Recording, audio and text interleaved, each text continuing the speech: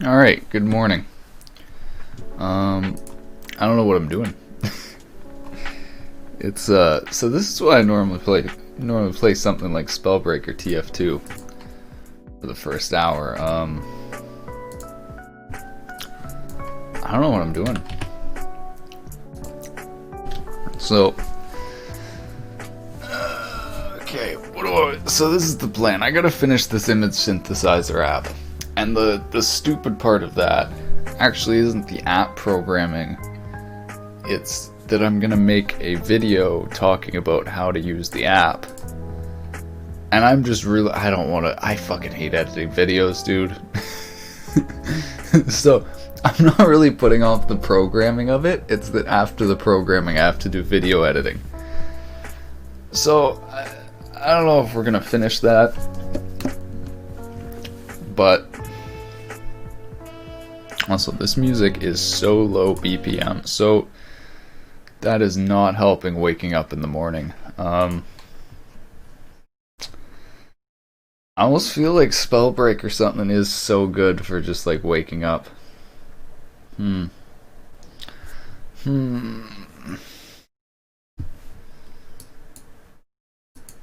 Alright, anyways, here's the deal.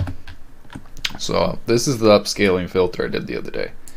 Pretty sure I figured out how to do this better. I'm gonna test that sometime, I don't know, this morning or later.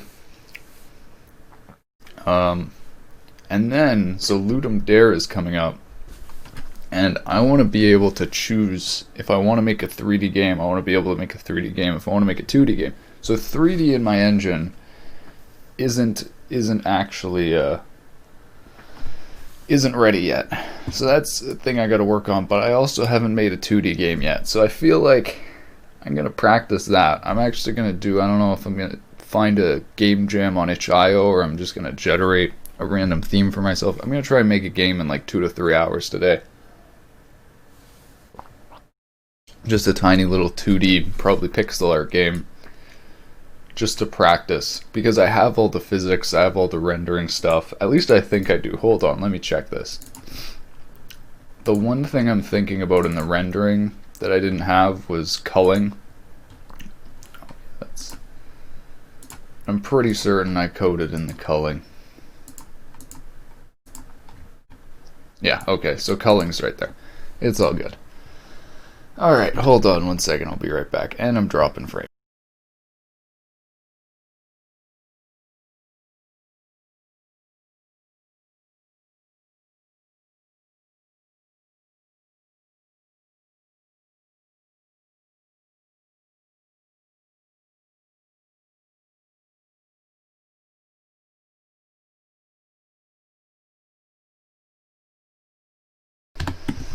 Okay. I know what I'm gonna do.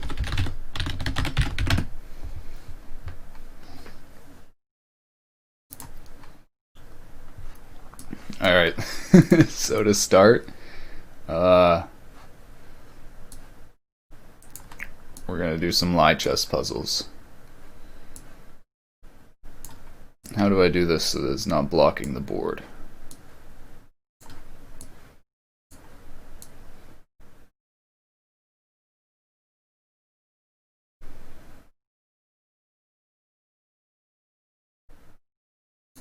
Alright.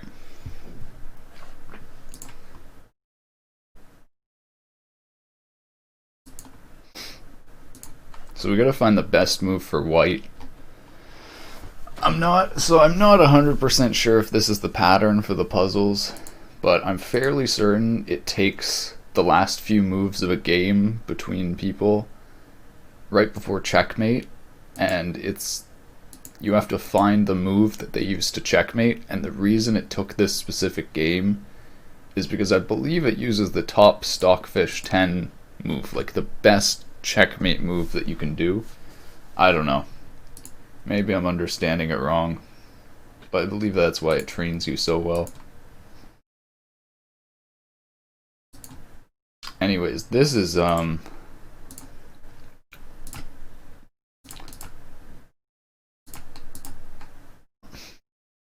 this is a really weird one because White's already got the diagonal pinning here, so I think it's something with the king.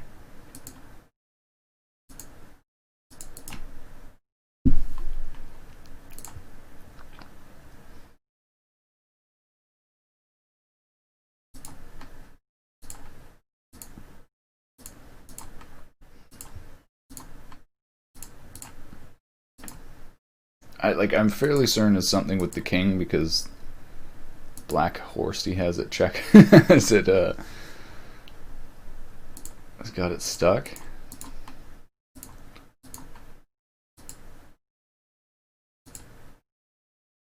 Hold on. I gotta figure out why is this the best move. Is it just because it can take the horse and still protect this? Oh yeah, it's because it provides protection for that.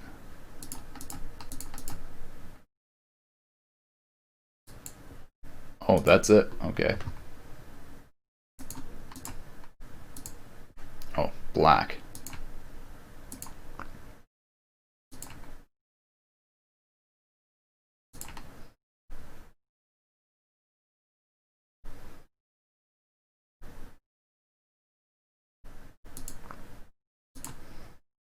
Hmm.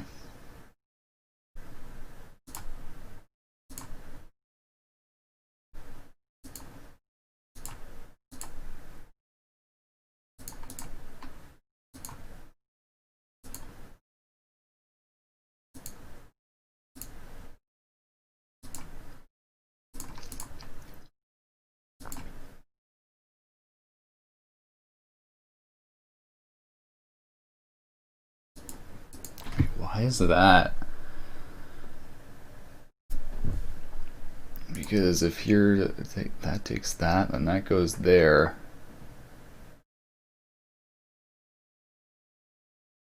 I don't think that's actually the best move. Hold on.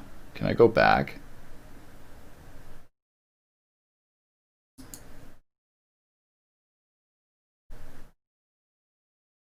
I think it's something to do with this king here.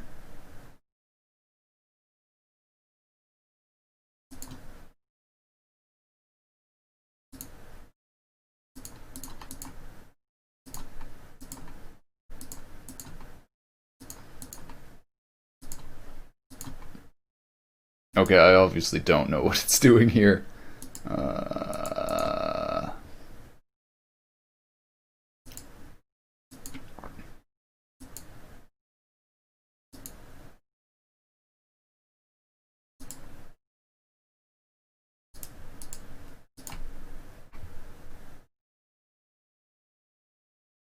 Oh my god, I get it. This can't hit that because the queen had to move because it's checkmated. Wait, no, that doesn't...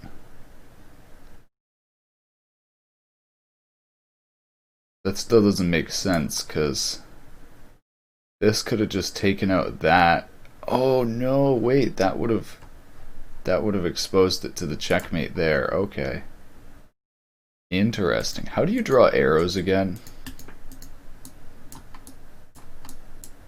I don't even think you can draw it. Oh, there we go.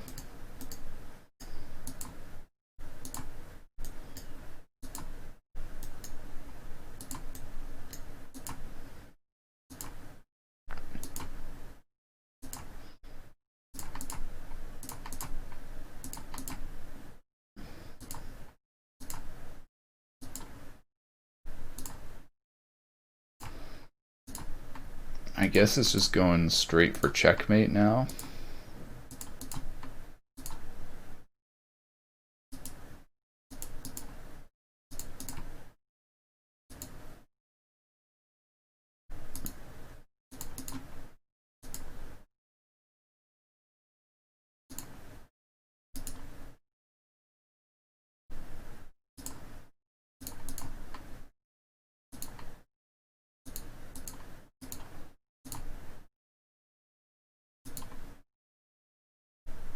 Oh my god, that took me way too long to see. Checkmate. This is why I do the puzzles. This is why I do these puzzles.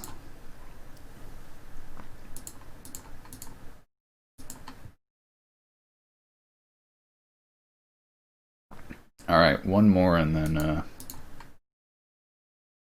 think I'm woken up.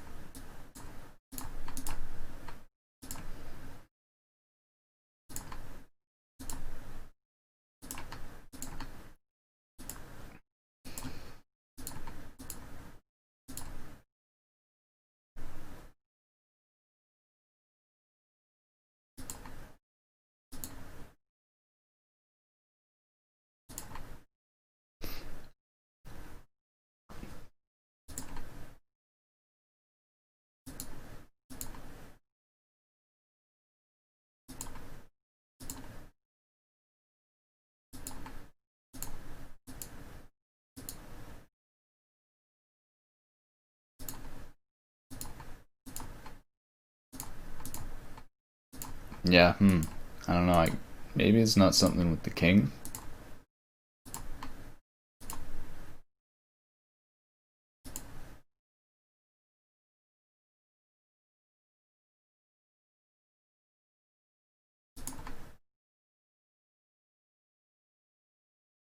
I bet it's one of these really obvious moves that I just haven't picked yet.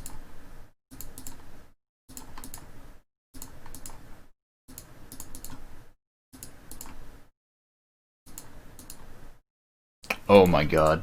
I should have known.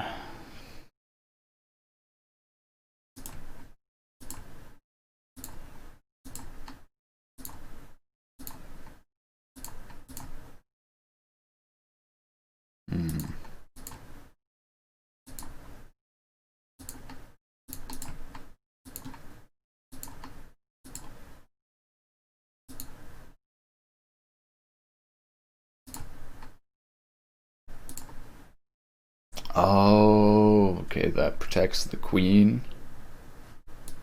Alright. That's good for chess today.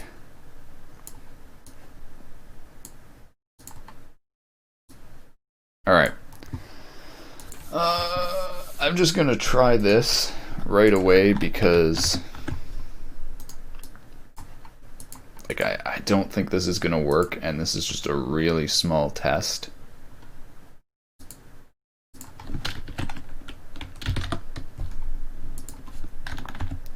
I don't know, it might work.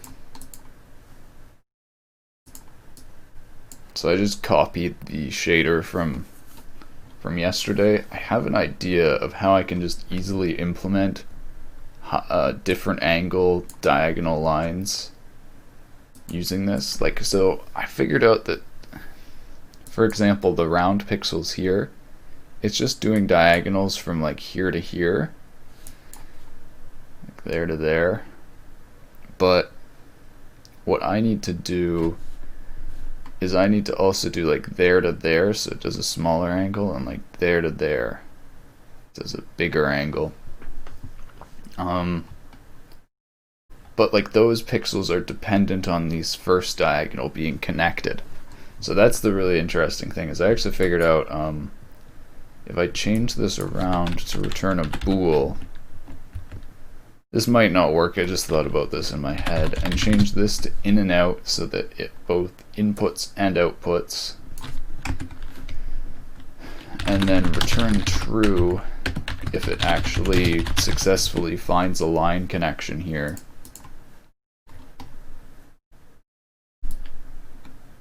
So then if this is a success at finding a diagonal line, then we're going to search for other diagonal lines that are connected. So I think I'm going to comment these out and do this one by one. so that I can see if it actually works. So we can see here, this just does the diagonals on the left. Like that. So what adding these inner lines should do is actually cut this off a little bit more, just a tiny bit more. So what we do here is it's just this, it's very similar. Shader could not be updated. Oh, god damn it, Shader Toy DB crashed again. Classic. So let me think about this. It needs to go -1 to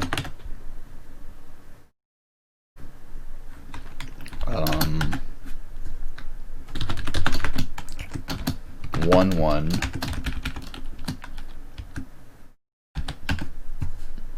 Let's see if that works. It looked like it chopped it at a higher angle there. I'm not sure if that's correct. That might be too much of an angle actually for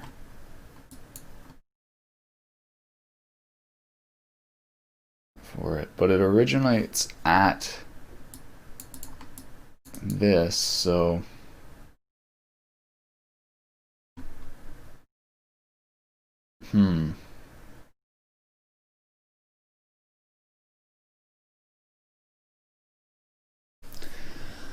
yeah, so that's not completely correct actually. This might not work. Or I think to have it work how I want it, I have to expand, or I have to move the line a little bit like outward.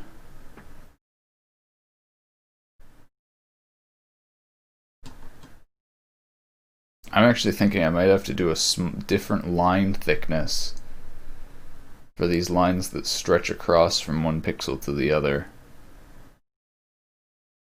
It like shift it up a little bit, I don't know. Maybe even add like a manual offset. That's the wrong code. Let me just try adding the other angle that would be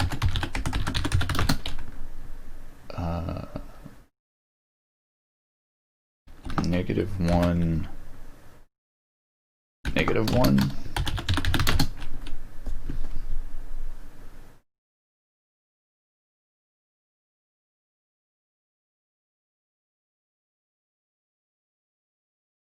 To, I think it's 0 to 1, yeah.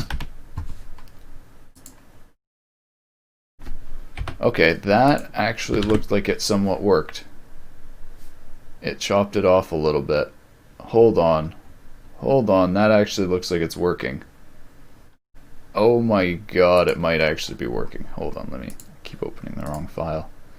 Let me just do this for the rest of these. Convert it over to this new format. I have to think up these offsets myself, which is the slow part. But I've kind of worked out a formula for calculating in my head, like this is this value plus that, and that value plus that. It's kind of like a matrix.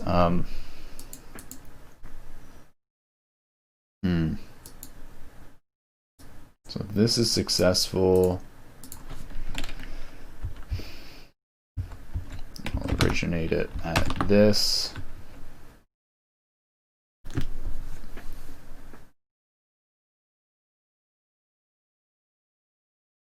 Oh yeah, man, I can already tell it actually has roundness now.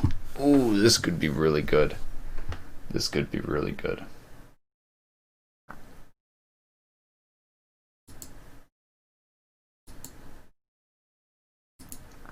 And this goes 1 to 0.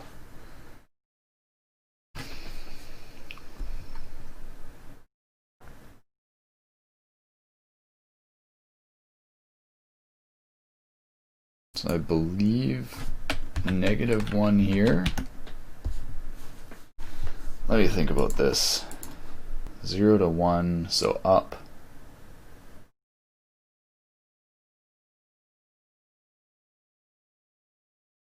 And then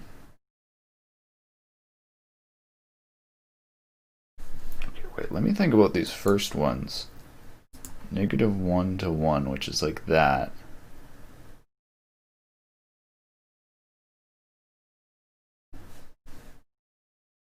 Hold on, does adding 1 actually make it go up or down?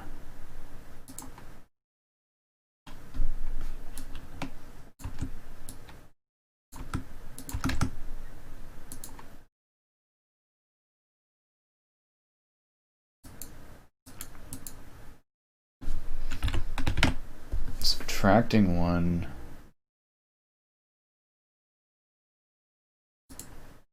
Does it go up?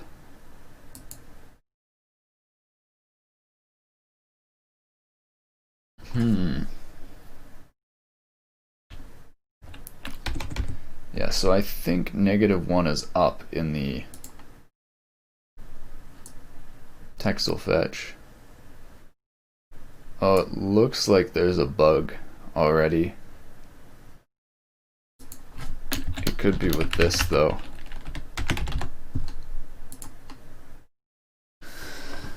Yeah, alright, we'll see.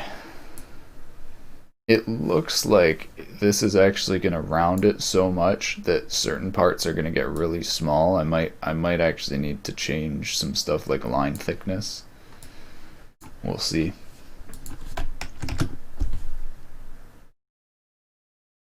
So this goes -1 to 1.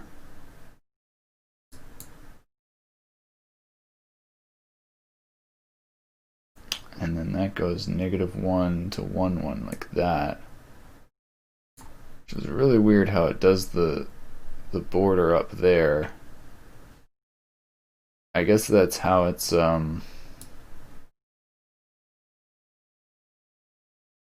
supposed to be. So let's see, 0 to 1.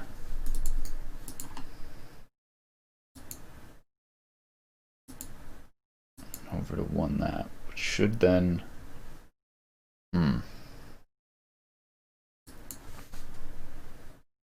it's starting there, it's going there, and then -1 is up. Okay, that's actually good.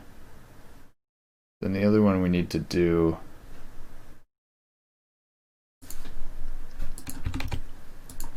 is the -1 to 1 to there, which is that starting point. Yep, okay. And that's bugged. That completely chopped off parts of the pixels.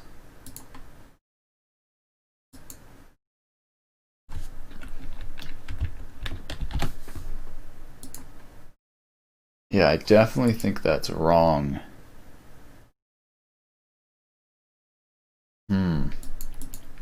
I don't think my diagonal lines actually match up. Like, I think my function for drawing diagonal lines is broken.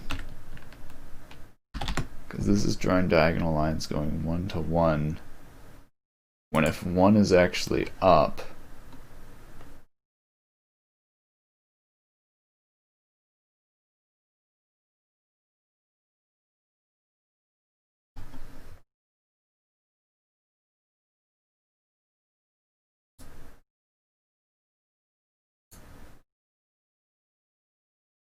but man, it's looking like it's really starting to work. So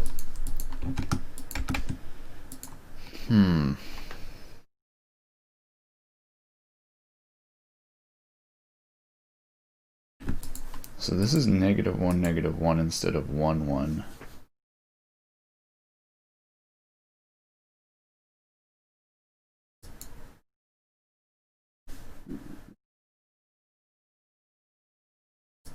Yeah, I might just be visualizing this wrong, but it definitely seems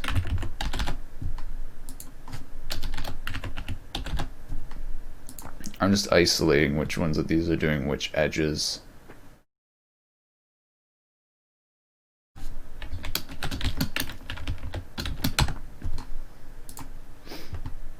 Yeah, so this is doing the edge going upward, but this should actually be going down.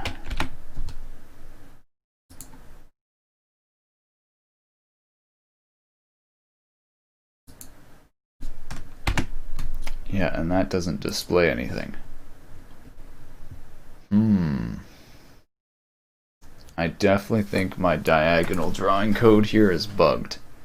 So yeah, I don't think I'm going to do this now because this is like a whole... Well, it might be a whole other thing. I think it's something to do with how the line is drawn at like the cross section. So I have to like flip the line using the cross product like this, flipping the X and Y and doing negative, but... Oh, wait.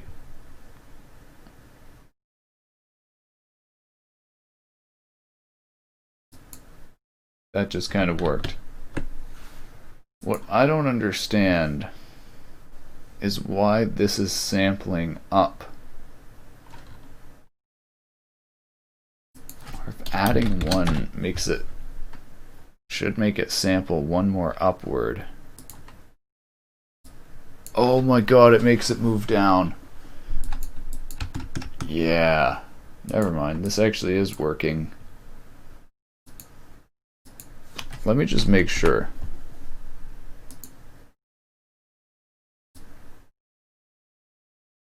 Okay, so this is really weird. That looks broken.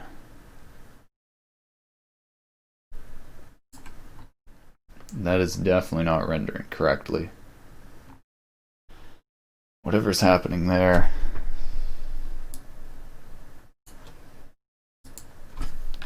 So I'm going to go through one by one and try and make these work properly. So let's go positive y to positive x. So that works correctly. So then let's go... Oh my god, maybe I programmed this so it only works going clockwise, not counterclockwise.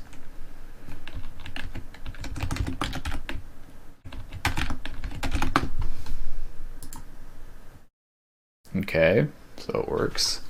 Yeah, so I definitely think it's actually just clockwise or counterclockwise because the direction of the points, direction of the lines decides what side it chops off. It's kind of complicated.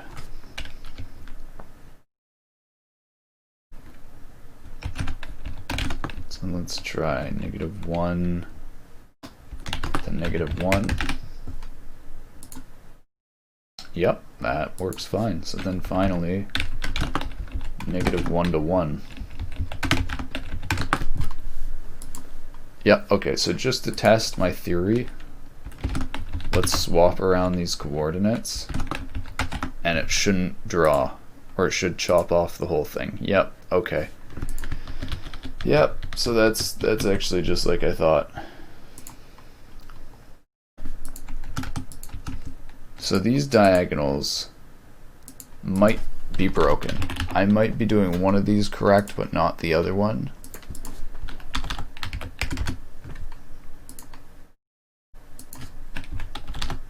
Actually, it looks like it's probably correct.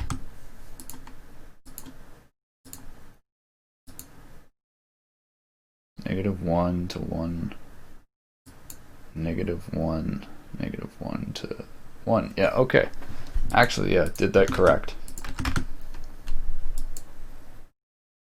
So then we've got 1 to 1.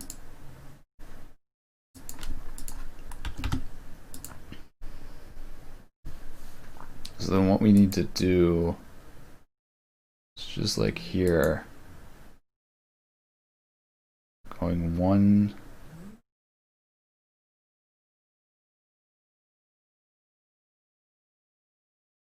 to 1 -1, which is down there.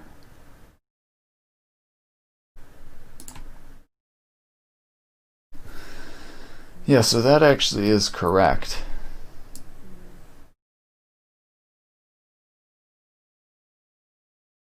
Or it seems correct.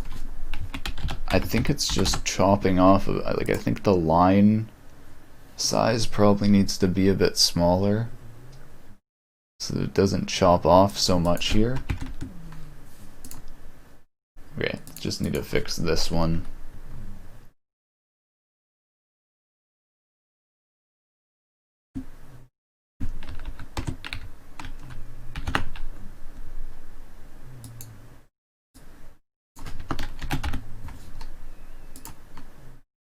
There we go.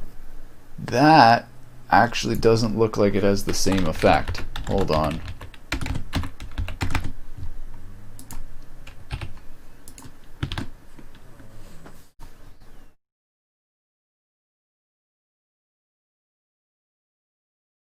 So you can actually see this actually has two angles of diagonal lines now, which is what I'm going for. And it's hard to tell, but I believe right here it actually goes between them. You got the one right there and then right there.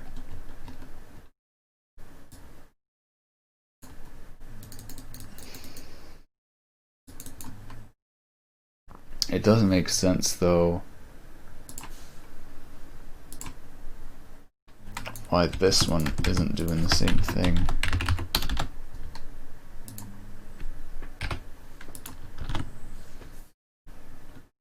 Maybe it is actually. Let's... No, yeah, actually that has the two angles.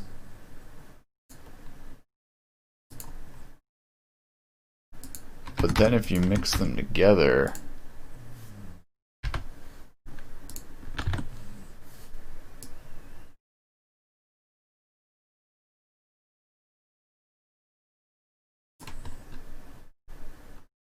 I guess those are the spots where I don't have the lines yet. Does look like it is finding the cross sections better. Is it the app you make? No, this is a shader, a filter effect I saw a thing about and I really wanted to do. Tries to turn pixel art into vector art, like a real-time filter. I'm wondering if it's incorrect for it to turn this stuff really small, but I believe, like, let me look at the actual HQX example here. You can actually see the dots here. It turns pretty small, but it doesn't reduce them as much as this. That's my thing. I feel like it's making these way too small.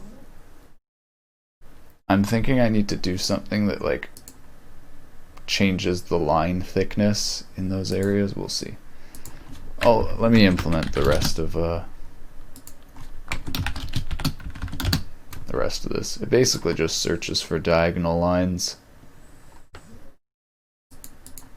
and then fills them in. The app I'm making is almost done. The main thing I need to do for it is actually make a video on how to use it. But I added like a timer to it the other day. You can just take a pattern and it'll generate a pattern that's similar. It's perfect. It's awesome for game jams, I think, too.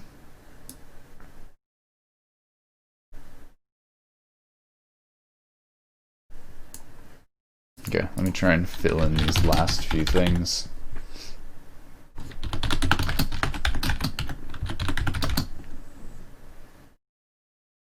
I have to get the order of these absolutely right, or it doesn't render correctly.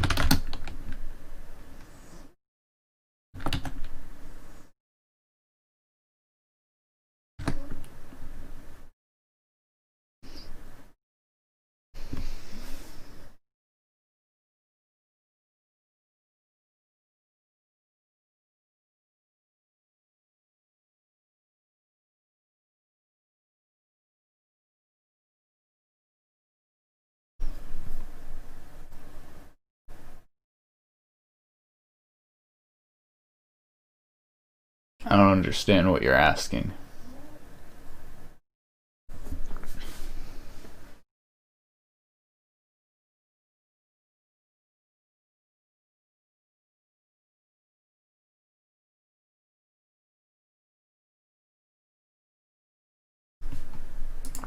Let's see, it starts at the right and then goes -1, which is over there. That's correct. And then the other one we need to do, I believe, right here to here, should be 1, 1. Yeah, okay. And then it just goes to -1.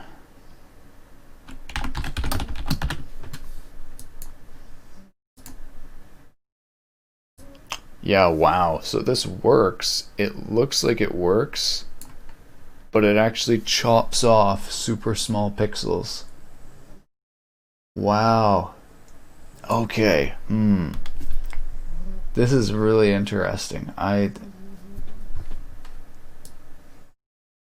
me just do this last one. I want to see how perfect it looks. It might actually not connect properly. I'm thinking there actually needs to be another set of diagonals. So this is there. This one is there to there. The next one is there to there. This one is there to there. So then this one is there to there. Okay. Actually, no, I think it's good.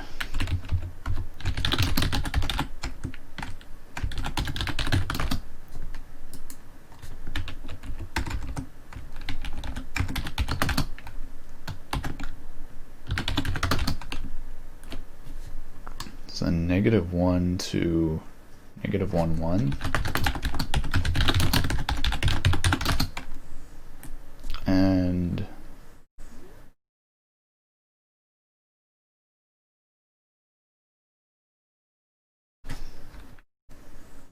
then 1, -1 to -1.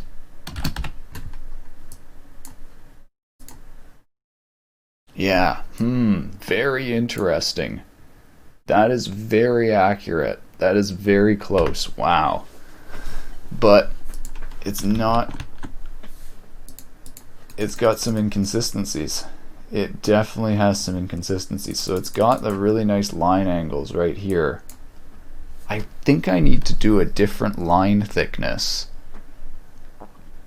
for the diagonal lines. It definitely looks like they're like bigger here and offset. Like I need to somehow shift these diagonal lines to the right. This was actually what I was talking about. Oh man, I actually wonder. This actually isn't line thickness, it looks like. I think this is actually like offsetting the lines itself. It looks like the angles are correct.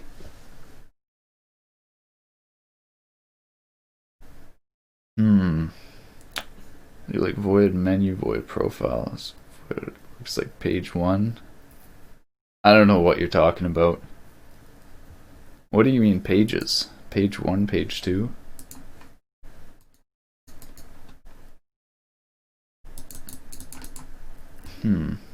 Yeah, this is very interesting because the big objects actually work somewhat perfectly. You can see it's turned into circles. The small objects though are completely chopped off. Okay, let me try reducing all the things. Line thickness, none. Oh my god, wait a minute. Hold on. That is like perfect in a way. Wow. Wow. For these small inner objects, this is perfect. So for certain parts, this is actually perfect right now. Like these are perfect. These should be circles. So I definitely need to shift the line thickness based off how many patterns there are. Very interesting. Let me try just increasing the line thickness a bit.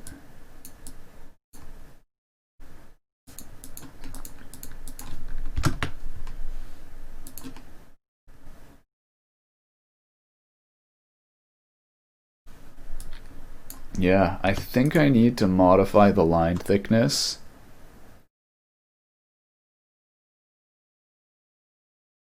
So this actually is pretty good. It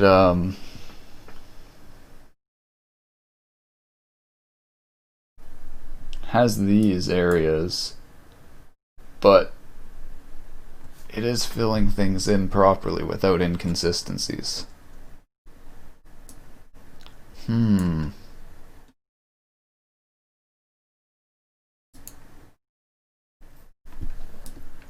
Let's try just a little bit more line thickness.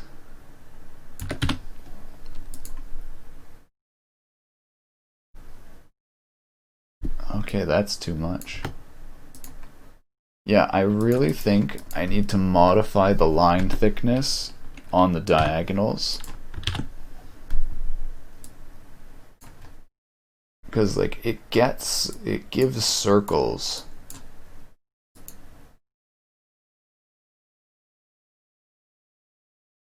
I'm just thinking what the exact equation would be for this.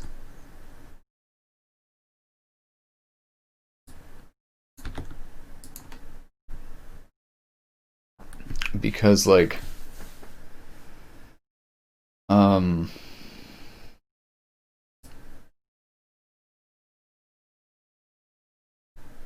I still think that's actually better than the other one. I'm not sure actually, because now the lines aren't straight right here.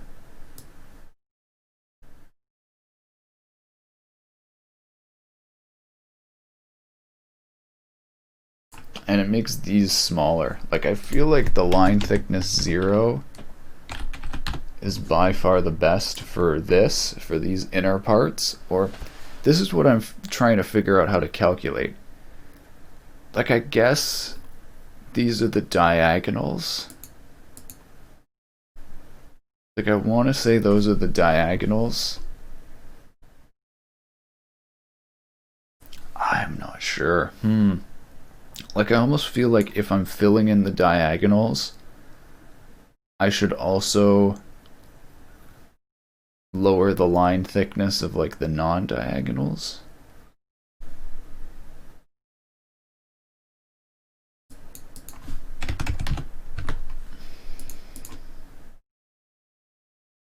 Because this is the main thing. I don't want these pink dots in the center to get smaller.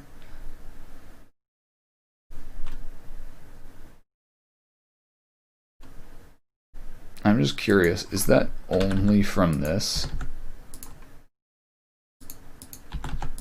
Like if the diagonals were...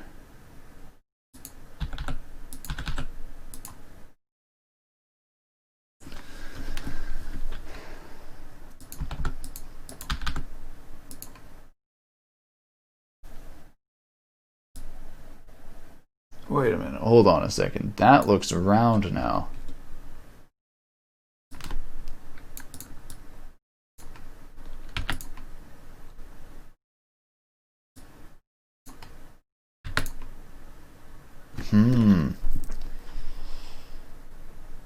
Yeah. How do I calculate that, of how to shift the line thickness based off how similar it is around? Like I'm almost wondering if I should run a for loop on all the surrounding pixels and calculate the line thickness based off how many pixels around are equal.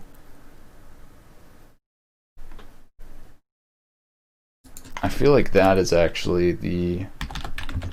Hold on, let me try this. I think global variables work in this.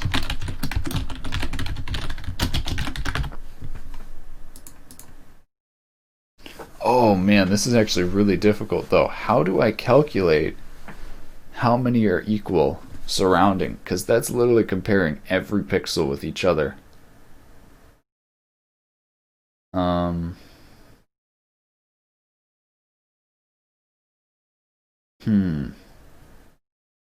Like that's the really weird thing. Going through these diagonals, I would have to run this twice. I would have to run it once, calculating the line thickness of how many lines are there, or I would have to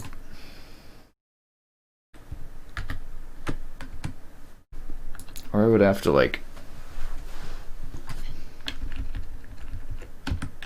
I don't know. That's the thing, there's like a whole bunch of ways to do this. Let me try something. What if I just modify the line thickness for these?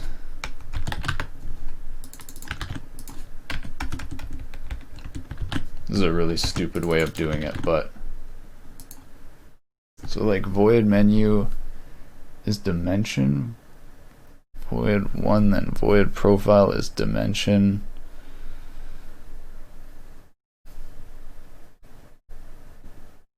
Yeah, I still don't know.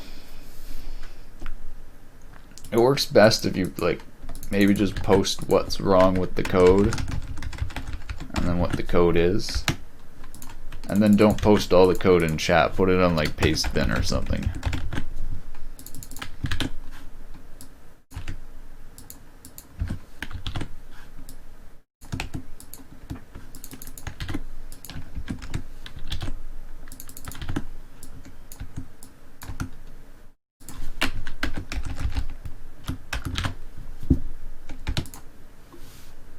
Well, that completely worked. Holy shit, look at it.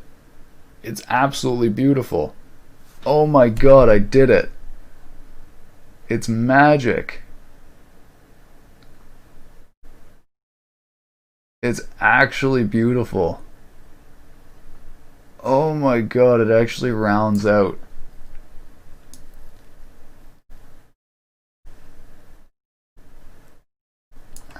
So let me just try doing line thickness 0.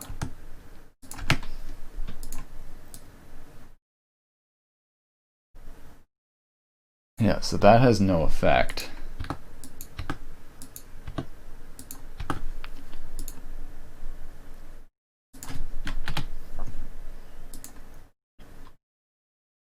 That adds a tiny little bit. What if I do 0.3?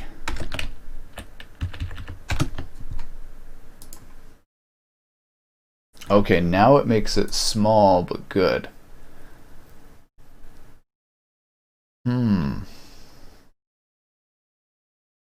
That's really nice. It has the 2 diagonal lines. These are little circles. I'm not sure I like that it makes these way smaller, but I think that's actually correct.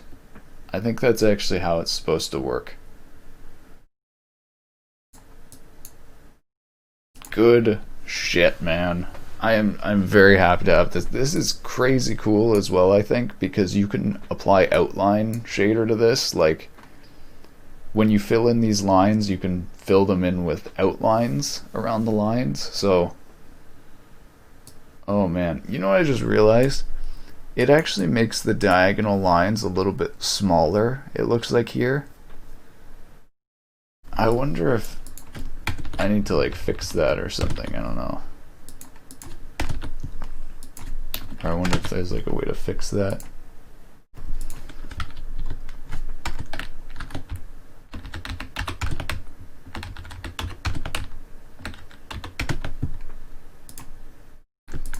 No, it looks like I had it spot on with 0.4. I don't believe 0.4 is perfect though. That doesn't make sense. I think there's a way to make this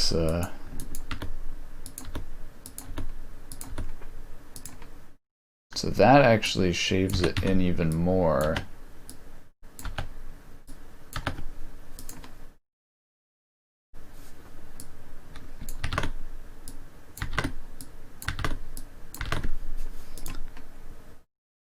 I don't understand the math I'm doing. I just happened to pick the correct numbers just out of sheer luck, apparently. I'll look at the Discord in a second. Alright, well, 0.4 and 0.3 is the way to go. There we go. Beautiful.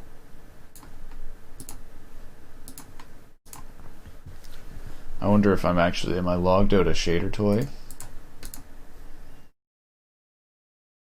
No, we're good. I'm still wondering though, is there a way that I can just scale back the line thickness based off how equal these surrounding pixels are? It's a very interesting thing because I'm actually thinking about when I'm going to calculate, if I'm doing this in an actual game in a shader, I'm actually going to calculate this in a buffer first, and then I'll actually have access to all of the data of how many pixels are, like how many diagonals there are around. So I could actually scale back the line thickness when there's full diagonals all around.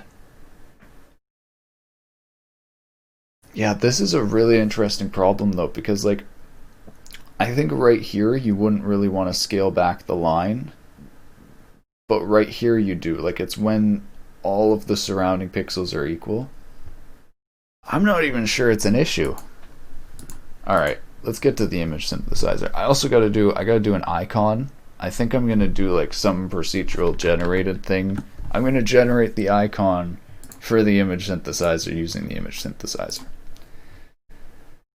All right, you shouldn't screenshot your code. You should post the text.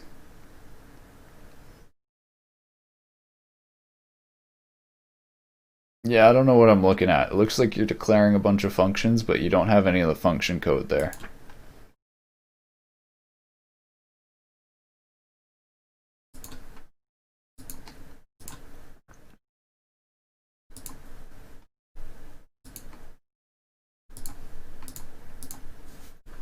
Okay, what would be an icon for this? I feel like this trellis shape, this vine pattern it generates, this is actually a good icon right here. Asking the concept. It's just random code from Stack Overflow. What? Like this is what I've been saying though. Like me explaining like the concepts of C, you should learn to like go and read the C documentation of like it seems really stupid, but like the C compiler, like the first C compiler on Linux, it was like the first version of C, comes with this reference manual, the GNU-C reference manual, and it's literally like the whole thing of identifiers, preprocessor macros, constants. It literally explains all the concepts, and it's like that's the thing. You're asking me the concepts when, like, if you look at that, I doubt anyone has memorized all the concepts of C. I mean, probably a few people, but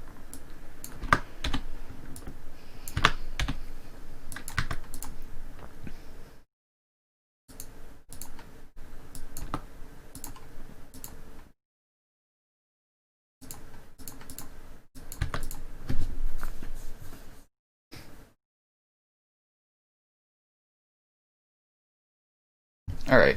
I think that's a decent pattern.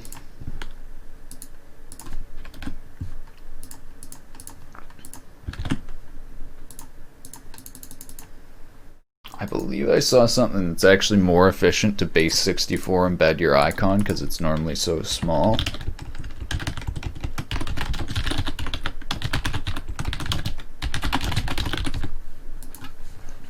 Let me just see, is this tiling? It is tiling.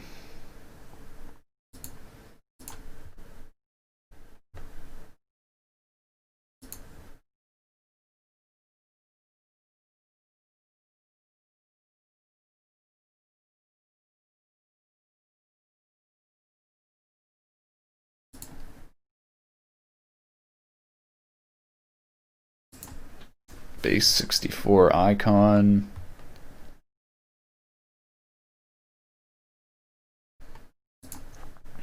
Okay, actually, I think I'm going to go for an even smaller icon.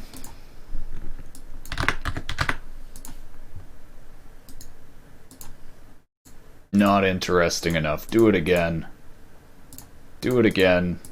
I'm going to do it until I get an interesting one. actually, maybe what I'll do is I'm just gonna make a big one, and then I'm gonna select the section that I think is cool.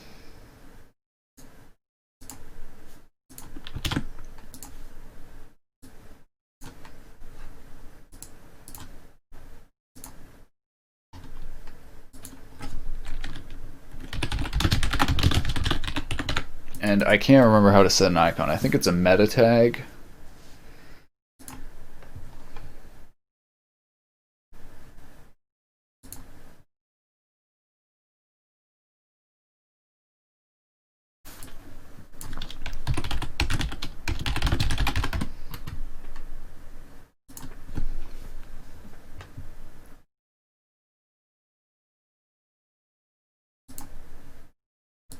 HTML page icon. Man, how do you do this again? Link icon. Okay.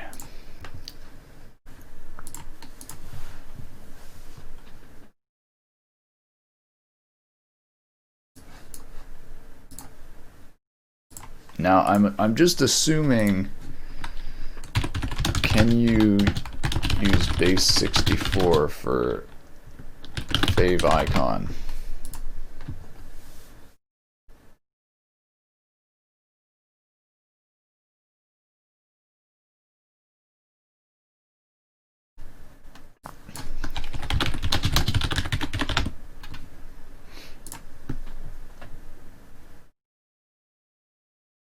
Alright. Man, I'm just gonna use some random website to encode my images base 64. Alright, so this one looks kinda cool right here.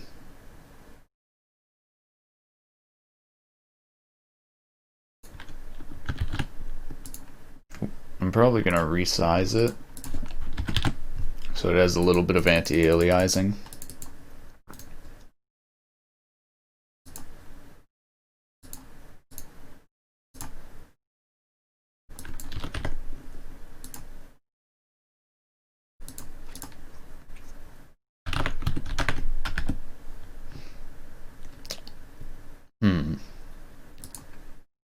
Yeah, I guess that's alright. I think I can just copy this in to the base 64 generator.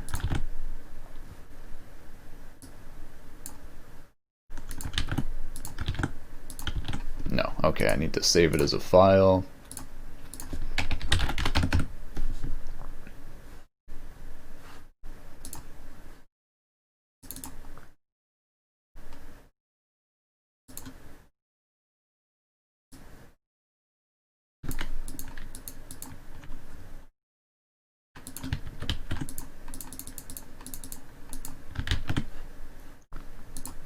I'm not sure if this is going to work. We'll see.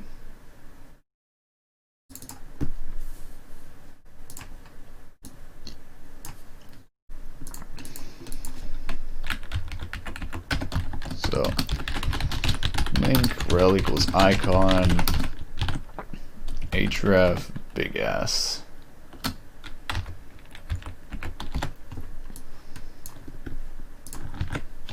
Data base 64 URL. How big is that? It's still just 3 kilobytes, so that's not even bad. Awesome. Okay, and now it's got a background, or now it's got an icon. It's not a good icon, but it's still an icon. So there we go. Okay. What is next? What is next? I gotta add the style transfer mode. This is the main thing I should actually do. Transform existing. This literally isn't programmed yet. So that is mode 1. So right here we have if mode 0, we have mode 2, we've got to add else if mode equals 1, and that is our transform existing mode. And so this is actually just going to be basically like the style transfer here, I believe. Actually, hold on. I need to start it first here before it begins rendering. We actually load in options depending on the mode.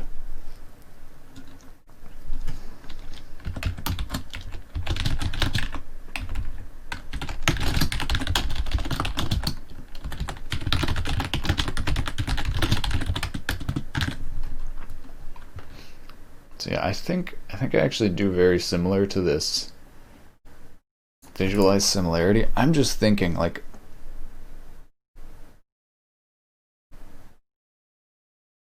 how does the visualize similarity build up the pixels?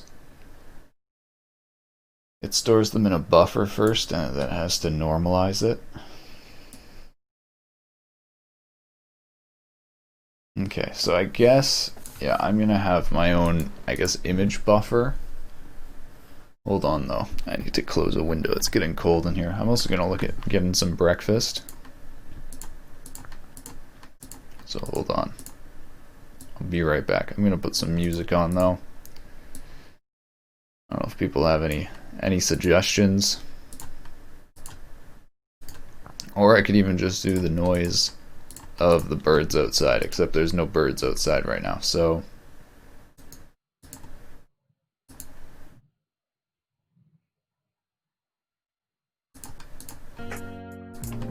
maybe we'll just do this.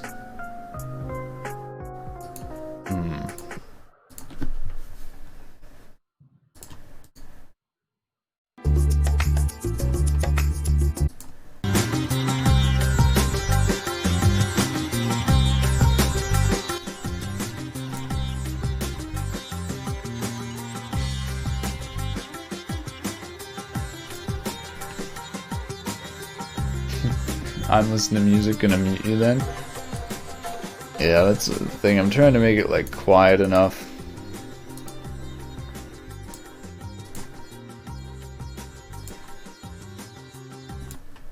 Alright.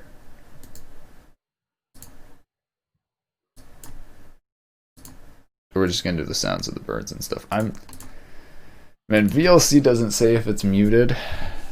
Oh, there we go. Okay. I'm good.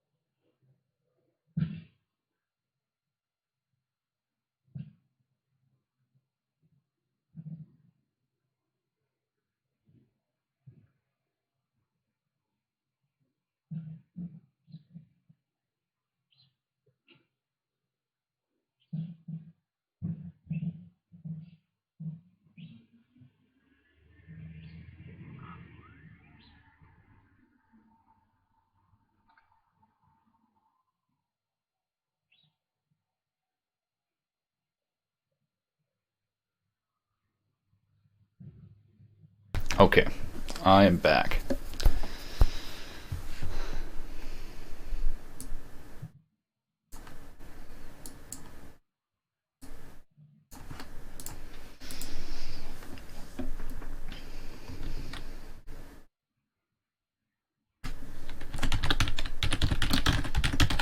I wonder if I want to store the result in the results array straight away. I think that might actually be a way to do it.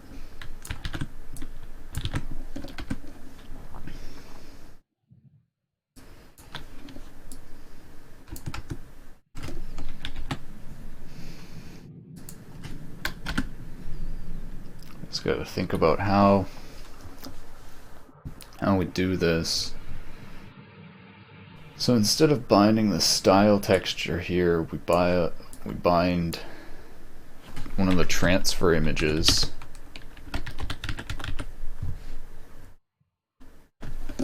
which I don't know if we're setting up in textures yet.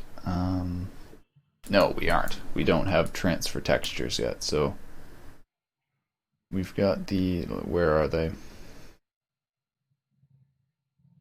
Syntax style textures, so we need transfer textures.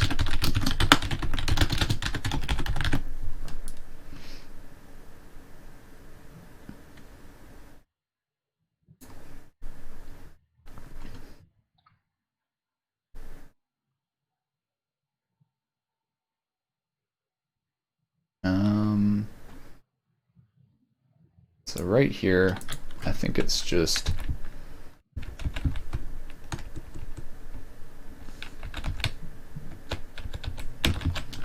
if r equals 1, then we set the destination and style to transfer images. Just like that.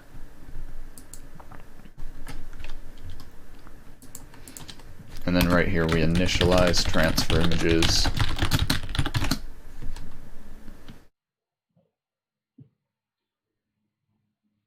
Yeah, okay, this all seems...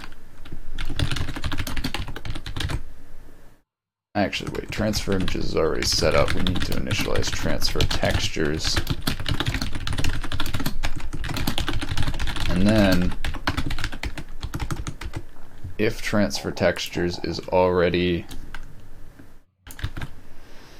exists, then we need to free the old ones so that we don't leak GPU memory.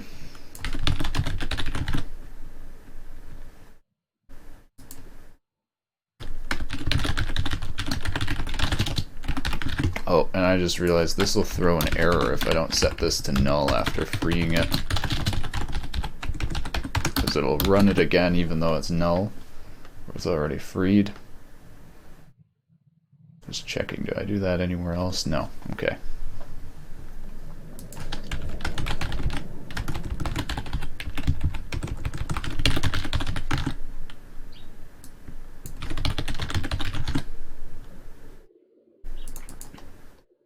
Okay, perfect. So that'll initialize our array with transfer textures. Hey, boss GI. I'm working on this app I've been working on for a few weeks. Actually, shit, I've been trying to do something like this for like, I don't know, like ever since I started procedural programming. I think this is like the dream of procedural art, is you provide an example and it generates from your example.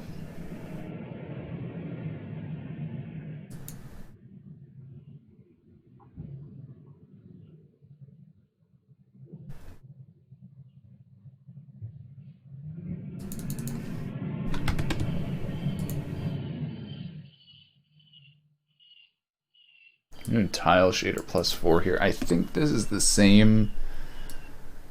I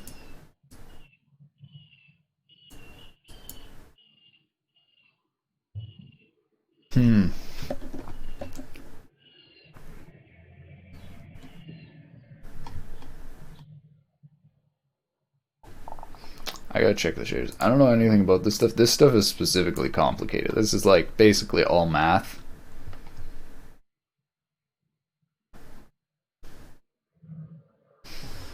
So what I'm looking for is if it's sim.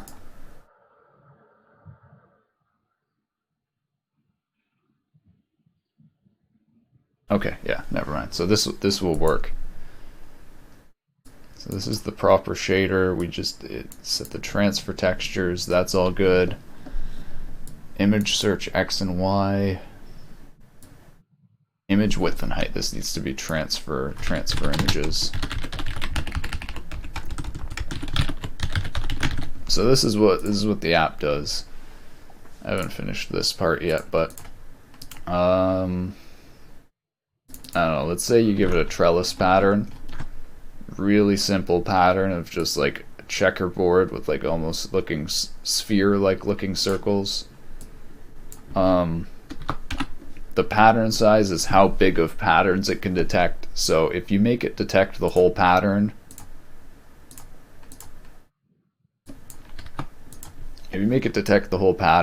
it'll basically just copy the exact pattern that you provide it, which is kind of boring for a trellis because it just mixes together. So what's interesting is when you make the pattern size smaller than the actual pattern, you can actually see now it has little errors where it's on the border of the pattern. You can see it actually like mixes ones together, but then it still tiles it correctly. So it basically shows you how like creativity, or like basically creating new patterns from existing, comes from like errors in how you use that pattern. See there, it actually kind of generates these seams going down like that. And as you see, if you get lower in the pattern size, it has more and more errors, joins more and more of them together.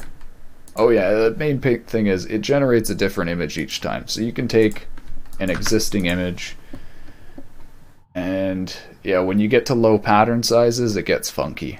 You start getting like this distorted stuff. But you can generate complete new patterns from existing ones, which is really cool. And it does what's called auto tiling, where if you want to take a pattern in a game and just repeat it over and over again, it can automatically tile an image. So stuff gets weird though when you try and like give it an image of like a bird that this naturally doesn't fit together.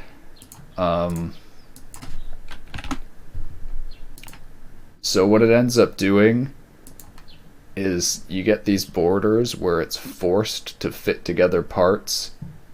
Like it literally can't find a combination of the bird that fits together.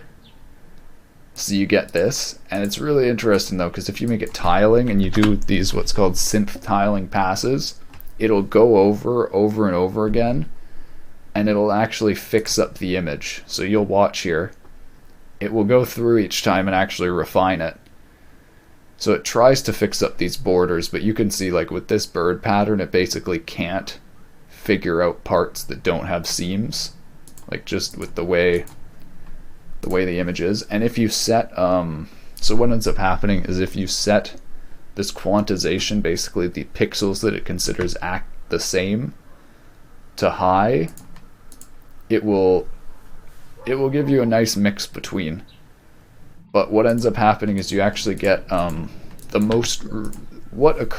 pattern that occurs most in the image has the highest probability of occurring. So if you look at this, the majority of the image is actually just like this blank background. Like the eye and the beak here, which are like the details, they make up like 20% of the actual image in like total area of pixels. So then you generate this, and the beak and eyes are literally only like 20%. It just scales up the most repeating part, but it generates some crazy weird stuff, which is really useful if you're trying to make games or art or whatever. So it can also just generate paintings and stuff. Like if you take a Van Gogh painting, it'll just generate something that looks like a Van Gogh painting, even if it isn't like, it copies the patterns from it. It's like a pattern extrapolator. This is insanely useful if you do art, as far as I'm aware. But to give you an example, if you give it something unlike this bird eye that doesn't repeat. Oh man, someone's like chopping a tree down outside. So if you give it something like this eye, this actually repeats way better. I don't know why this repeats so well, but it does. So you actually get a nice repeating pattern here. You can see it doesn't have seams. And if you increase the pattern size, you get eyes. You get a wall of eyes. And it's really cool to watch this one get refined.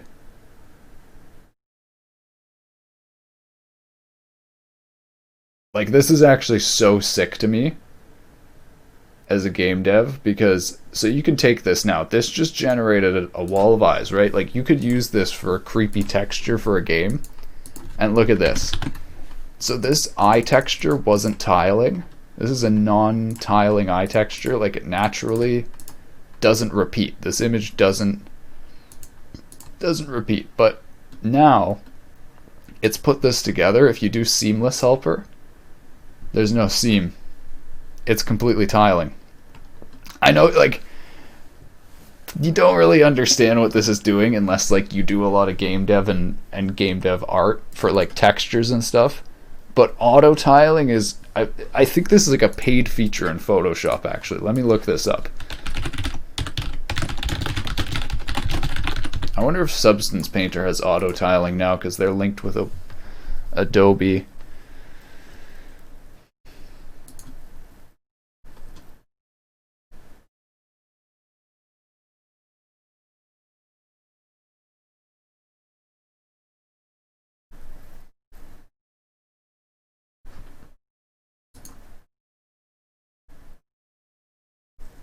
Apparently this might not be something.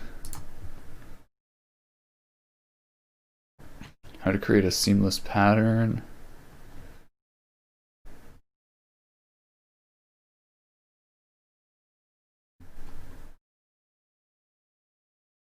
Yeah, no, this is actually doing it manually. Holy shit. So I think I actually have a feature here that isn't even in Photoshop. Like, this could be so helpful. So another example of game dev stuff. This is like a terrain, right? This could be called, this is what's called a height map. Bright areas like white are high parts of ground. Dark areas are low. So you can actually see this is like a square shaped mountain. You can see like the peaks right here. It's got like a valley right here that goes down. So you can take this pattern, ready? And it'll generate terrain for you. So you could feed this into a game, and this is your map for the game. Like, this is huge.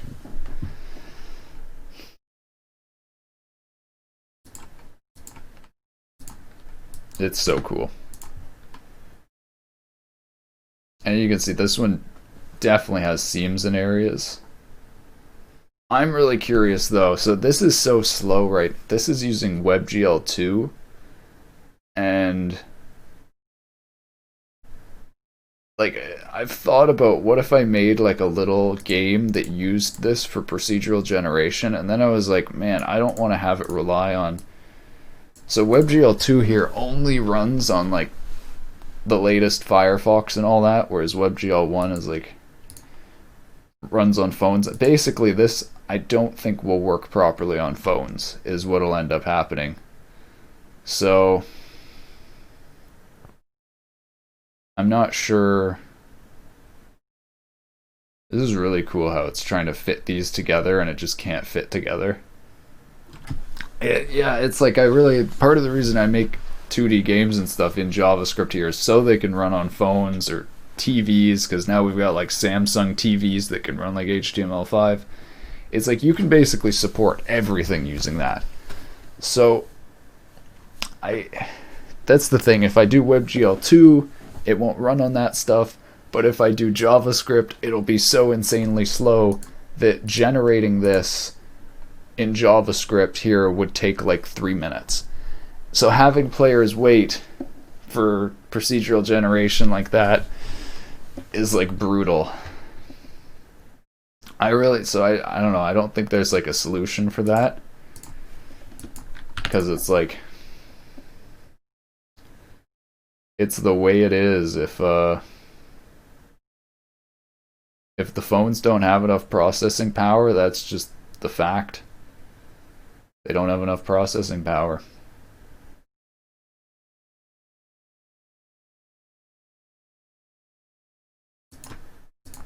All right.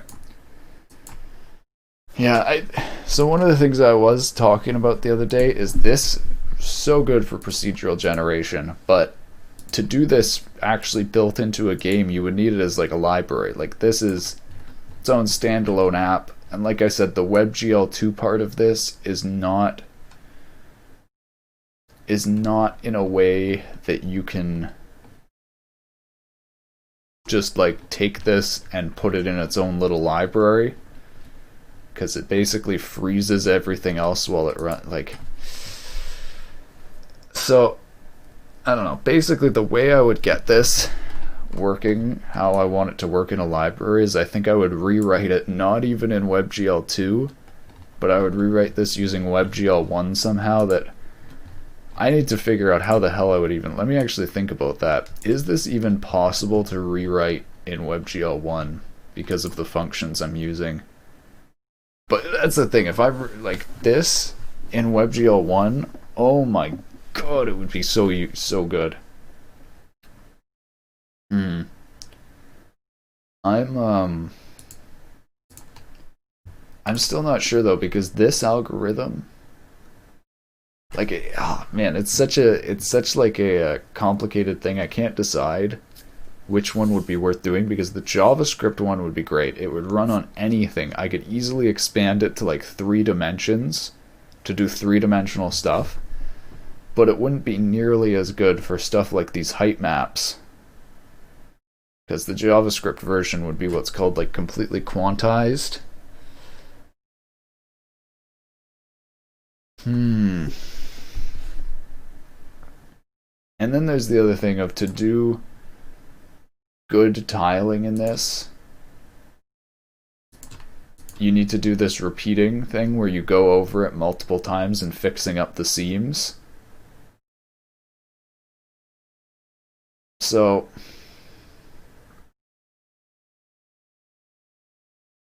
I don't know if that, like, that would be so slow to do in JavaScript. Like, the only reason this is decently fast is because of WebGL. That's the thing. So yeah, basically only WebGL, I think, for this.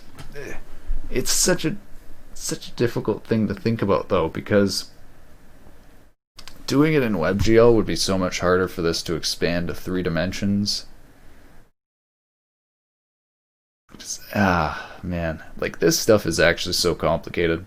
Like, the 3-dimensional stuff, there's no volumes in WebGL1, so you would be like stacking a 3D volume and a 2D image and doing some like custom formatting for that. Like, that stuff is actually where JavaScript would be better.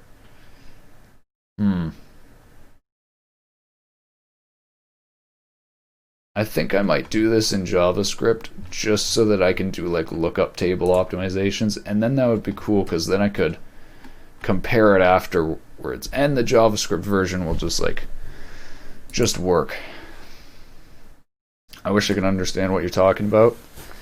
I'm talking about this is interesting, because I'm not really talking about stuff that even is like I'm talking out my thought process, so it's not even like a functional logic or theory right now. I'm basically just spouting a bunch of bullshit that might connect together, I looked at this shader though, and I was like, okay, rewriting this in WebGL1, not doing a dynamic loop, you have to deal with like doing constant loops for everything, and then you can't do texel fetch, you gotta do like texture 2D,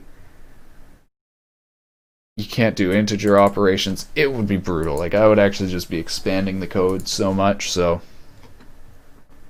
I basically thought about doing things a different. Okay, wait, let me try and turn this into not layman's terms. Like, let me try and just easily explain it.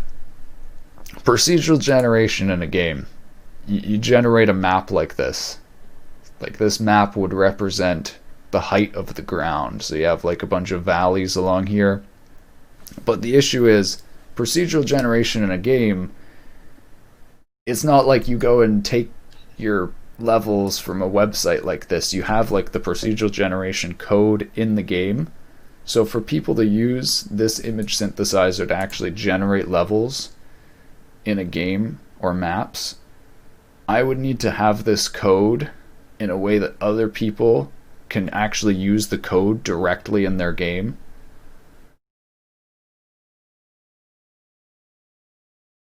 I still don't know how to sum that up. Like, right here, like, for people to use this in their game, they would have to like copy the image file, and then they would have to like put it in their game files, and that's not procedural generation. That's using my procedural generator to just get their game maps. They would need my code in their game to actually do this generation. And right now my code uses a bunch of WebGL code that does not work with other people's code. It's like not designed to just generate images, or so I would actually need to reprogram this in a way that other people can just use it. And then there's a whole bunch of like pros and cons of how I do that. Do I do it on the GPU like this is? Because that would make it way harder for people to use. It's like, it's all pros and cons.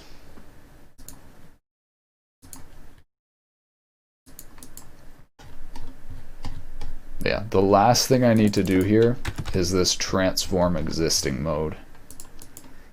I need to loop through, find the most similar pixels, randomly select those, put them in the pixel buffer. Good stuff, good stuff. I think that's...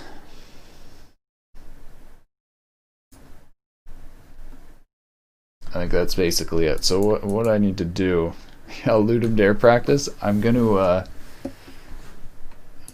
maybe I'll look at that right now while I'm thinking about this. I haven't checked out itch.io jams for a while. I think I might just do my own little theme so I don't worry about uploading a game, but maybe I'll join a tiny little game jam that's going on. There's the weekly game jam, fluffy horror jam, game by its cover, neurodiversity.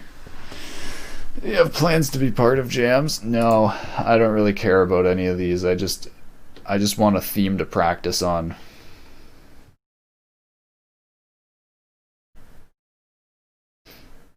Theme is glide. Make a game in a week.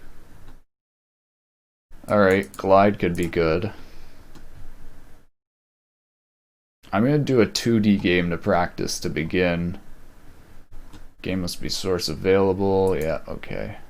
Game by its cover. Yeah, I think I'll do weekly game jam. This is a simple one. I've done this one before, I'm pretty sure. I'm hopefully going to do more than one game jam to practice this week, because I want to try... I'm not actually going to be practicing the code that much. I'm going to be practicing fitting ideas into like something that I can code in a day.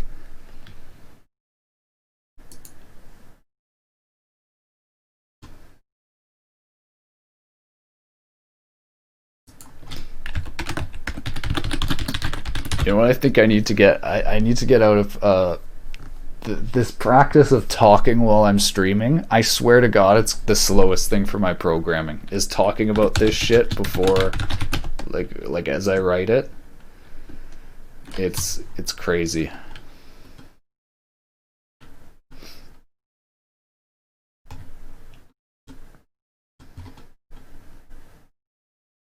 Wait, what is this OCE? Oh, okay, created that. I guess I'll get the synth data. This is actually a lot like the synth. Good luck with that. For me, creating ideas is impossible hard. Yeah, that's why I kind of like to look at like the theme like glide, and like while I program this, my brain's going to be thinking about. Oops, this is actually wrong. I just wrote that in the wrong part. My brain's going to be thinking about things to do for glide. I'm thinking I'm going to do a 2D side scroller that has gliding movement. I mean, that seems like the obvious thing to do. It's like, I can't remember what the game was. I think it's Super Meat Boy.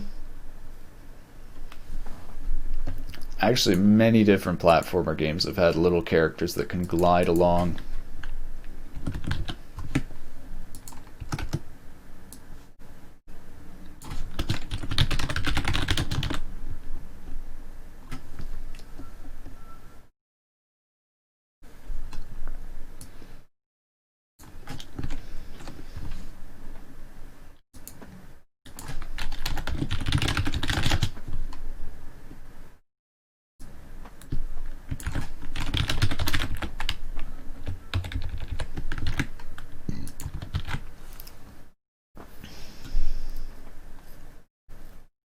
I might not get that done at all today, though. We'll see.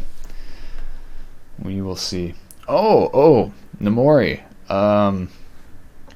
You didn't see my shader programming this morning, did you? I didn't publish the shader yet on Shader Toy, but I'm pretty sure I got the full HQX basically working. That upscaling filter I was doing. Hold on.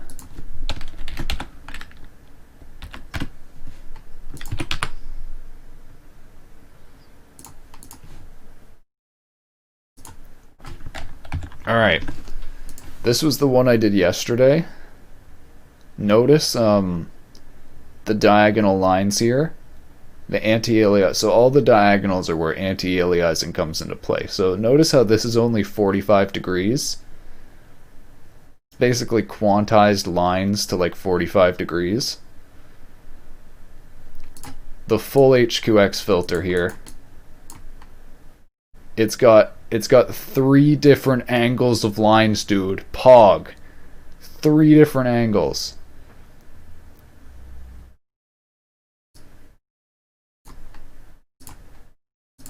Look at that. It's so much rounder.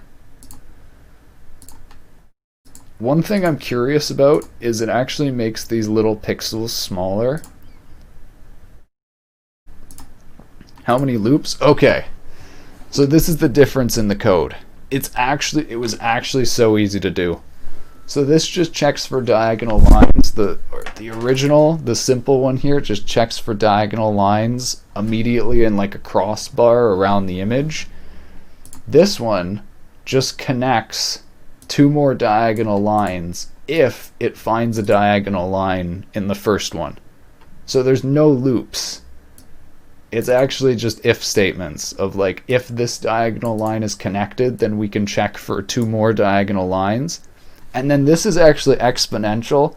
If you wanted, you could do this same thing where you do if unrolled loops. Yeah, so I think you could somehow program this so that it checks like if this and then does 2 more inside that, like it's exponential. Actually, I think you could do 4 inside this one because you expand the pixel area, but like just this is okay. And then so here's the one thing that's still broken. See how these pixels get small? Like this is kind of a feature because it kind of detects that the pattern is way bigger around here. But the issue is if you look at actual HQX, see the pixels here? it doesn't get small. The single pixels, they turn into circles, but they don't get super small like mine. So this is something that I actually think I can still fix. And so far, I actually figured out how to do that. Look at this. So if you set the line thickness to 0, it does circles.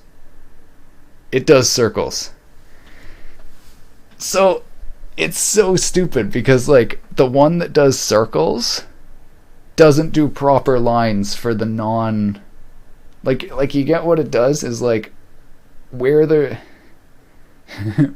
there's just like a single line, you need line thickness to fill it in, but where it's like a thing completely surrounded, you need no line thickness, so it shows up as like a circle. Like, oh yeah, and you were saying cannot wait to see it live and test it myself. So when I do an actual implementation of this, I mean if you do it, or this can all be optimized into another buffer. Like these values are calculated, like, you know, the frame buffer this is rendering is 512 by 288, and the neon cat here is like 256 by 32. It's like super small. Like this is like a 32 by 32 image. You only need to calculate this part on the 32 by 32 part. Like you can, these are Boolean values of being on or off. So you can basically cache these all in a buffer, even a like 8-bit buffer, because this is only like 256 possible combinations. Like you can save these Booleans in a 32 by 32 buffer, and then when you're rendering, you don't need to do any of these comparisons. You can just read it and draw the diagonal lines. And then, yeah, you said if you do 2 buffers at once, you actually don't need one for circles and one for lines. It's actually because you're not drawing the lines until now. Like the issue here is this draws the lines at the same time that it checks for it. Like looks for the lines and then it draws it if it finds the lines. But what you actually need to do is you need to go through, and if you have a whole bunch of diagonal lines around, you reduce the line thickness so it becomes a circle. So then though, if you have it all stored in a buffer, you have, like, you don't need to, it's already checked. You can just look how many diagonal lines there are and reduce the thickness. It's like, it's actually perfect so far. And even right now with like this I think is still so good. Like even if it makes these smaller, that could almost be correct. Oh, you know what's, this is another, I actually found, so let me criticize my own algorithm. I found out what DLSS would do better, or AI pattern detection upscaling. So this is what DLSS, or the pattern upscaling, would do, is so right here. So someone pointed this out to me. This is an error, right? It's got a block here and it doesn't do a line.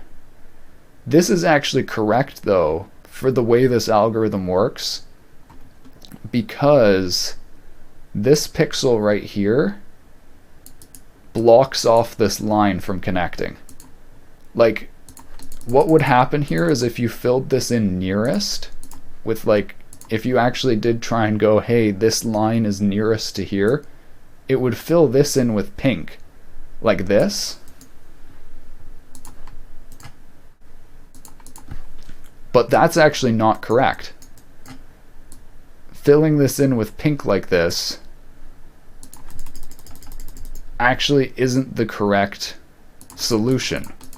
What the pattern detection AI, what DLSS I think would do, is it would go, hey, the repeating pattern around here is pink, or like this lighter pink.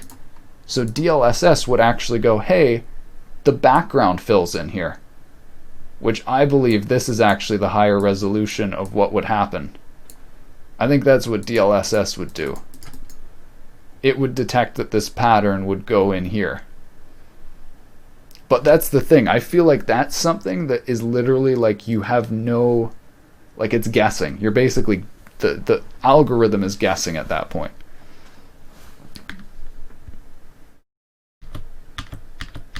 Either way, I think this is still fine because it's actually consistent. You can see here the same thing actually happens here. It has a sharp corner, but like I feel like it might detect to fill in the background if you had like DLSS or something. I think you could just do bicubic pass or another AA pass after your code. Yeah, I don't know. So I actually have the option here for how much anti-aliasing there is. You can see, I think this is perfect anti-aliasing right now. It's basically got the like shaded pixels on and off. Like I think these look pretty good, but you can actually change it. I've got the anti-aliasing scale right here, so you can see if you turn that up, you see it now gives you the sharp. It actually shows how you have like inconsistencies right here. Oh, that's actually really interesting. It looks like the diagonal lines do have more line thickness. So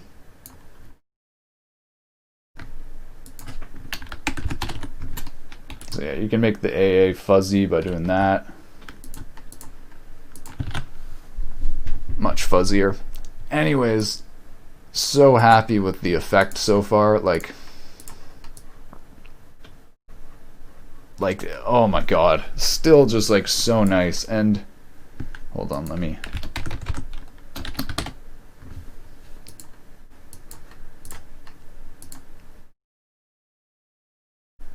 for a second I was like, is shader toy gonna crash?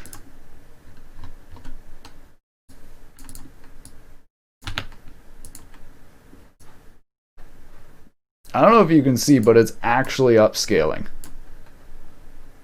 Like, even in a normal image like this.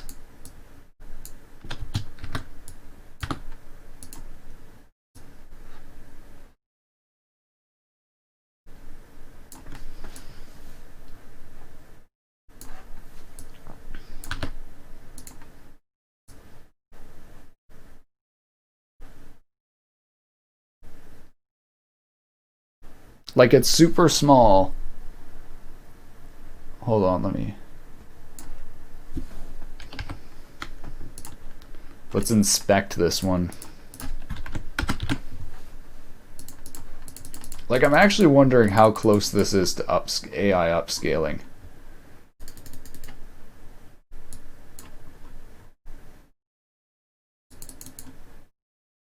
Okay, that's actually really hard to detect. It looks it's interesting. It adds like a dithering pattern in areas because it can't fill in gradients.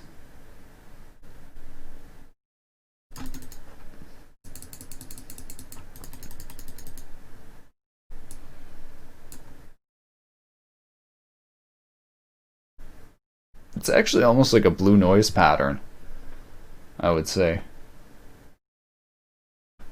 But it's really interesting where it like can't find patterns. It like kind of fuzzes up a little bit. I almost wonder how close this is to like real upscaling.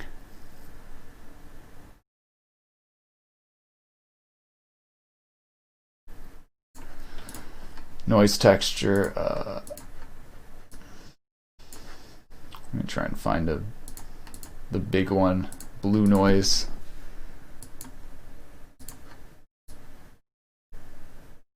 You can see it kind of denoises it.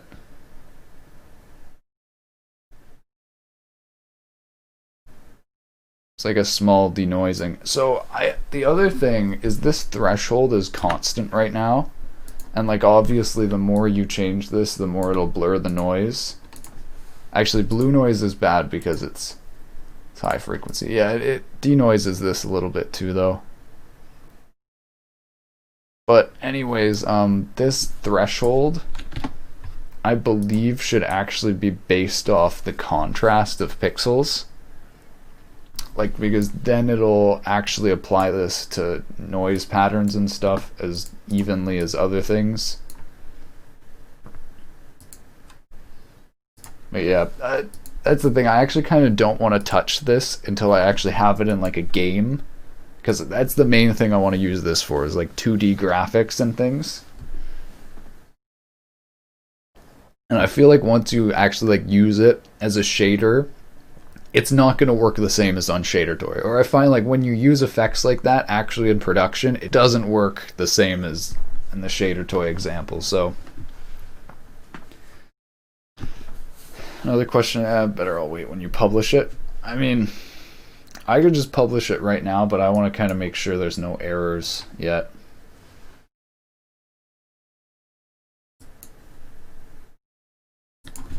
Here, hold on, I'll put it public.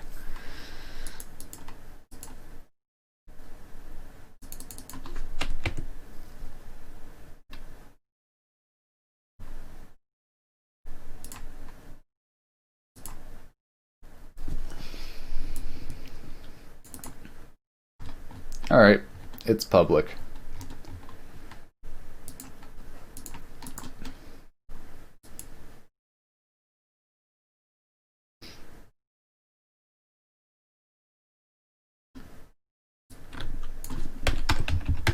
Alright.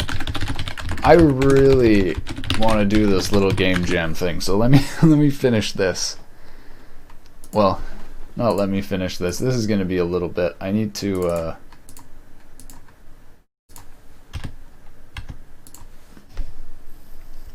just do this last mode, test it and see how it works. Yeah, maybe I'm hoping someone from the community. Shader Toy is normally really good at giving me suggestions on like how to make stuff better. I'm really hoping one of them figures out like I don't think the line thickness value is properly right now. Like I'm using, you can actually see in the code, line thickness is like this shoddy solution of being a global variable, and then I set it to like 0.4 when I draw the 45-degree lines, and then I set it to like 0.3 when I do the sharper angle lines, and I'm pretty sure that there is a much better way of doing that, or better values to use. I literally just picked those values on the fly and they worked really good, so I went with them. You can tag IQ in Twitter, and he will check every new shader. And from Priest, of course, you know. Yeah, we will see. We will see.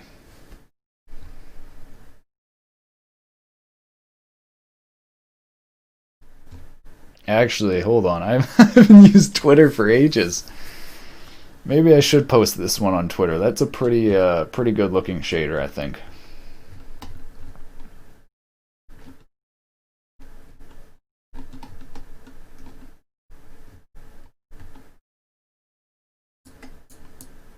Okay, this is really similar to the synthesization, so I'm just going to copy this code.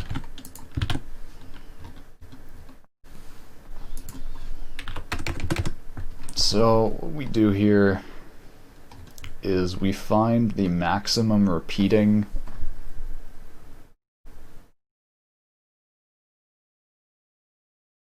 and we add them to an array, and then we randomly sample from that array.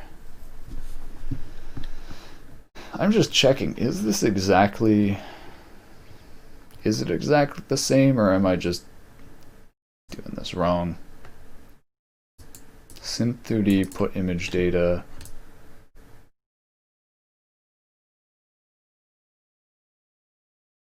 No, okay, this is...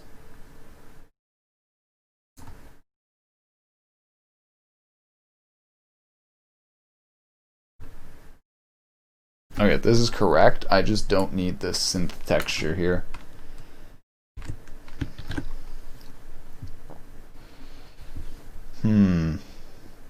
Oh man, that's another thing. I didn't think about tiling. Whatever. This is like this last mode. I don't think this is gonna work that well. I kind of saved it for last. So I'm not really gonna fix up tiling and stuff like that. I'm pretty happy with all the other stuff now.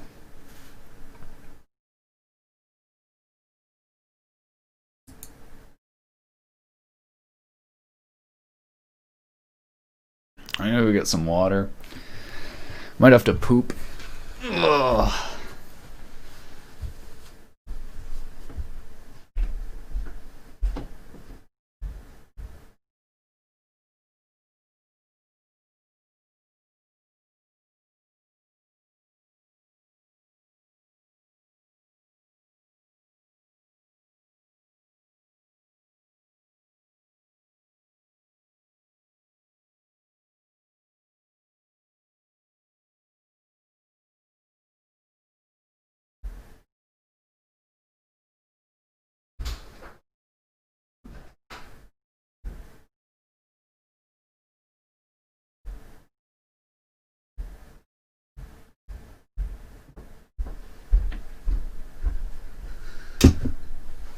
Oh man, the garbage man threw our garbage bins in the middle of the street. Hold on, I'll be right back.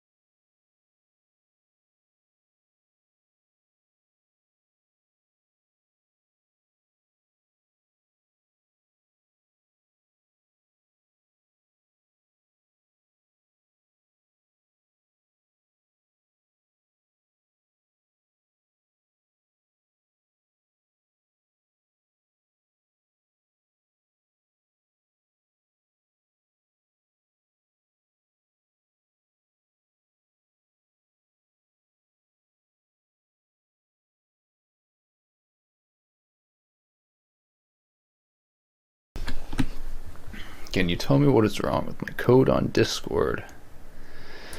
I don't know, maybe I can. Let's see.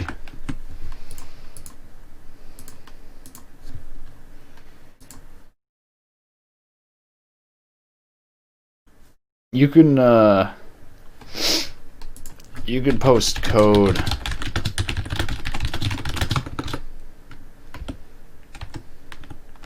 using 3 dashes. I don't know where Discord explains this.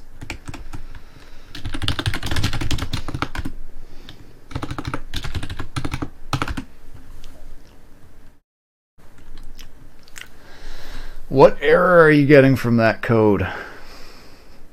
I think the issue...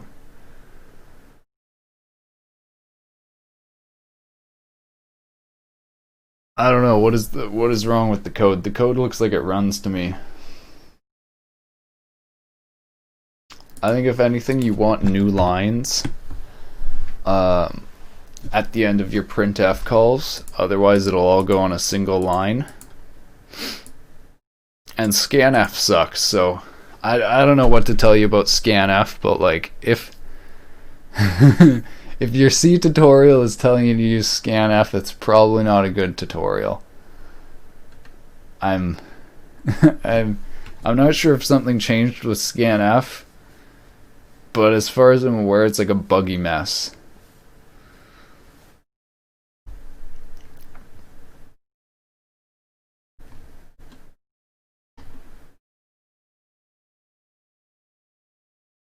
Like, if you're having trouble with scanf, I understand you. I also have trouble with scanf.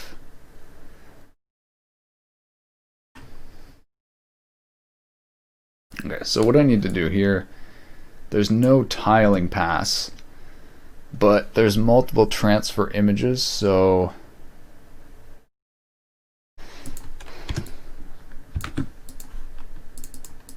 what I need to do is I actually need to add the image results. How do I do this? If image ID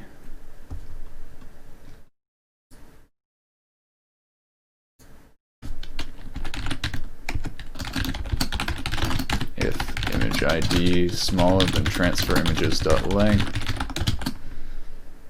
And then we're done.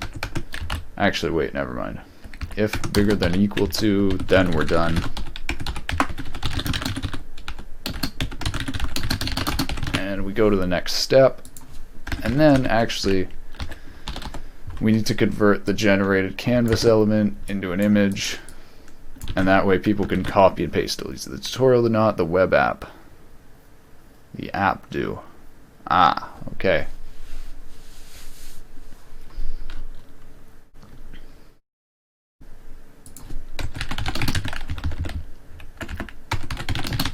Okay, and now what we need to do is we need to set the next image results to a canvas that we can write to just like this right here.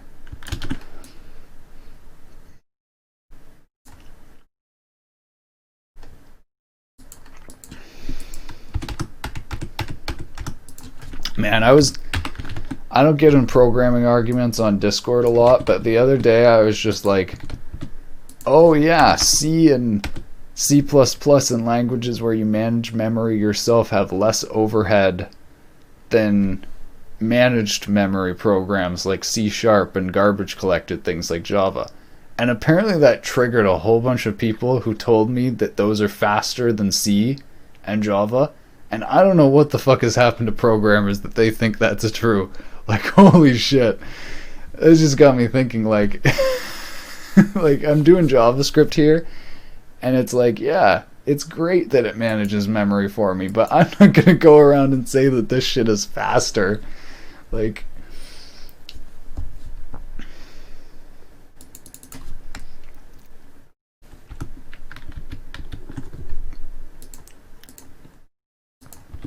it's just normal C. Yeah, but what errors are you getting for C? From your C compiler.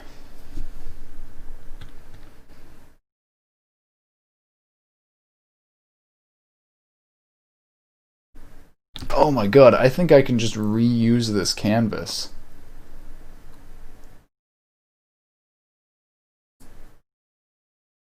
Oh yeah, okay, I can just reuse this.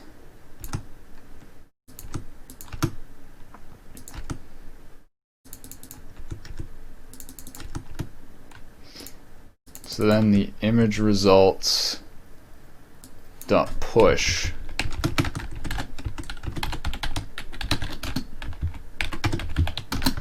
Okay. I think this should work.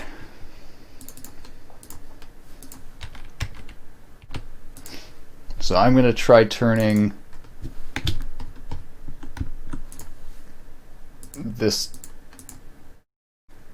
I don't know, this crow picture. Oh, we got an error. Destination is null. Convert images to textures. This equals transfer textures. It is null. The compiler isn't lying. Error. Scanf. This function may be unsafe. Replace scanf with yeah, your app. If it's not telling you about that, you really should look at another app or tutorial, because it's basically telling you to do stuff that's like 10 years old, like 15 years old. If you replace it with underscore, scanf underscore s, you'll need to change how the function works.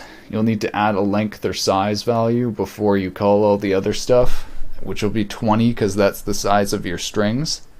But like, that's more complicated than like tutorial should be dealing with that stuff.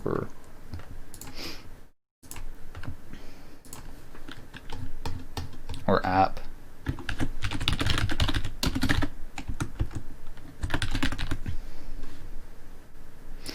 Oh, this is supposed to be if mode equals 1. Never mind.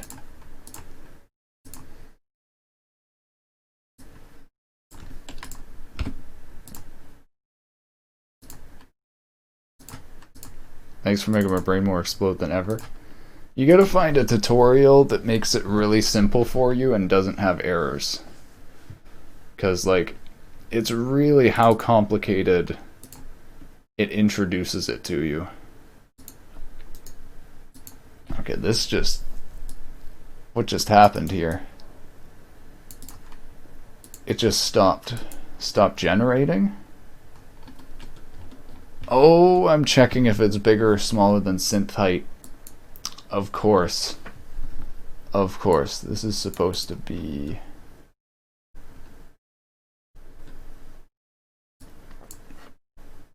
Okay, I guess I'll set the synth height and width to this so that it's equal.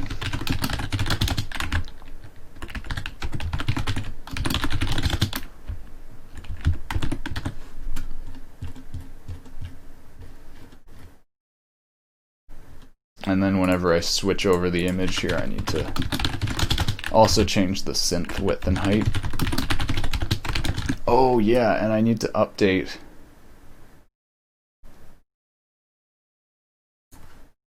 I actually need to update these uniform values when that happens.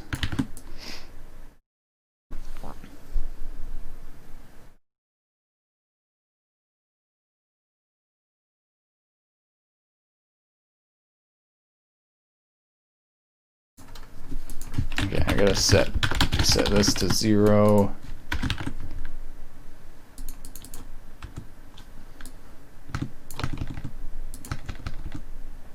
Yeah, and this goes to be the width and height.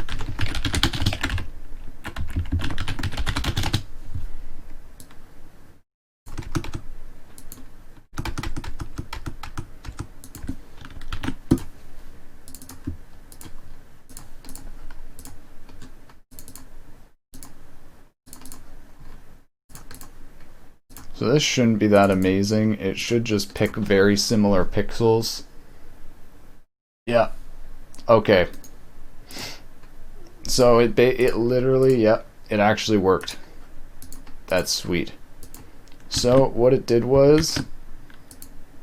is it took the crow image and it replaced the colors in it with the colors from the Van Gogh image you can see. And where it found patterns here, it filled in the Van Gogh patterns. So you can actually increase this by doing like quantization 10.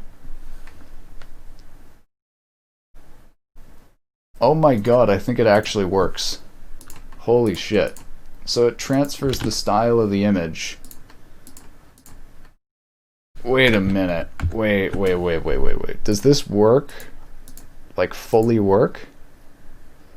If this actually works as good as I think it's working, this could be really good. Alright, I put in an image of myself. Let's see if this actually functions. Ooh, 2 minutes left.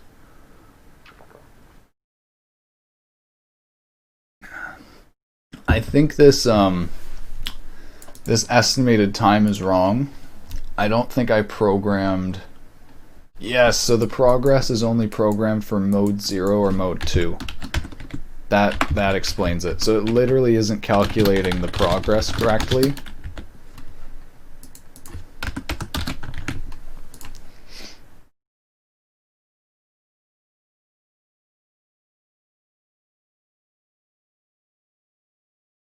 I'm really curious how it changes like my face and stuff. It might not change things that much. After this I'm going to do Picasso as well. Because I've got a few different style images to try.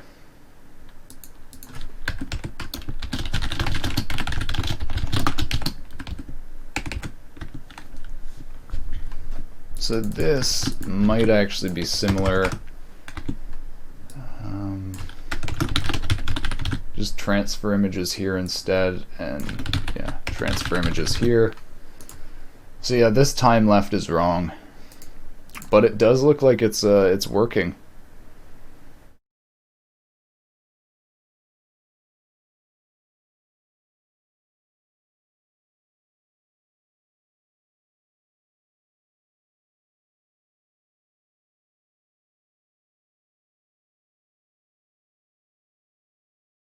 Weird. It looks like it's doing what it's supposed to. I see what oh, I found a bug. Generating 59% complete. Oh, why did this show up? Ran this.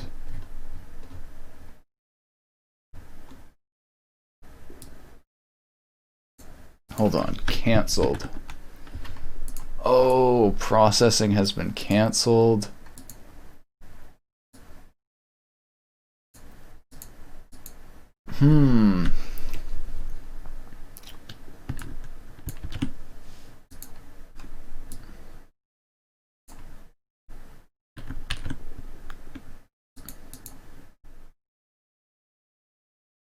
I guess I'll just put it right here.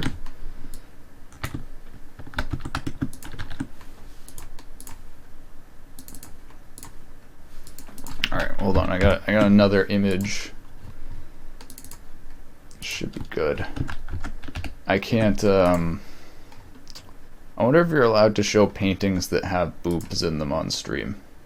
I mean, if they're painted, like, you're allowed to show tits if they're in a game, but you're not allowed. So that makes me think, if you're allowed to show tits in modern art of games, you're allowed to show tits in old style art, right? Like,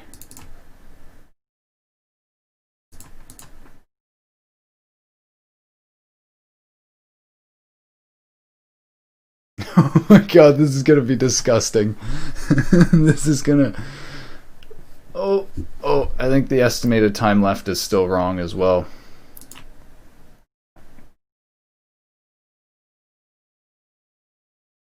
I don't know, that 2 minutes seems too long for this. I don't think it's actually 2 minutes. Man, it's gonna change the colors of this so much though. Like, you can see it's turning that to green. It's turning that to red. But it, oh my god, it actually seems like it's copying part of the style.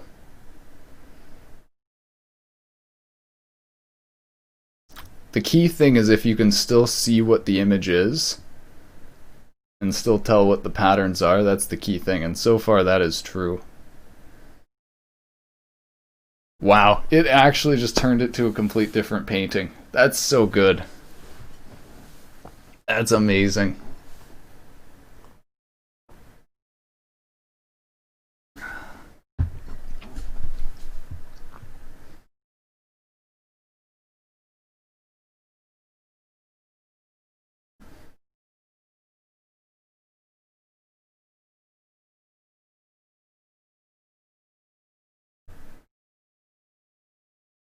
Wow, it's really really interesting to me how it chose these colors to fill it in with. But I guess it's just the whole thing of highest probability.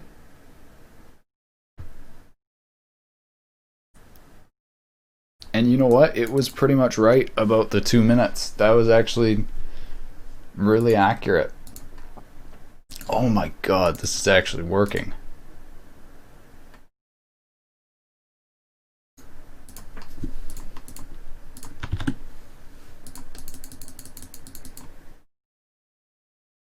As you can see, it almost has like the Picasso lines. Oh man, okay. This, let me just like see if there's any bugs in this.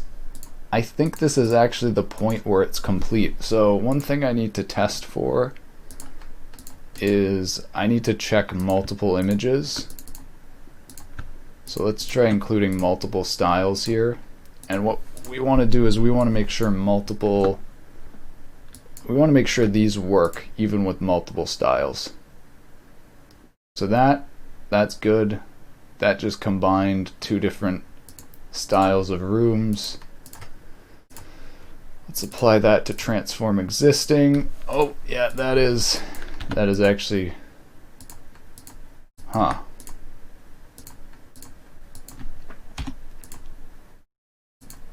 Very interesting, because the image actually doesn't quantize well. Very cool. That actually does work to a decent degree, but like, I get what it's doing though, because it's black and white and this doesn't compare well at all to the black and white.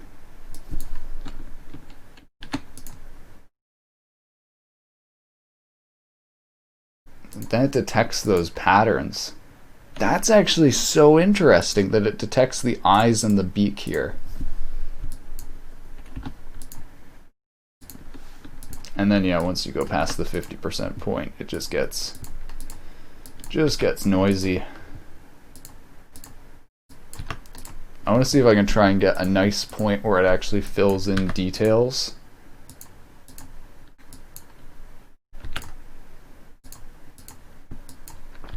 Or starts detecting patterns. I don't think it is though, because it doesn't match close enough.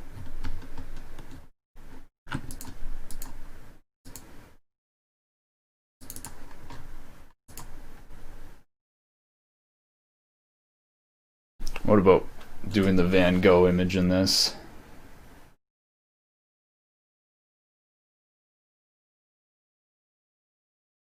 Yeah, basically does the black and white style. This is so cool to me though. You can basically generate post-processing filters using this. Like, it's phenomenal. Can turn it black and white. Let's just look at the visualized similarity. Does this yeah, that works.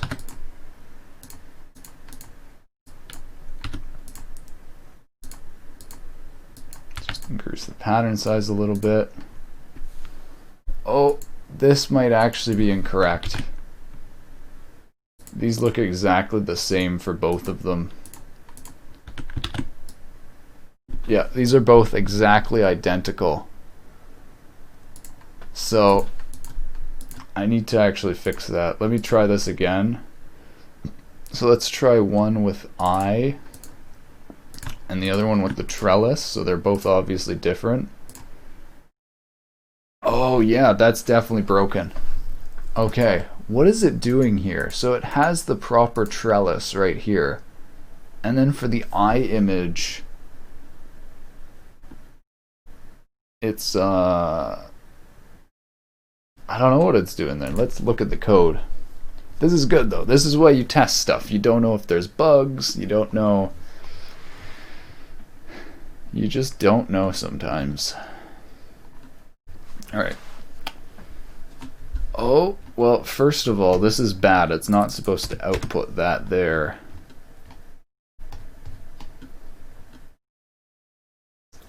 If bigger than current image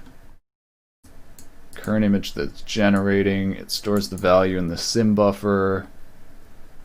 Max C, sim max count, sim min count.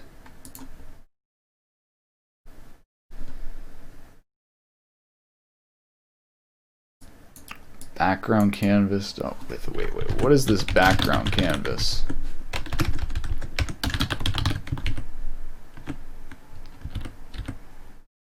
Okay, I should use this for the synth texture too. I'm actually creating another canvas when I already have one. Let's just fix this for now though. So it's the canvas to the height.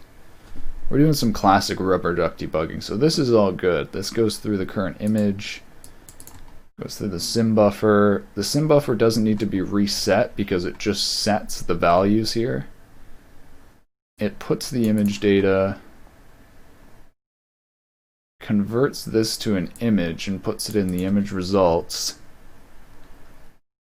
updates the display because there's new image results. Okay, that's something I need to do up here. When I add new image results, I need to update the display.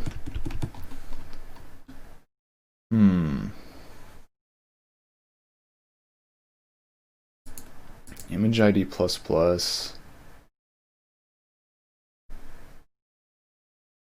Oh, I know what I'm not doing. I'm not setting the next texture right here. Or wait, no, right here. Binding the next style texture. And I don't think I'm resetting the sim min and max height. The sim min and max count. So hold on, let's see.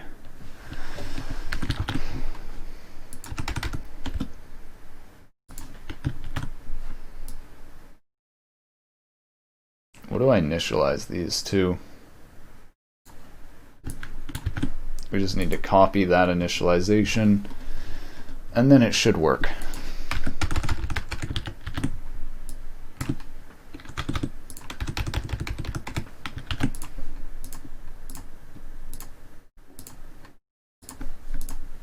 So this generates a heat map of how similar two parts of the image are to each other. Oh, it failed again. Okay. You can actually see it just copied the same one for there.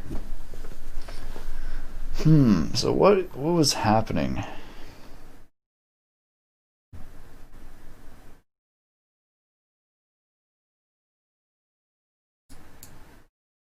There's results.push.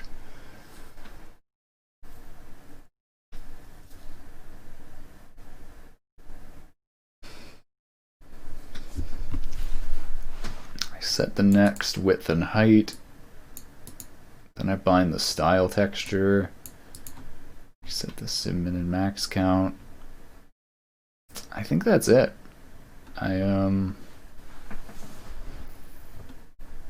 Maybe I just didn't rebuild it. Oh my god, I didn't build it. Derp. I kind of hated all of my friends' code. They seem the same as me, but they all work. They're using VSC, I'm using VS. Yeah, I don't know. There's so many things that could go wrong in the way of compiling code that's part of the thing of why tutorials basically need to be spot on in the instructions they give you for C or C++, because if a newcomer gets into compiler issues, you just like can't expect them to figure it out, or like tutorials shouldn't expect people to figure out compiler issues. Alright, I think this is working. Really looks like DLSS. I tested just fast now. I make some presentable presentation and public links to your Twitter/Twitch with shader later today. Ooh. Okay, I'm curious here. What's going on in these corners over here that these are so alike? I guess it's something to do with the brick pattern. I'm still not certain if this is absolutely correct. Let's flip these around.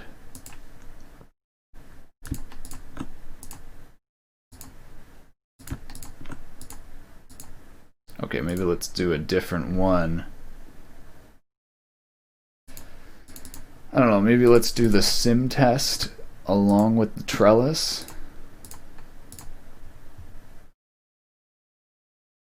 Okay, it actually, you know what? It works. It works. This is the proper heat map for that similarity. Sweet.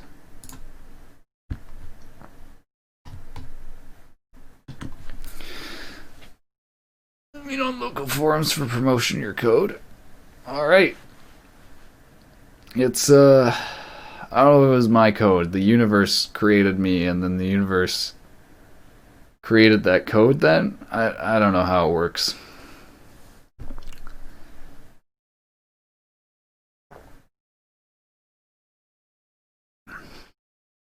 I didn't put any license on that because that's just yeah, like I don't know if people ask what license I publish that code under, but like you can just tell them it's freeware.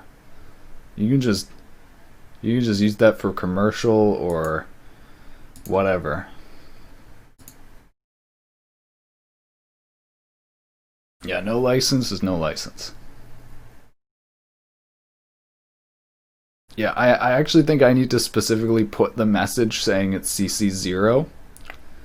I'm not sure if I want to do that yet, though. That's the thing. So, like, the interesting thing about how the law works is, like, I just do no license, and if I don't enforce anything, it actually, like, this is what's so fucking broken about the legal system. Let's say I even did, like, an exclusive license or something. Like, let's say I did, I don't know, I never use, let's say I did, like, CC3 or something. Something that required, like, people give me attribution and even potentially royalties. I can't afford lawyers to enforce that shit. It doesn't even fucking matter. That's what's so broken about the system. Like, it's designed so that only like people with armies of lawyers can can actually enforce. Like, not a good way of doing things. All right, though. I think it's. I think it's done.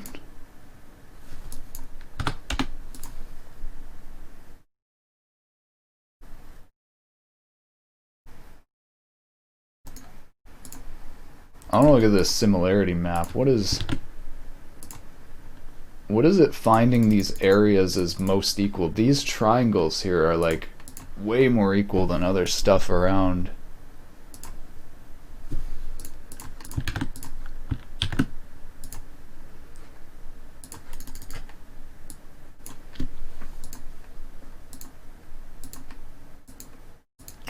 Wow. So that triangle is literally just like a gray area right here, but that gray type area apparently appears all over this image.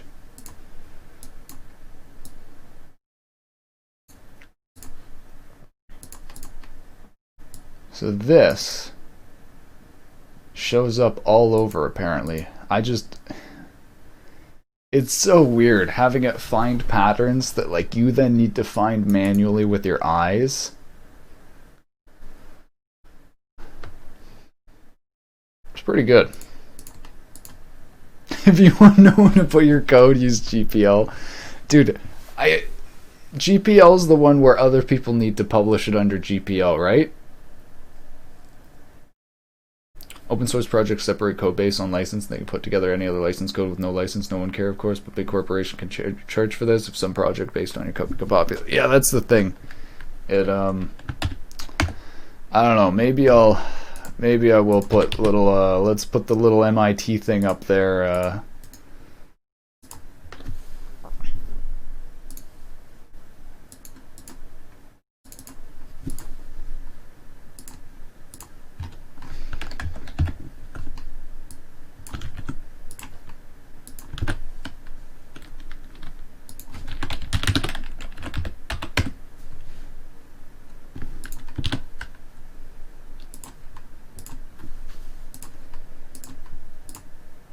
There we go. Now it's MIT. MIT is best. Are these saved yet, or no? It's not. It's not saved yet.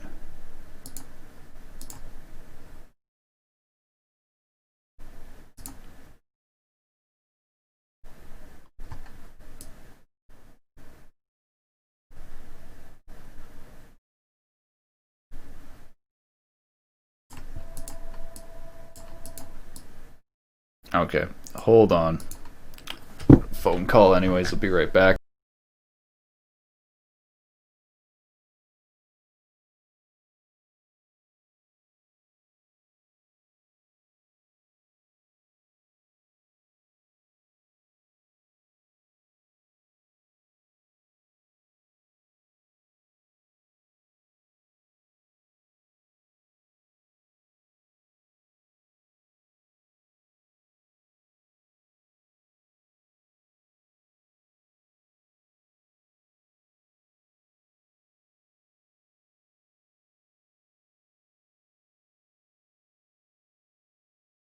Dude, so here's the interesting to me about Shader Toy lagging. I started complaining about this, I want to say like a year and a half ago now. Like, this isn't a new issue, but the thing that gets me about this is this started happening. I don't know if people remember, if you were on Shader Toy like a year and a half ago, it got attacked by spam bots. Like, there were a bunch of bots just posting shaders, advertising URLs and stuff. And IQ, I don't know, they did something that stopped the bots. But ever since then, the website has been crashing and lagging. Like, I almost wonder if they're DDoSing the site or some shit.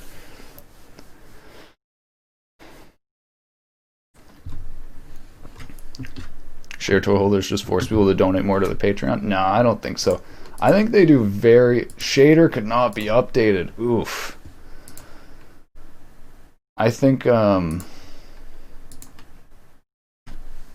Shader like hard 6 months more and more. Yeah, that's true.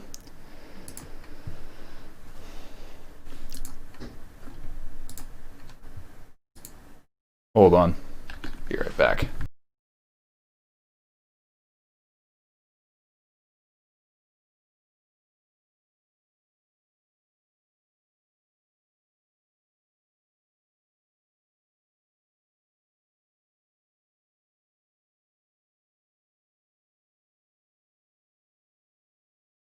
Okay, I think it's safe this time.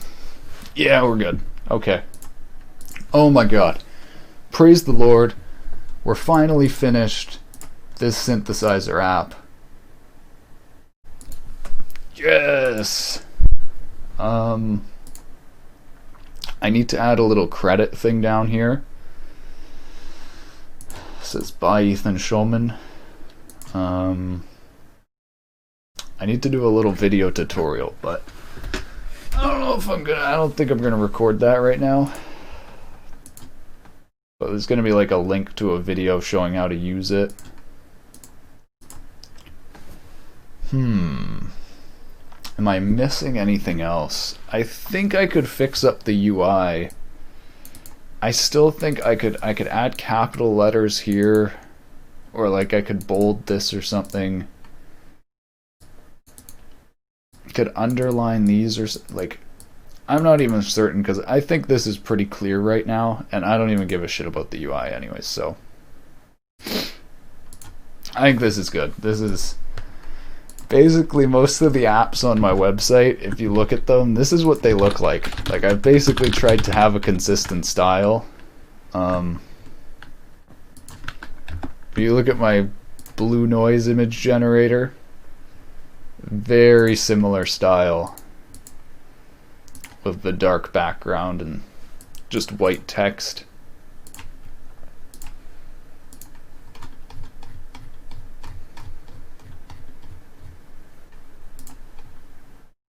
Okay. How to do this?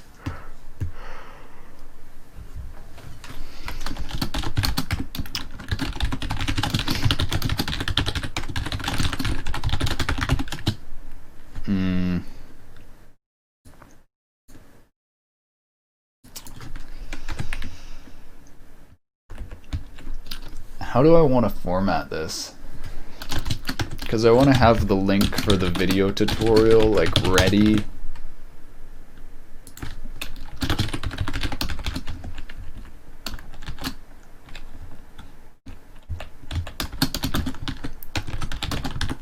But I'm not sure if I like the formatting on just... Also, I'm going to link this to my website.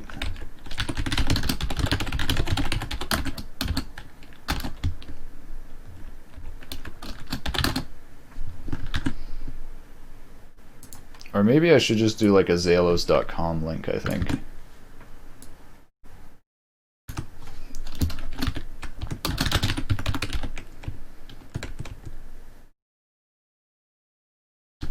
Ah, whatever.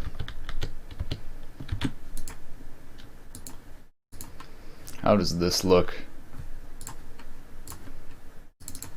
This should probably be ugly. Okay, yeah. So I think I want to change...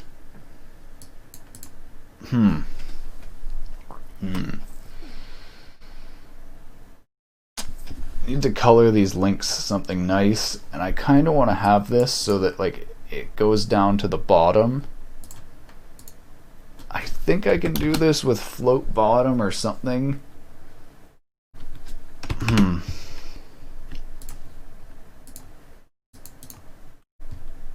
I mean, once you add images, it's actually like okay.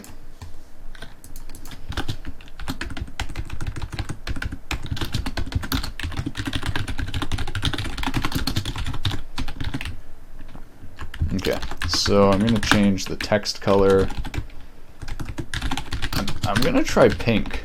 I used pink for the border here.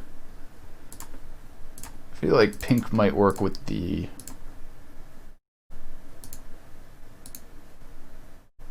Yeah, I feel like that works. Video tutorial, copyright. You know what? I think, okay, one thing I've been meaning to do that, like, I am so goddamn bad. You're saying, excuse me, I diseased. You just brought up Patreon on Shader Toys thing. I need to start advertising for donations because I can make so much more shit if people donate to me and like fund this stuff. But I don't advertise that anywhere. Like, that's the whole thing. So we're gonna add a donate button here. I don't know. How do you, this is the really good question. How do you phrase it the best way possible?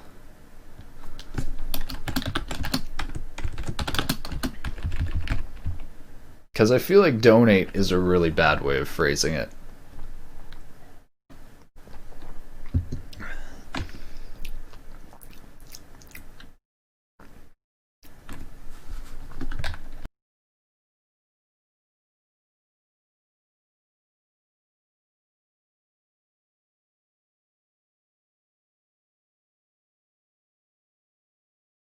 Like, I feel like the way I should put it is, this app is completely free. Did I just spell completely right? Yeah, free, with no ads or monetization.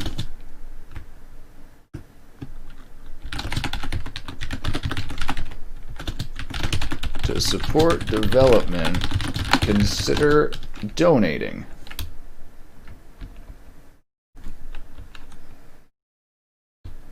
Or maybe I'll just do a big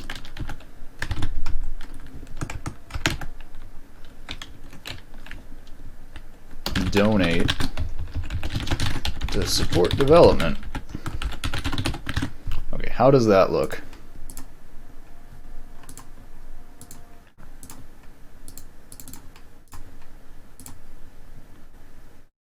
That looks really bad being on the same line as the video development. Maybe it is best with the copyright. Let's try putting it on multiple lines, see how that looks. I feel like 3 lines down at the bottom is a bit too much. Yeah, like that looks weird. Having it like stacked up.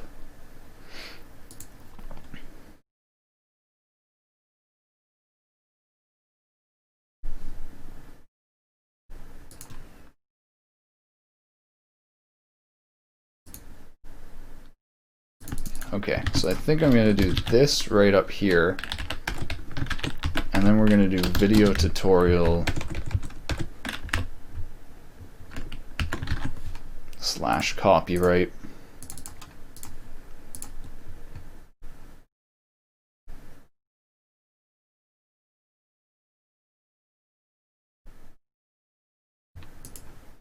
I don't know, maybe I can actually combine these all on a single line.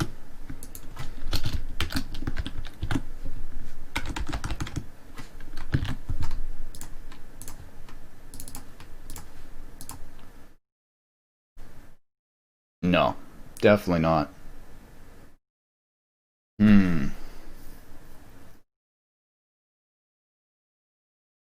What if I just made it donate to support development?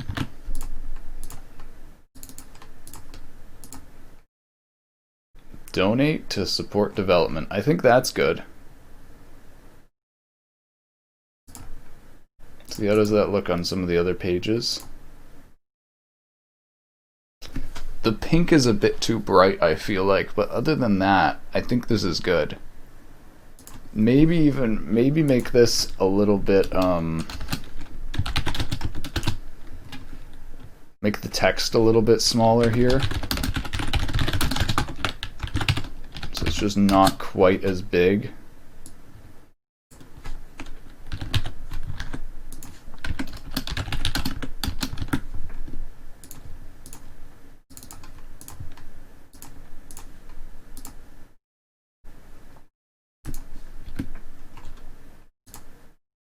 That might be better.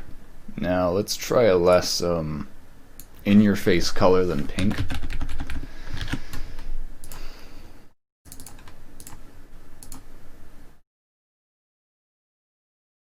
The red is still a bit too bright, but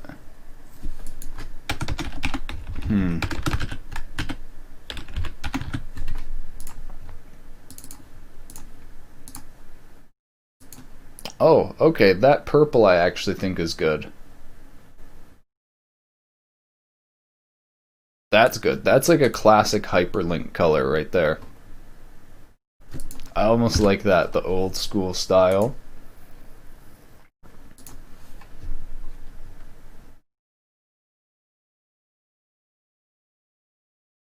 Oh my god, I think that's it. Oh, finally. This app is out of the way. What I'm going to do for a demo of the... Oop, I just smacked my desk. Which then makes my mic shake, and that's why people use boom arms.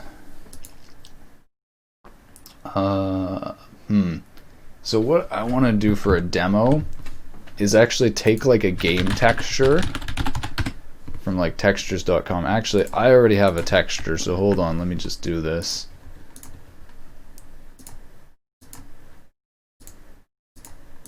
You can just take any image that you already have.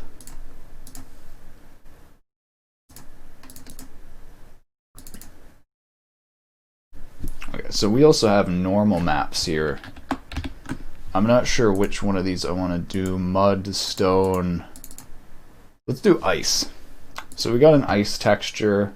This is tiling, so we can actually do source tiling. Let me just see, are these settings good?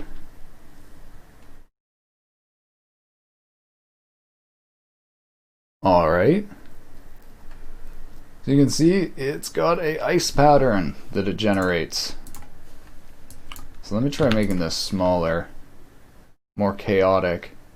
So you can take this ice pattern and we can just generate another ice pattern that looks similar but isn't the exact same.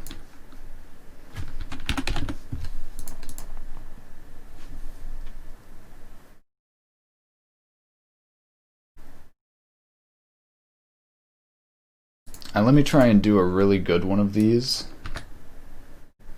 If we do tiling and we do 4 tiling passes, this should be pretty good.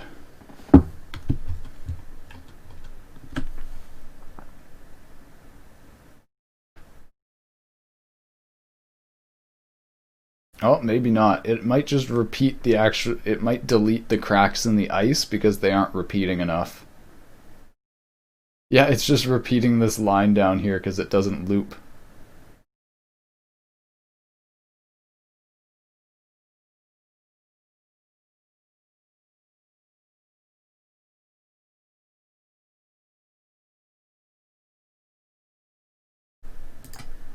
So it did generate a tiling ice pattern though. If you see here, you do seamless. You can see it actually is. It's a tiling ice pattern. And it kind of does look like cracks of ice. I'm wondering what options would be better for this. Maybe more chaos like this. Anyways, I want to make a little like example image that people can just look at the image and it just explains what this does. Basically shows like the ice texture and then goes, hey, you can take this ice texture and generate another similar ice texture.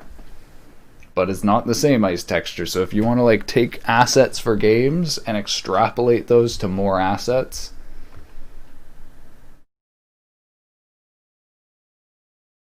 yeah, so that's like super interesting. It generated almost like snow.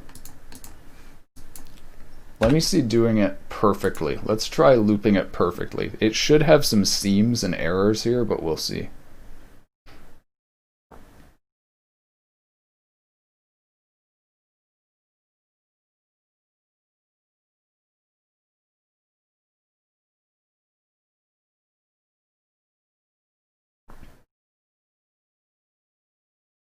Oh, it's actually reducing the seams pretty well.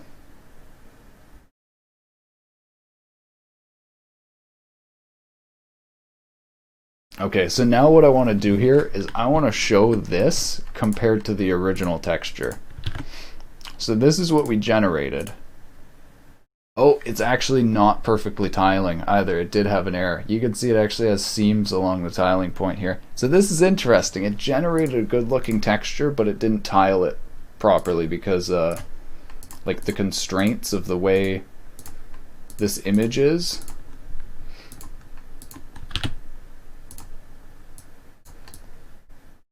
I'm actually not certain it didn't just copy a part of this image. That's completely something it can do as well. It can just copy. It didn't look like it though. Let's see, can I find this in that? I don't think so.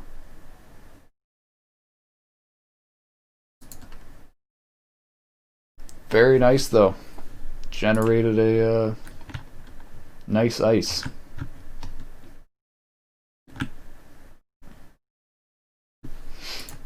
Maybe I'll generate a big one. Okay, that'll take a very long time. Never mind.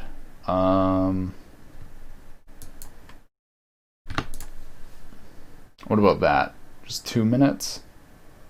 Okay, that's alright. I'm gonna go get some water. I'm gonna look at eating something for lunch, and then I think we're gonna move over to making a tiny little game. I'm also gonna start thinking about what game to do for the theme of Glide.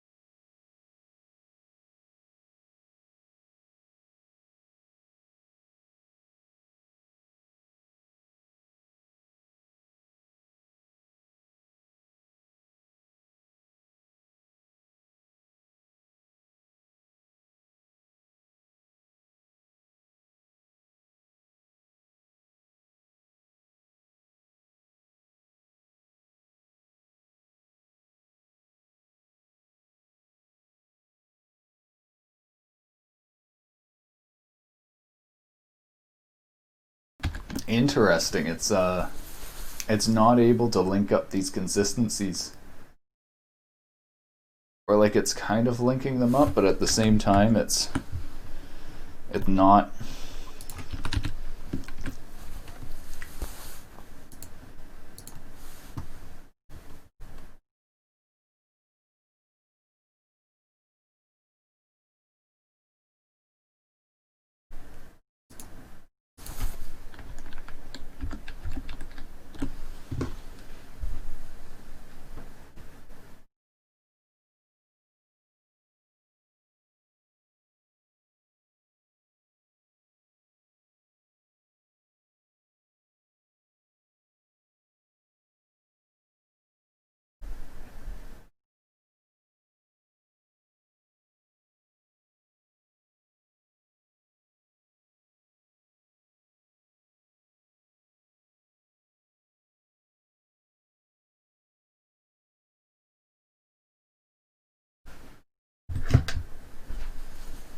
Alright, let's see if we can do this a little bit better. Find some better options. What if we just increase the quantization a little bit?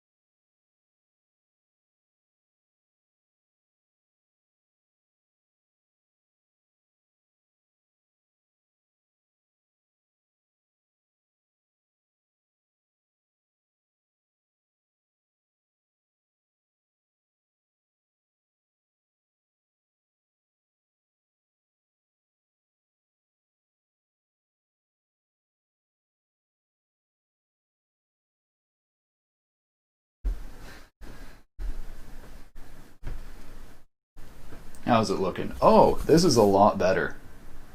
It's connecting patterns and lines now. Sweet. All right.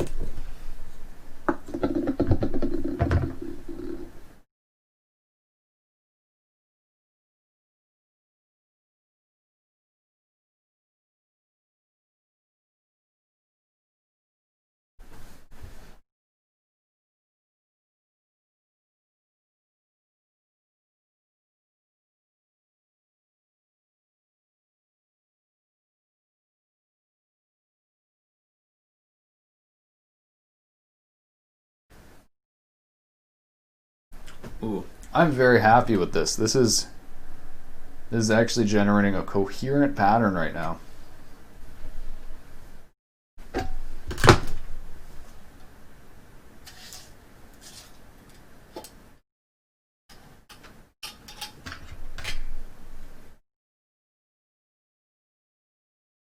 All right. So, the game jam, the weekly game jam. I'm gonna try to make a 2D game in like 3 to 4 hours.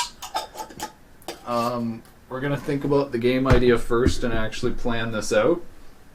So it's not just like guessing. This is very nice as well. This is it actually generated a good texture. Let's try another one. You're not happy with yours? Have you figured out how to change it yet, or what specifically are you not happy with?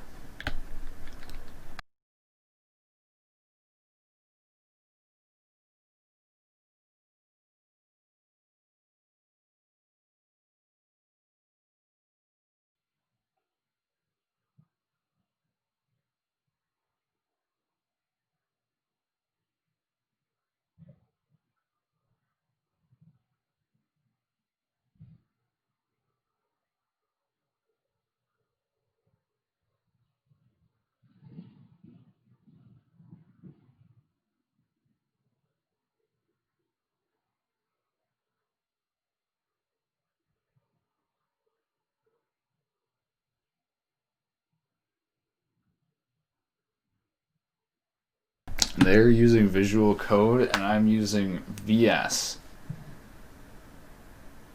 Well, see, that's the thing though, is VS Code isn't a compiler. So like the thing that's giving you errors and giving them errors isn't Visual Studio Code or Visual Studio, it's the Microsoft compiler. So like, are you on Linux? Are they using Visual Studio Code on Linux and using GCC? Because if not, then they're most likely using the exact same Visual Studio C++ compiler. Like, that's the thing, is VS Code isn't a compiler like Visual Studio. It's just an IDE that you then hook in a compiler like Visual Studio or Visual C++. And yeah, this is insanely complicated, which is why you shouldn't be dealing with this. Your tutorial should just basically be like step by step, download this, don't think about it yet.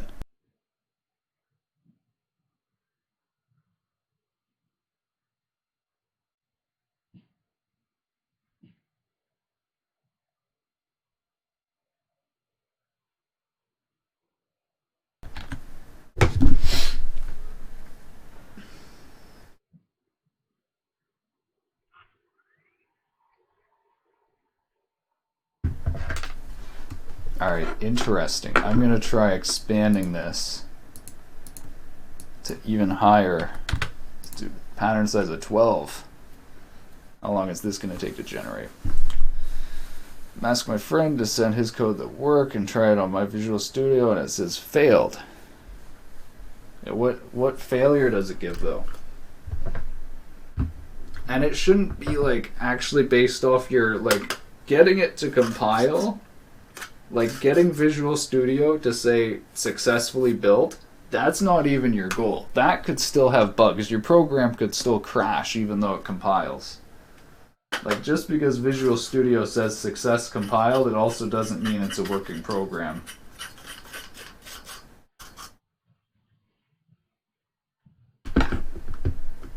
scanf s underscore s again. Like, yeah, you're obviously using different compilers then. Are you on Linux or Windows?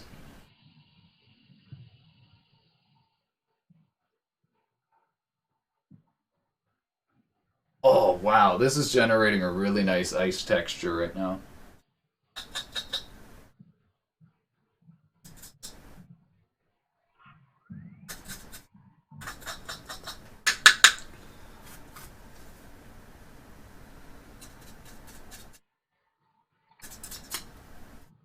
Where are you? I'm sitting on my comfy chair over here.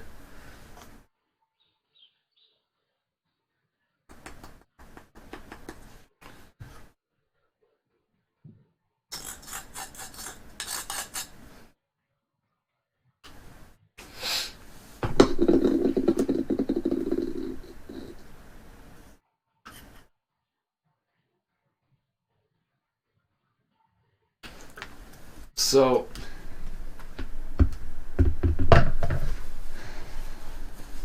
hold on, let me, maybe we'll play a game to research. Maybe play a game to research.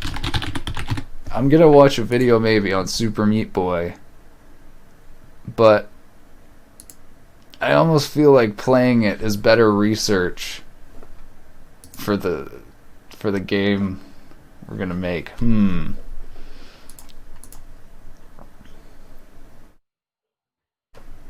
Hold on. I'm pretty sure I have Super Meat Boy downloaded. And then it's actually quicker to do that than watch a video.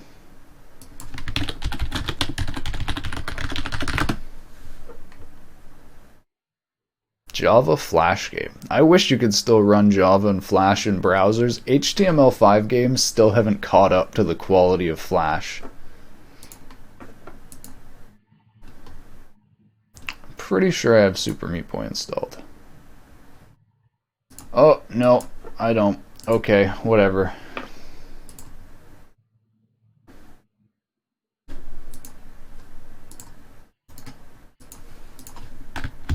Well, this ice texture is looking really good. You can kind of see the gaps where it's connecting right here. But for the most part, it's really good. It almost looks like lightning the way it's connecting these together. I'm actually super curious what this looks like when you do a really small pattern size.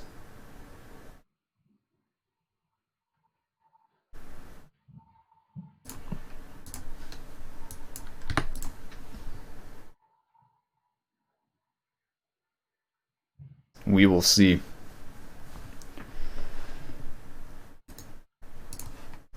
So let me see.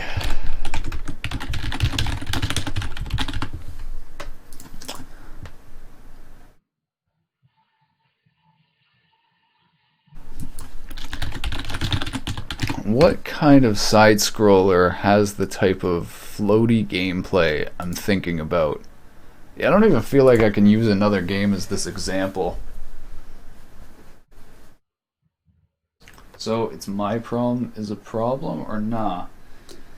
I mean, yeah, it is a problem. It actually is like, that is something that's a compiler error that I get. You can fix it by going into your Visual Studio options, adding that underscore CRT underscore secure no warnings to your compiler flags.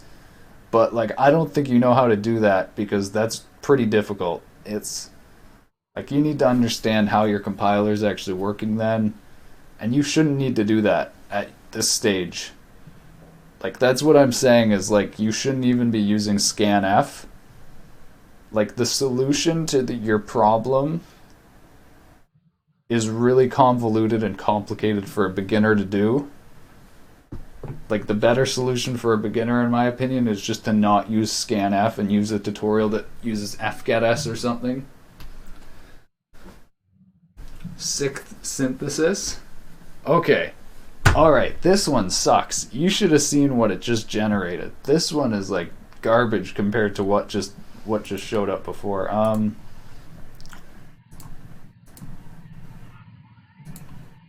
don't know. This is one of the ones I synthesized.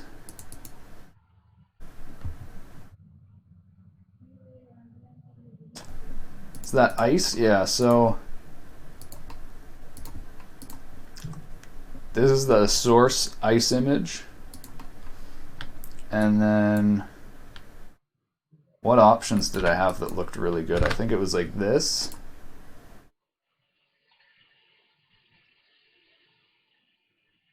Alright, you'll see in a second it'll start forming.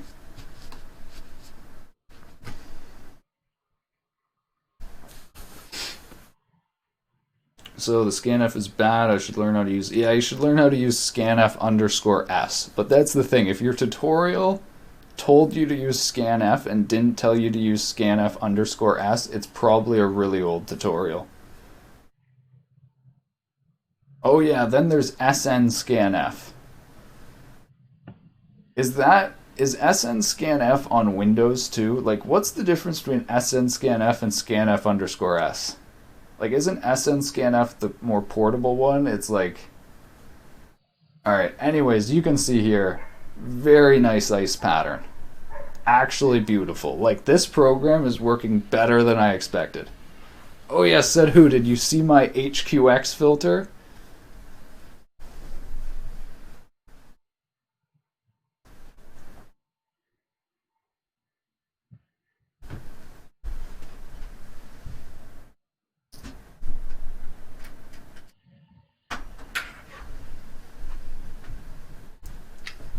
Alright, I'll show that while this is loading.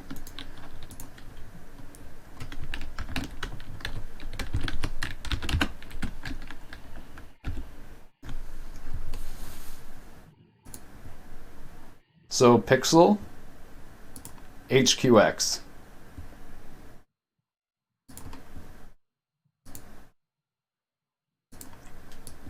So this is actually a filter that's in like emulators. It's called like HQ4X. Yeah, so it finds vectors, it finds lines.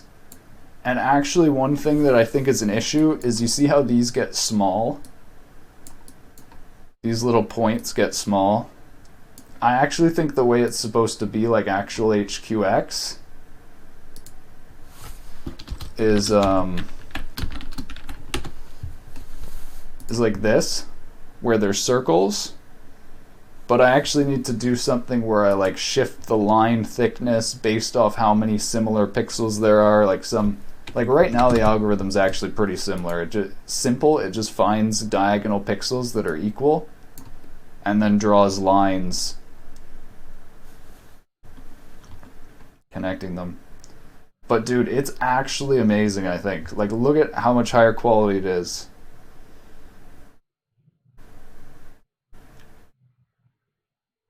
And this doubles as anti-aliasing. Like, they're fully anti-aliased lines.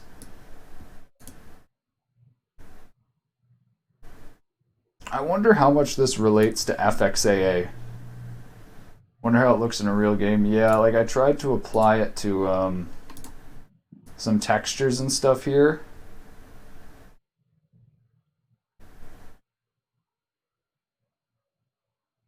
But you can see it's like this distance field thing does not work well for it. You can see here it actually almost looks like it's making it higher resolution in NES game. Yeah, so the actual HQX, you can see this thing was actually like designed for like bitmap art on like NES and stuff. Like, see how it specifically works really well when you just have like plain either black and white or like...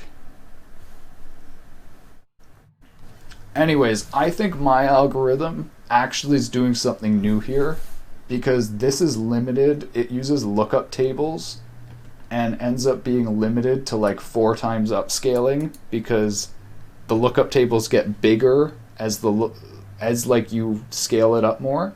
So this, the one I did there on Shader Toy, is actually like full arithmetic, no lookup tables. So like it basically upscales to up like times 100 because it's all mathematics. And here's our generated ice image. So if you take this, and this was the original ice image.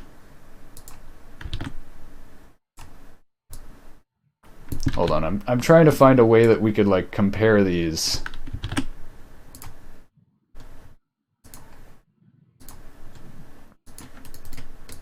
So this is the generated image. I should have made these the same size. This is the source. This is the generated. Try and find like a pattern of this source. Actually, I guess put these side by side is the way to do this actually. I'm curious myself. I really want to see if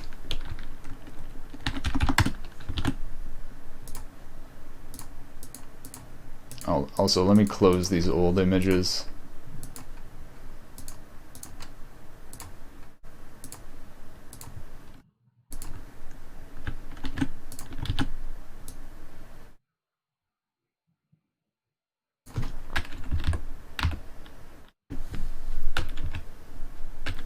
Okay, so right away I can actually see these scratches, this squiggly line scratch.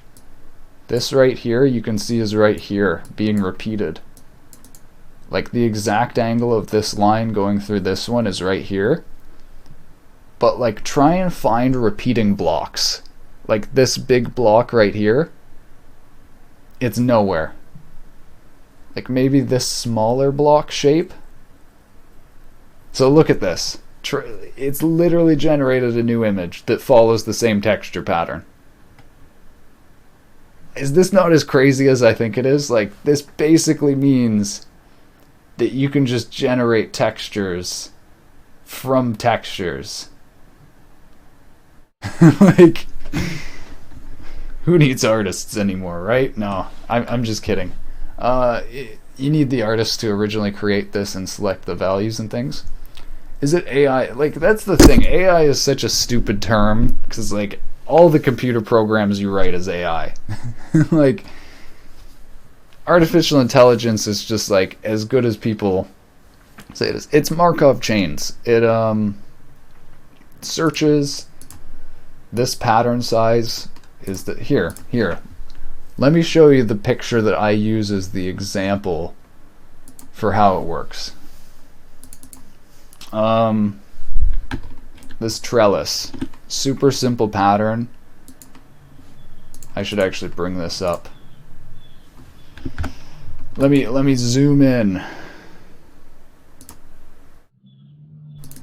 just so you see exactly what it is. Okay, trellis pattern, super simple, just like almost like a repeating checkerboard, but it has like these sphere looking shapes right here. But you can see they kind of dither each other in a checkerboard. So you feed that in, and at full, so this pattern size is like, all right, the two things of the quantization, two things here. These pattern size and quantization, this is basically like the main options. Quantization is how close two pixels have to be considered equal. And like right now I'm just doing length of one, I'm just doing one pixel minus the other and then the length of that difference. Like it's really, I could probably do that better. I could do that with like YUV or something that matches human perception, but anyways, this is black and white. So white is always going to be equal to white, black's always going to be equal to black. Quantization actually doesn't matter really for this image. It's designed just to be as like a test. Now pattern size is from those pixels that are equal, patterns of matching pixels. So like certain lines of pixels being a certain angle, patches. So for example, if you do full pattern size of 10, this actually reaches out 10 on both axes, or on both sides. So 10 is actually a block of 21 pixels. 10 times 2 plus the pixel in the center. So anyways, you do this for the trellis and it's just a perfect trellis pattern because this image, 12 pixels big, 10 across gives you the full pattern. Like in 10 pixels, it can detect the full pattern of the trellis. So this is where the actual like algorithm comes in. The way it generates new patterns is by having errors in the current pattern. So if you make the pattern size, for example, 5, just a little bit smaller than like the size of these things, so it can't really detect a full like range of these connected to each other. Like this is, hold on, like this is 5 pixels, so you can see it'll detect one of these blocks, but anyways, here, look. So you can see now it is basically still the pattern, but it's got a few errors. It's put in some little inconsistencies where it's like chopped off that corner I was showing. So then this is how you get it generating new textures, is it's imperfect. The lower pattern size you get, the more like inference it does of trying to fit the patterns together while losing the bigger picture. So you can see it starts getting these little chopped up points. And then finally, when you go to like 0 pattern size, it's just the probability of pixels, so it's noise. This will literally just be basically a distribution of the pixels, and then if you do 1 pattern size, it actually does nearby pixels to each other, which generates this cool line pattern for the trellis, because the way the trellis, like if you look at the pixels surrounding other, like look at this. So this is like what it's comparing right now.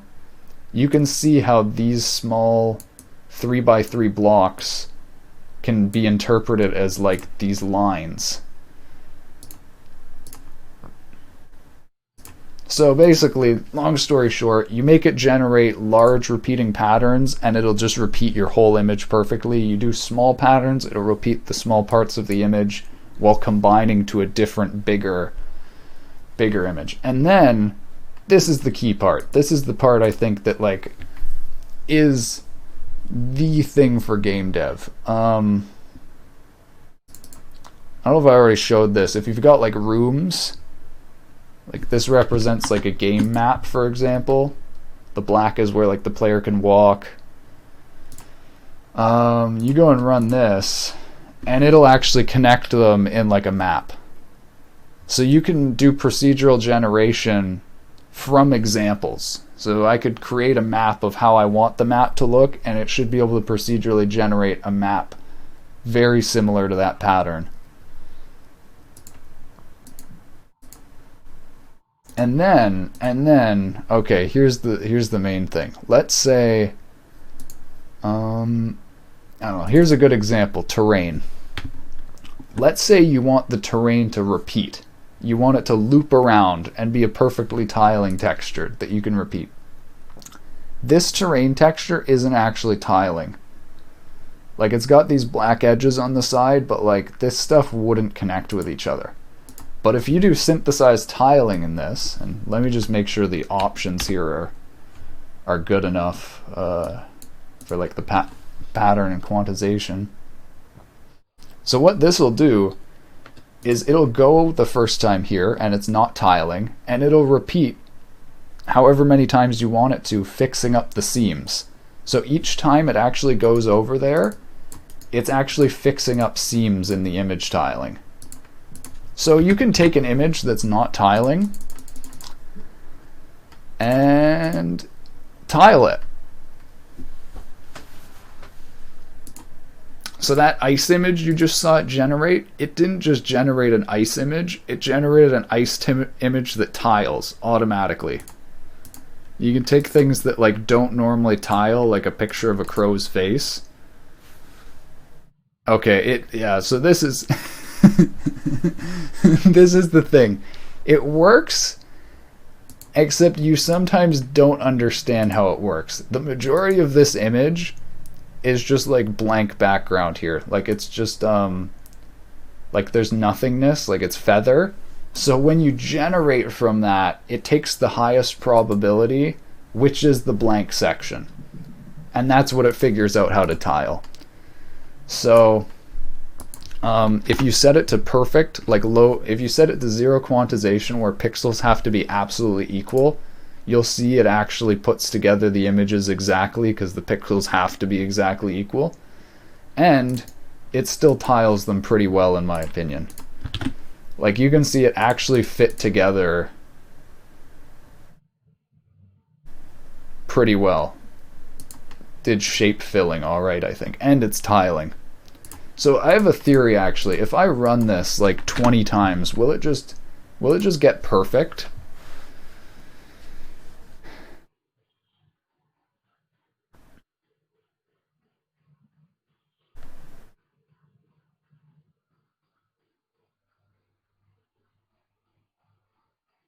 So you can see each time it runs over now, it's fixing little things. Yeah, no. So it when you try to set it like this to perfect, to perfectly fit together the pixels, it just can't do that because like the odds of two sections of these pixels being exactly equal. So you can see just raising quantization to 1, it just goes back to this background, which still actually has a pattern here.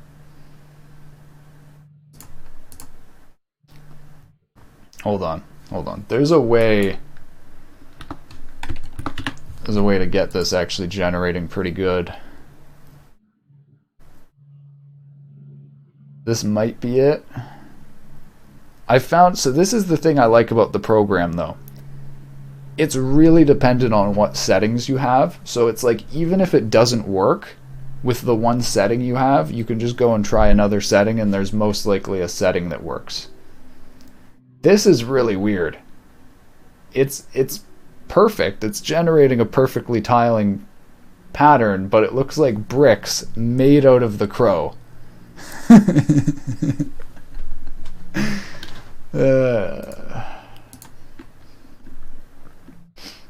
Yeah, and it's basically perfect. It's not tiling anymore.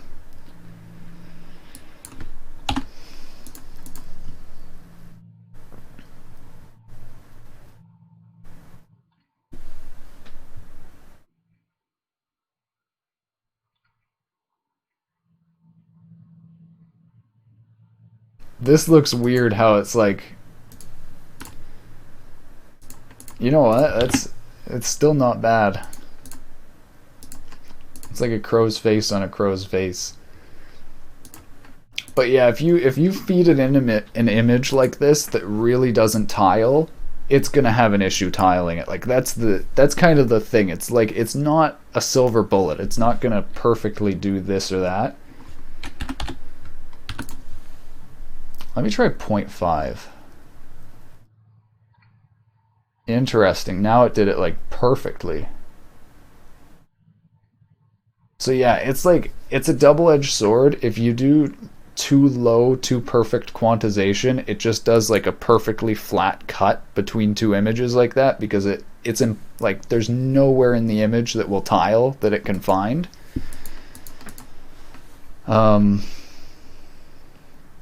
But like if you raise the quantization even to like 2, you'll see it'll go to this background here.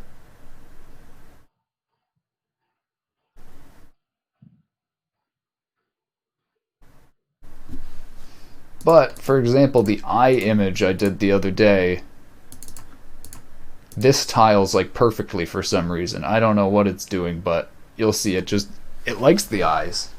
The eyes fit together well, like Voronoi.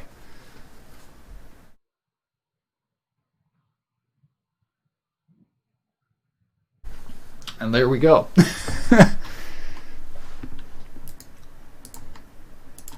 Let me see, is this tiling? Yep, and it's tiling. Oh, I think this ice pattern is where this really stood out. Like this is really good, I think. Generated from that. I don't know, let me hold on. There's one that's not tiling but looks really good, I think. So this is using a Picasso painting.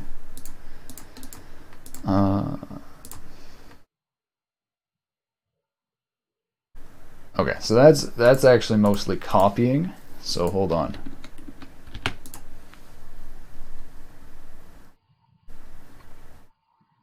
Nice, here we go. So now you make this nice and big. And this should actually generate like a painting.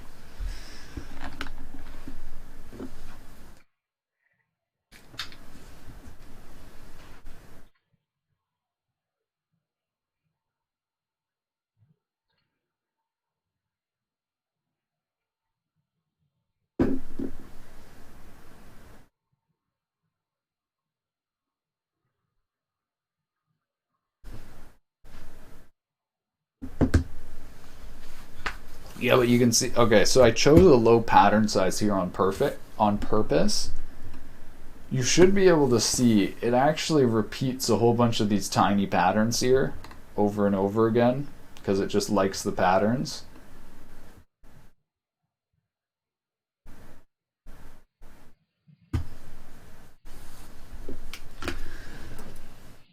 Anyways, I think I'm pretty much done.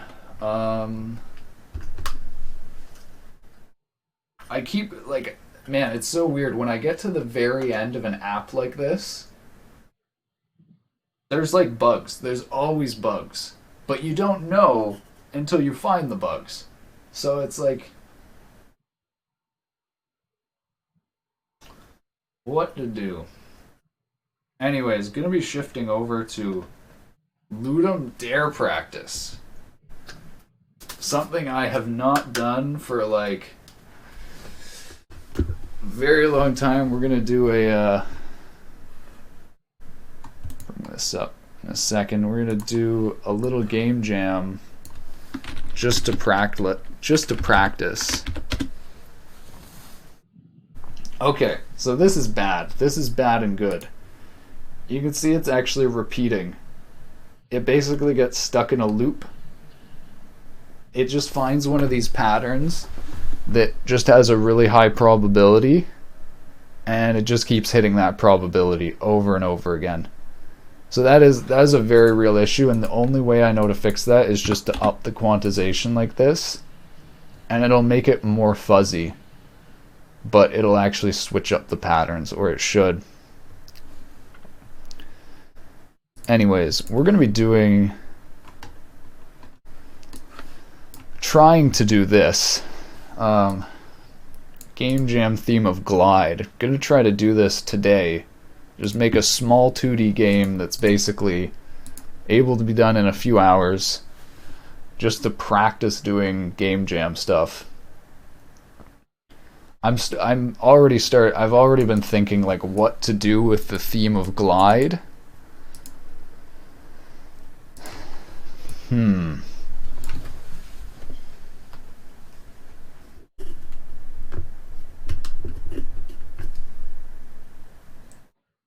Namori said the hard part is thinking up the ideas. I find this idea part of coming up with ideas for games fun. It's actually executing those ideas where you figure out how shit your idea actually was. That's the part that sucks.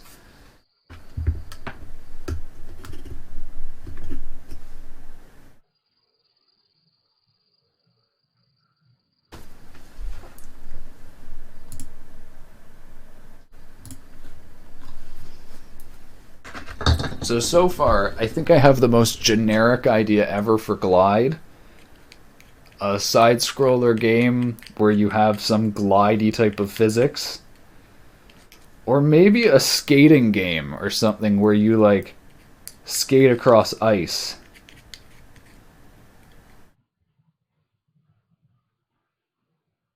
Actually, that would be a fun type of game. A physics-based platformer that is on like ice, where you need to like keep your momentum to go up and down hills or something.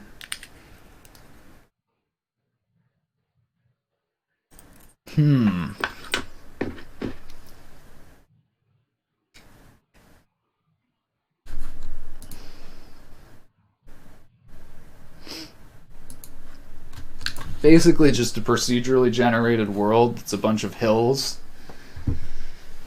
And the hard part is coding it so that the hills before, actually this isn't hard to code. You just make it so that it's always a downhill loop.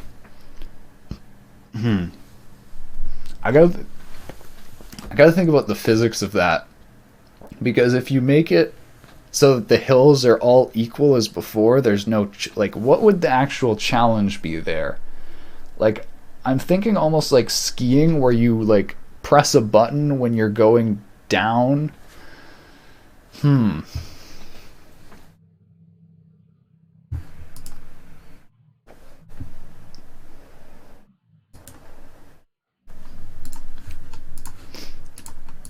right, I'm actually gonna prototype this. Hold on.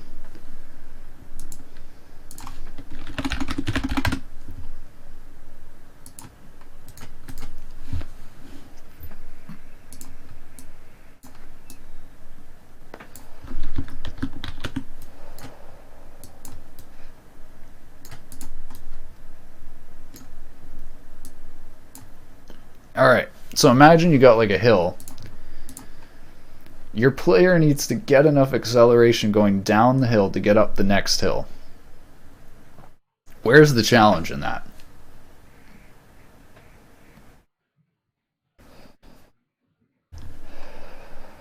Like, this is the interesting thing about the game development. It's up to me to add the challenge.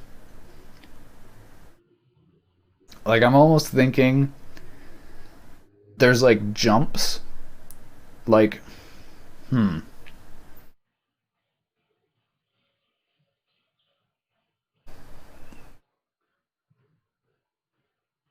yeah, obstacles.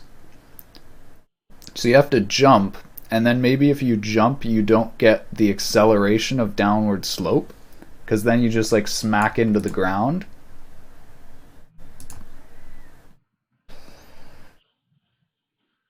Like, if you go down like that, you'll be getting acceleration that'll like loop through there. But if you go up to jump over something and then you like go down, then you're just gonna like hit into the ice and you'll lose your acceleration, I guess.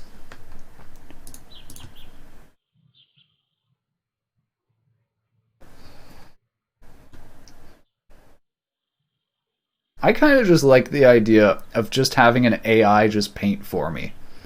Is that bad? Is that like computer slave good?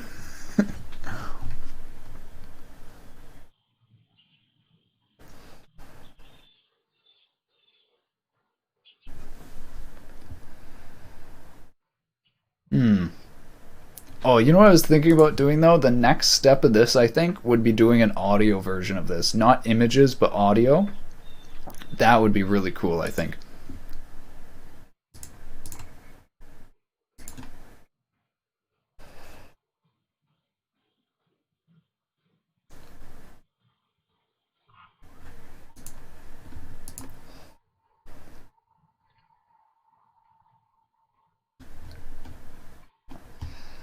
Maybe maybe look at submissions so far. Give me ideas. Pong Master. 3D Pong, okay.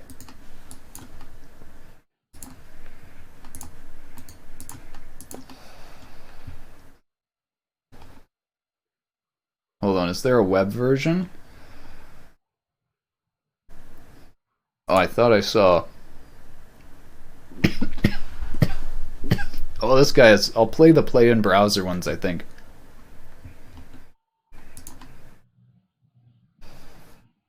These people are using game engines though? Yeah, man, fucking cripples.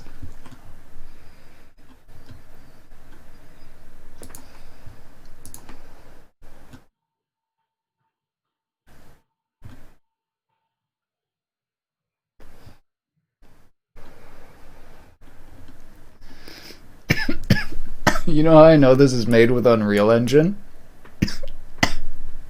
Holy shit, dude. The build size.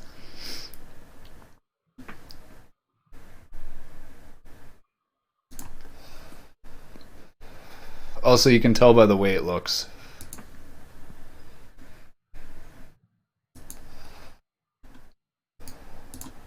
Here we go, a nice 2D one. Oh, horrible color style for this.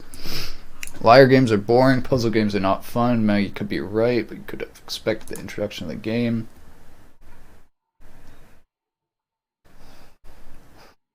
That page hurts my eyes to look at.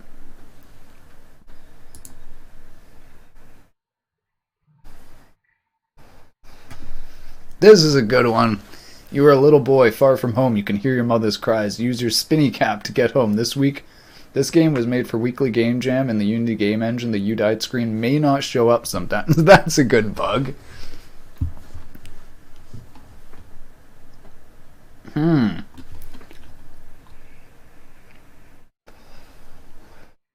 So his spinny cap is the gliding thing I was talking about, with platforming physics with gliding. So I think this guy did the obvious idea that I just talked about.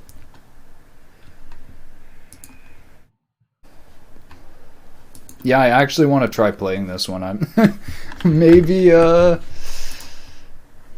hold on.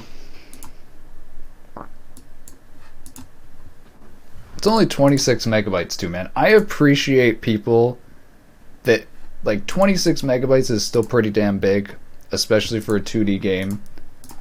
But, like, holy shit, when you compare it to, like, 118 megabytes of Unreal Engine games, or, like, the 200 megabytes sometimes Unreal Engine games are just with the base build, like, that's still so much better.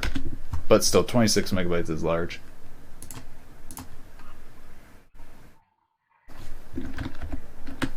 Alright, always gotta remember to be safe. Someone else already scanned this.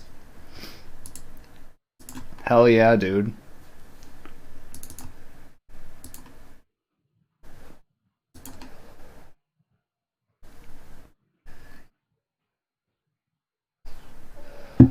It's part of the issue. People use engines what they weren't meant for. That's the thing, though. To the engine devs, like to Unity, they don't care. They just want everyone using their engine. They don't care about build sizes, in my opinion. I mean, look at the Unity scene files. They're fucking XML. Unless they've changed something, they actually don't give a shit about build size. Like, I'm sorry, but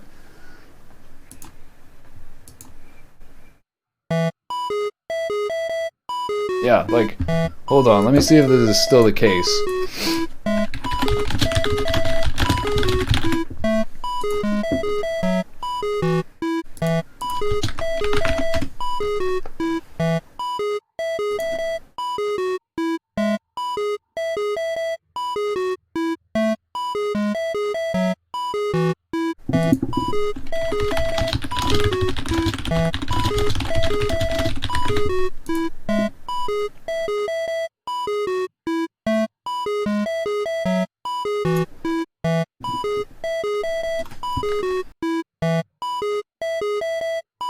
Wait. No, apparently it's binary. I actually can't find any information on that. So, I saw somewhere... Okay, hold on.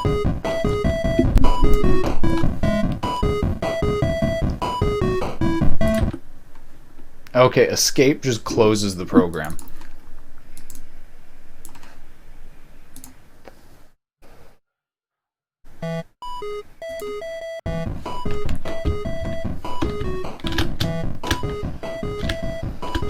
It has absolutely horrible physics. It's so bad.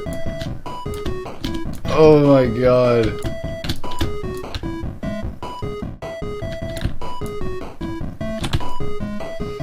You can't move. Wait a minute. Can you just go up forever?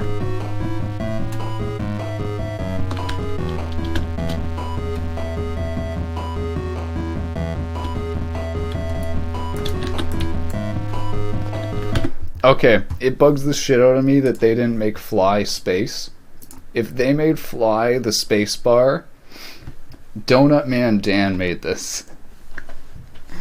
Dude, okay, so this is what I've been saying for a while. I haven't said that. I used to say this all the time. People need to play more goddamn games on itch. Like, it's, I don't know why. It's just so fun to just mess around with these little games. I don't know why people don't do it more. Run absolute masterpiece. Through the Road is a retro-style, fast-paced racing game. Drive through post-apocalyptic and snowy stuff lands and avoid hitting rock. Everyone wants to murder your ass with rocket launchers. Well, good luck.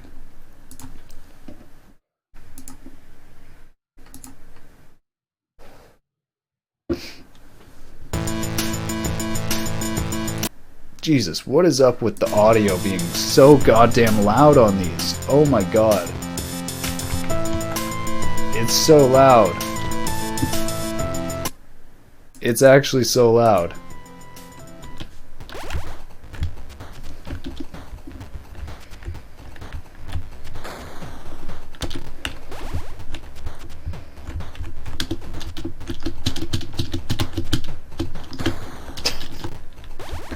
This isn't a bad one.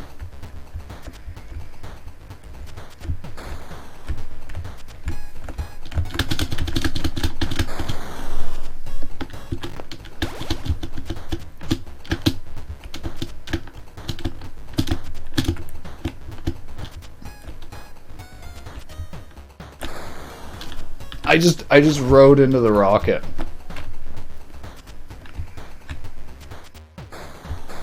Oh, there's warning signs where the enemies are. Good shit. Okay. You can just play this one, by the way, here. You don't even need to download anything.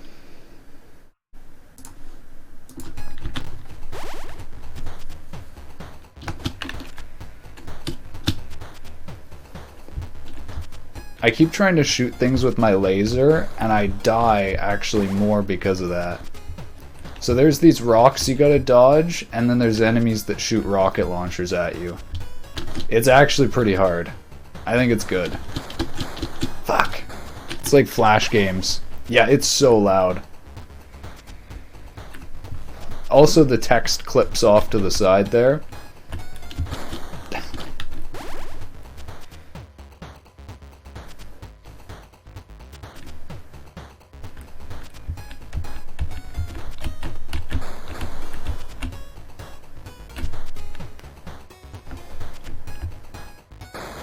Oof, you can damage your car. Alright, that's okay, so I get what interesting interpretation of glide. Alien jump. This one could be good. Godot engine. Might be worth playing this one.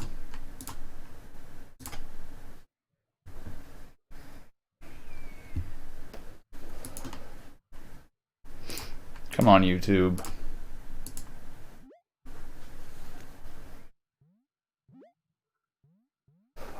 Oh, it's mobile only. And they have it cost money. Are you kidding me? Holy shit, dude. Dude. What the fuck? It's a scam.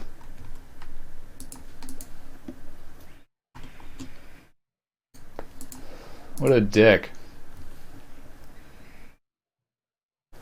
Okay, this one I think is going to be good. Because the guy just said try to glide around the world and collect points. Be aware of red posts and wall. Like, it's so minimal. Infinite runner. It makes me think the guy just did this for fun. Like, it's not about, like, being the best polished thing. It's just about being fun, hopefully. Wait, what did it say I do?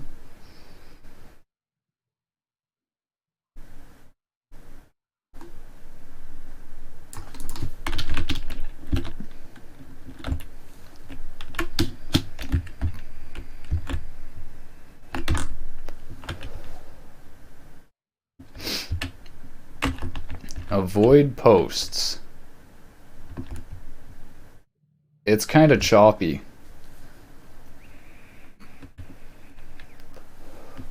Okay, so you get points subtracted.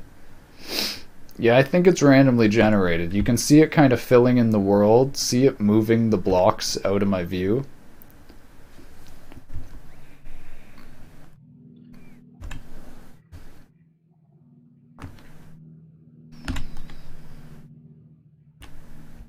You know what? This is the best one so far.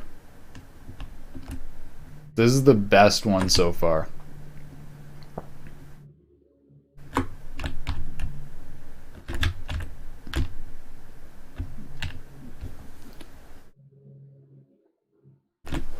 Oh yeah, this is an online one. You guys can play this.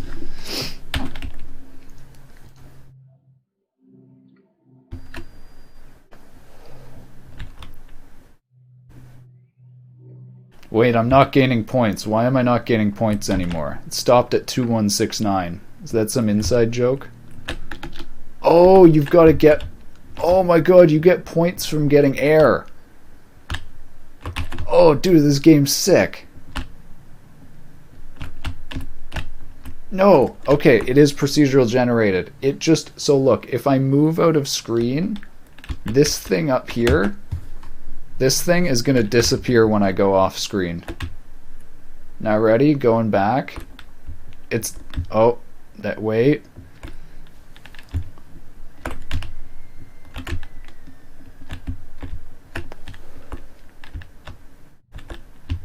No, wait. Maybe I'm wrong.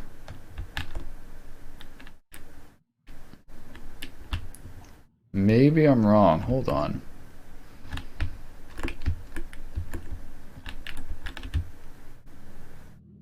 I'm not sure. It might be procedural generated, but also have a fixed like state.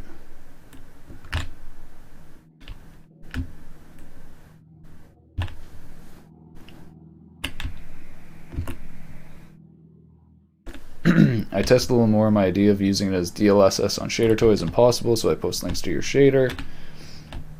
All right. So that's actually, I would almost say, like a 3D platformer for gliding. Like, in a way, even though there's like no platforms.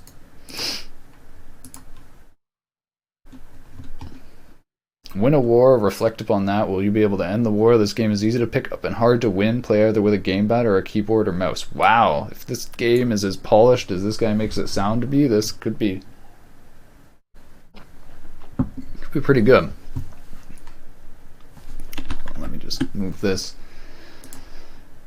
Press M to start with the mouse and keyboard. Press G to start with the gamepad.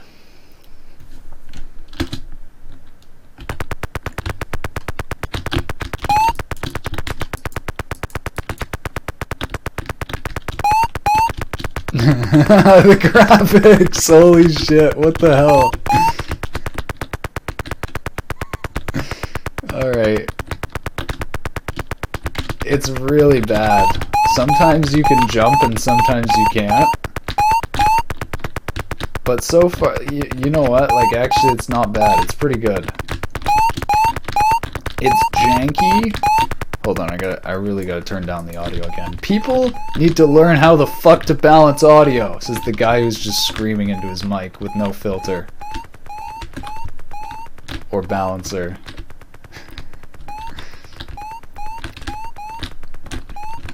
So, you can climb up their gravestones.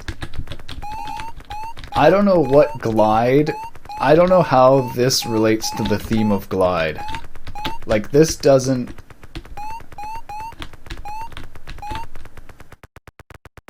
Oh, I died. I don't think this is using the theme of glide.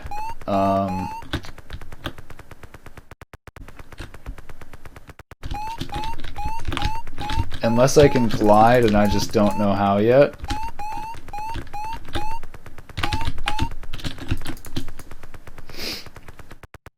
That's actually a cool mechanic though. This whole thing of killing people and then climbing up on their bodies or gravestones. Dude, that's brutal as fuck. That's totally metal.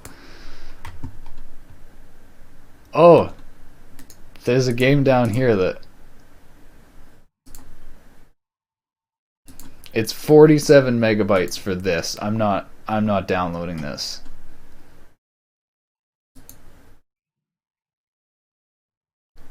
All right, all right. I think this is actually really good. This is really good. I like this.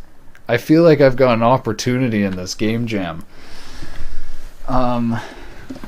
Oh, okay. So I'm still open to this idea of doing a game where you glide across ice. Like I almost feel like okay, wait. So this is crazy. Let me just what is this game called? Okay, maybe people can tell me what game this is. There's this racing game, 3D. I don't even think it's a game where cars drive around these crazy loop-de-loops. It's not Trackmania. You don't actually play. The cars go by like a set path where they like do these crazy jumps and things.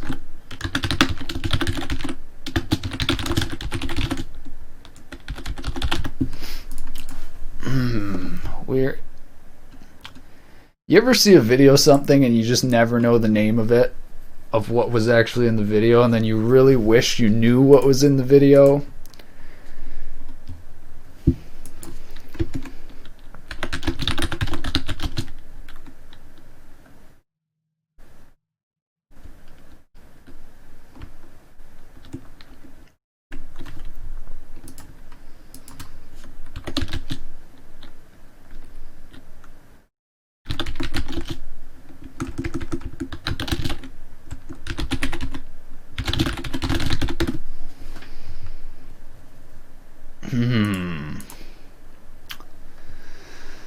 What was it on what console? That's the thing. I don't even know if it was on PC. I don't know if it was a game.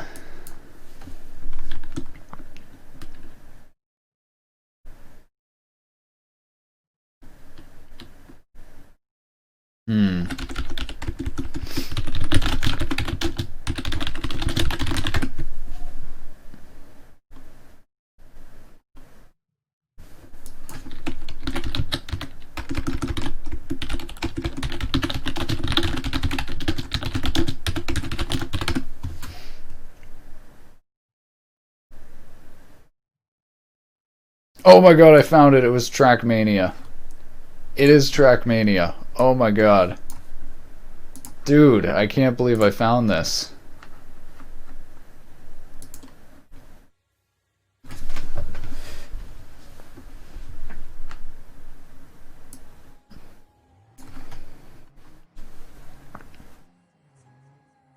Okay, so I'm not saying making a 3D game, but I'm saying loop-de-loops made of ice and super glidey car physics where you have to like accelerate at the right time or your car will like flip over. This shit is crazy. Like basically a course designed so that you just go forward. Like it's sick.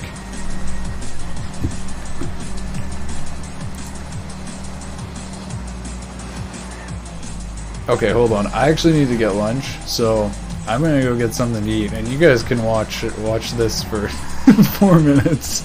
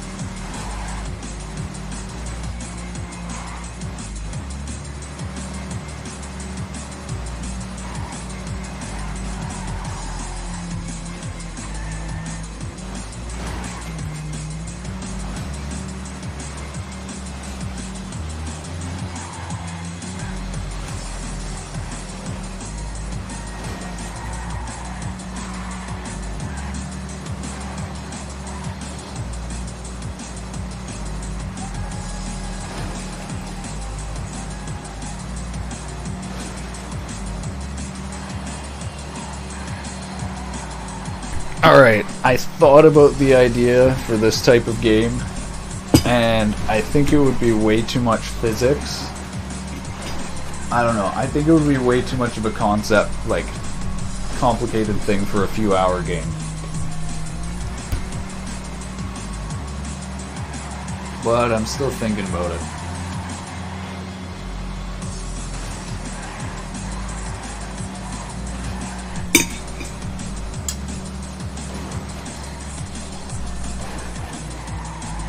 Because the whole thing with ice, and I was thinking about like, oh, having like changing terrain material.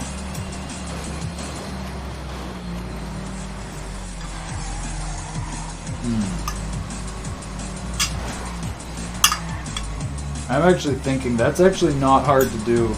I could just do some hacky shit. Why not start with a physics engine with friction? Well, that's the thing. I already have my physics engine. I already got friction and bounce. So I can just, like I was just about to say, I can do some hacky stuff where if I want to change like the friction of the ground, since the only thing that's moving is the player, I could just change the friction of the whole ground to wherever the player's position is, because the only place it's going to be checking is the player. And I mean, actually, with layers, because I do support layers and layer masks in the engine, I could do that whole it's not very efficient, but you can do the whole thing where you have one layer with the exact same object as another layer and just different friction. Which isn't good, but I mean, it works.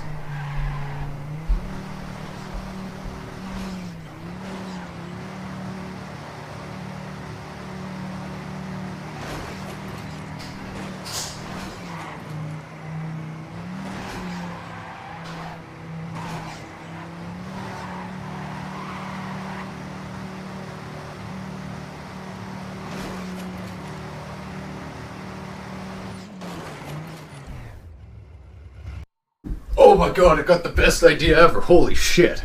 Oh my god, I figured it out. Oh my god, I got it. Wait.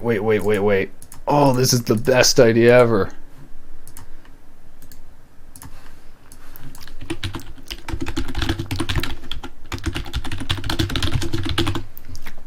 This fits the glide theme so perfectly.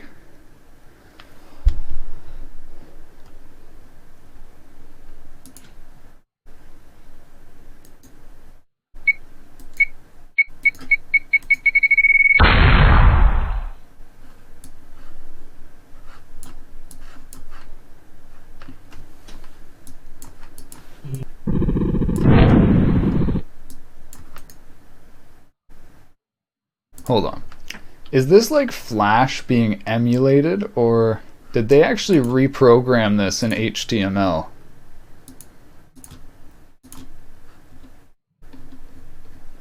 I wonder if they... Did Addicting Games go through and reprogram stuff in HTML, or like...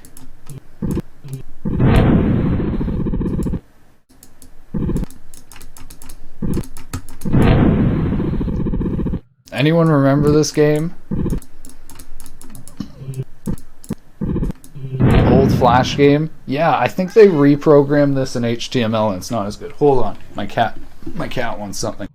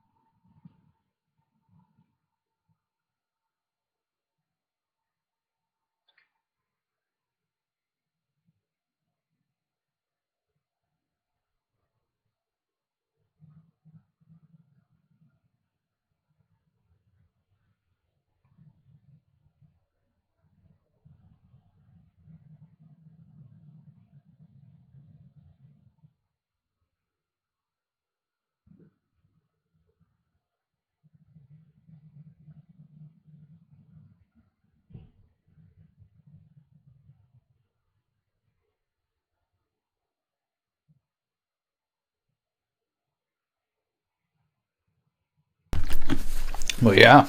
All right. I'm just going to copy this. No. I need to think about how to do this. But how to do it...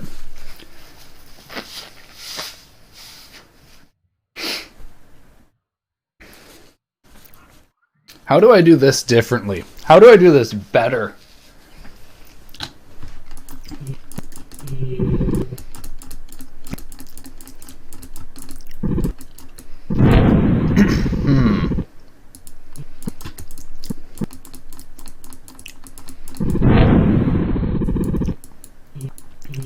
I'm wondering of even doing this same thing but differently. Like, the theme is glide.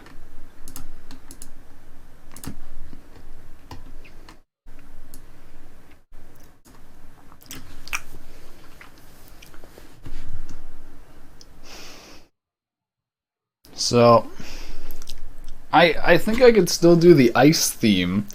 I could do, like, I'm almost thinking, like, skating through an ice cave where, like, you've got to, like, direct yourself through the cave with, like, glidey movement.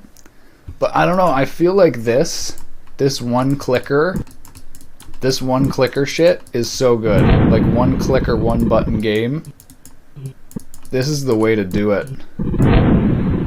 Like, these are the best games.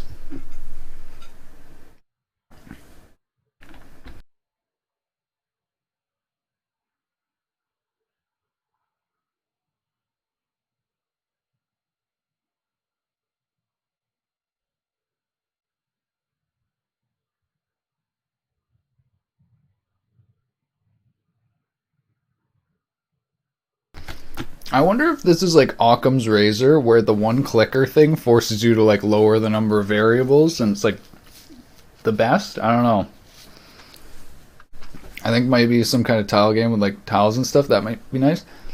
Yeah, so you could also do something like Bejeweled, or I don't know if you remember, I can't remember what it's called, where the jewels spin around. You could do something with like gliding puzzle pieces or something. Like the, yeah.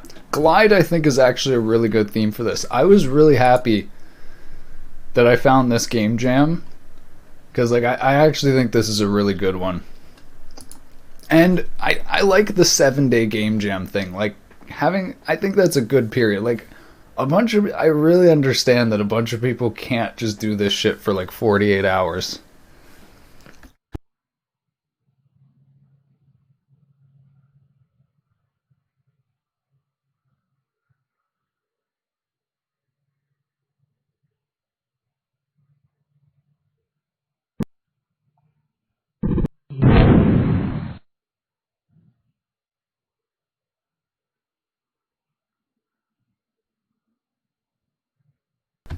This is an itch thing.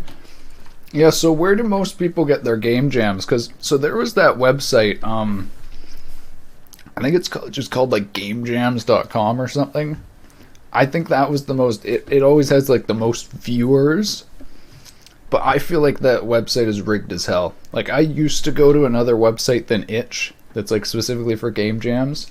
I can't remember what it's called, but it seemed super rigged. Like, they basically were monetizing it through like game jams, even though it had like just regular game jams on it. I feel like the itch game jams are just like people who just want to practice game dev and just get better, or it's majorly that, and I really like the feel of that. So yeah, what is there that's flying? I could do a bird. You know, I feel like this gliding thing actually makes more sense with a bird than with a helicopter. Like, it really does. This makes more sense with a bird than with a helicopter. So, alright, I'll do a bird gliding game.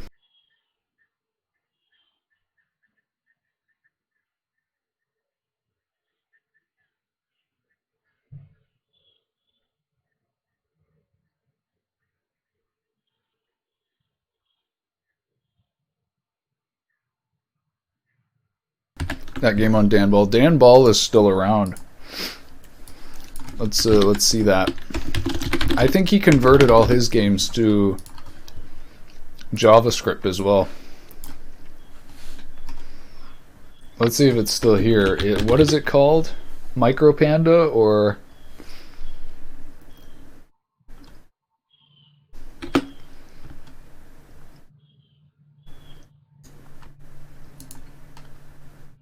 And he has so many little game things. Control Panda with bright beam on its eyes and light park. How bright can you make it within time limit? It's Panda's action game. Its first 3D game. We could finally make it.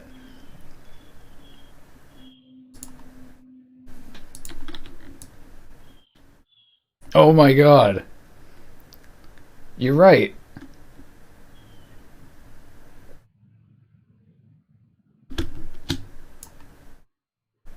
Okay, play freely.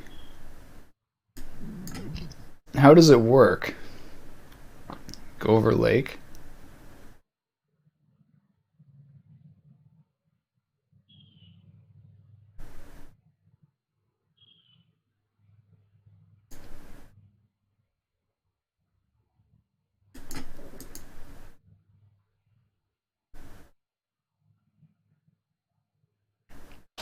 Oh, so I get it. You gotta go through and you've gotta unlock all the parts of the level.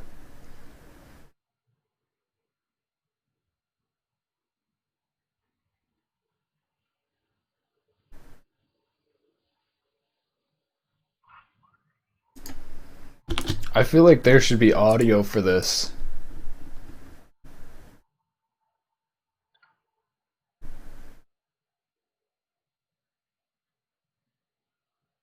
Oh, it's...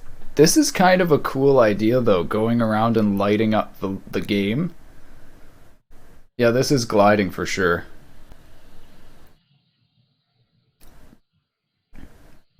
It's a cool idea, though. You go up and you light up everything in the world. Like, this is actually, like, such a good game idea. Like, think about this. It's so simple. You're just finding the objects through the world. But you could do so many things with, as you like discover objects, it illuminates other objects, like in old GameCube and PlayStation games when you like found a key, it would go and like show a cave or some shit opening. Like, oh my god.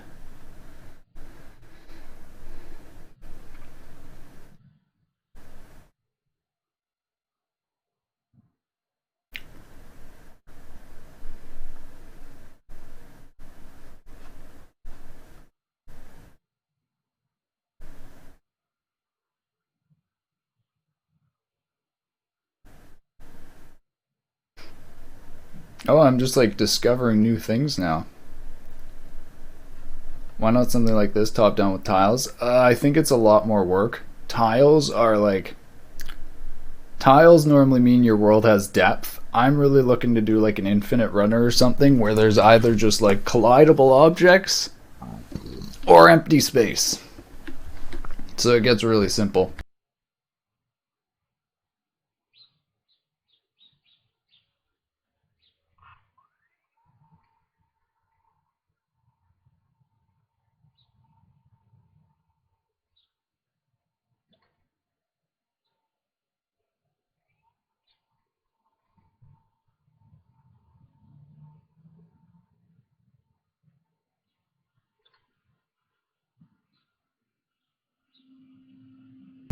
All right.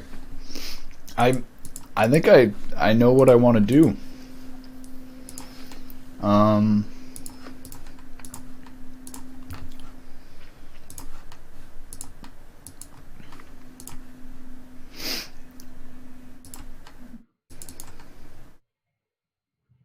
I gotta, so later today I gotta build and release this image synthesizer and make a video tutorial on how to use it, but that's something else. Okay, this platformer physics example.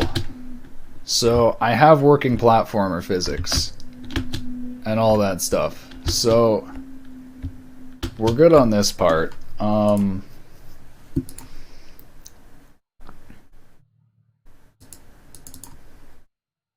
mean, I got soft body physics too.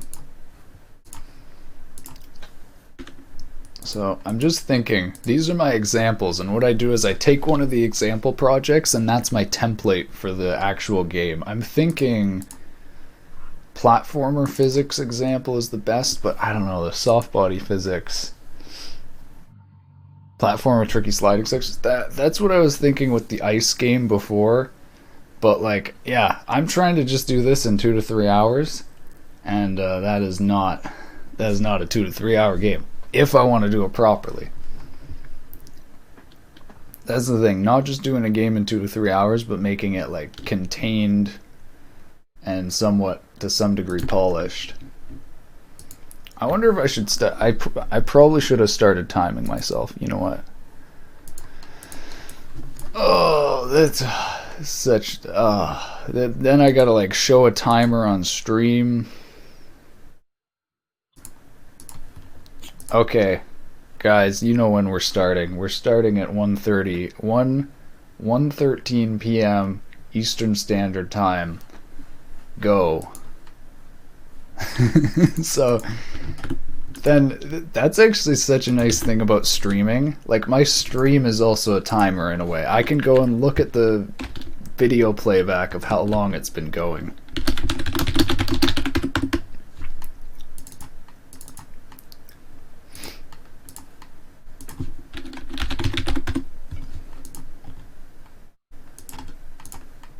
So I'm gonna make like a clone of the helicopter game, but with a bird.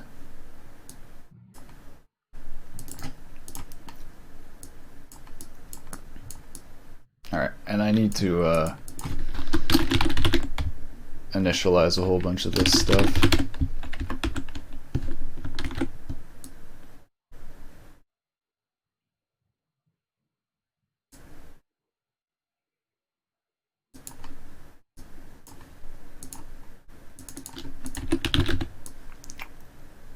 Some stuff I gotta remember how it works as well.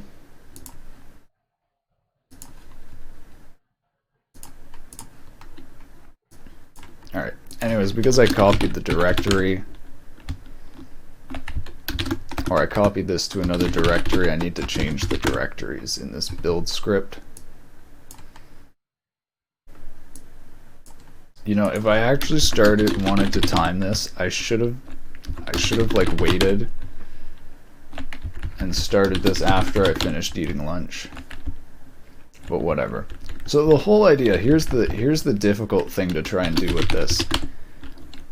Do the game jam quickly, but at the same time don't rush myself, because you make mistakes when you rush, and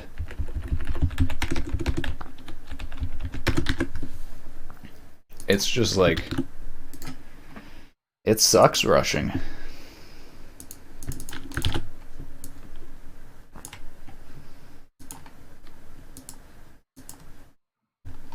Okay. So just to test, to make sure I copied this all perfectly, I'm gonna build this again. Yep, okay, it's all good.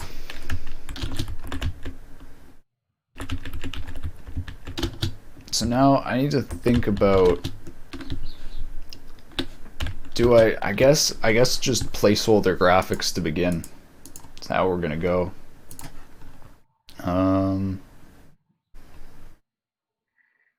Or, yeah. Let me finish eating. Also thinking, I don't want to put music on. People don't seem to like music. And I can kind of get that. But I feel like just silence isn't necessarily good either.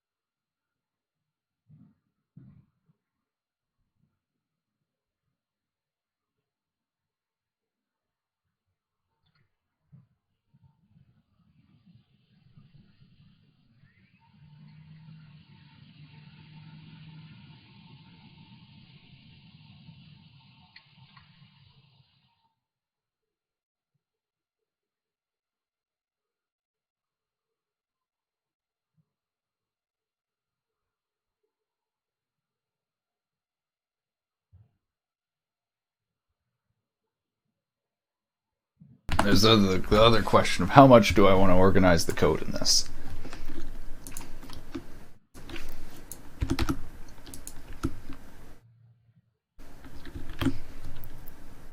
The nice thing is this is like a template to get started. So the bounce and friction actually doesn't matter because the player's just going to die as soon as he hits something. I just realized Flappy Bird is like a copy of the helicopter game. I just realized how close what I'm making is to Flappy Bird. It's like, Jesus Christ.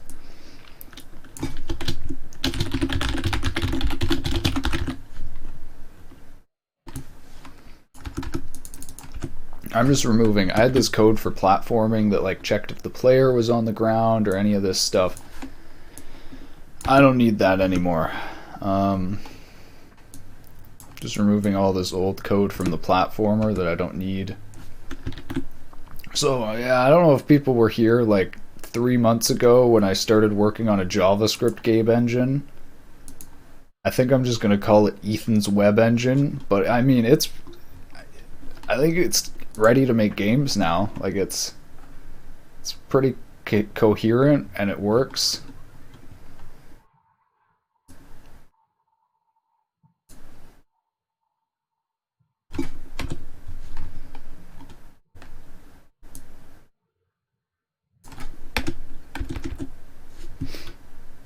Alright. We don't need any of this stuff. So if player dot actually I gotta think about this. I want this to be a one button game. So what I'm gonna do is like any key you press, any key at all is gonna count. So you can just smash your keyboard.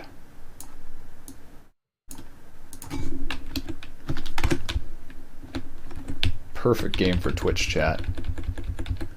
I'm just kidding though. The chat in here is honestly so good relative to like other parts of Twitch.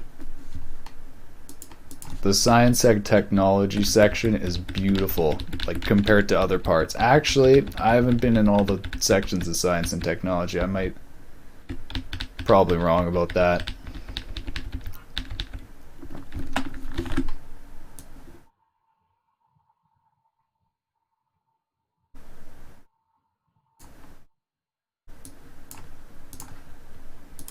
So all I'm doing right now is I'm just making the basic physics where you jump up using either the mouse or the keyboard. I'm thinking I'm gonna do mouse input to begin because that seems normal.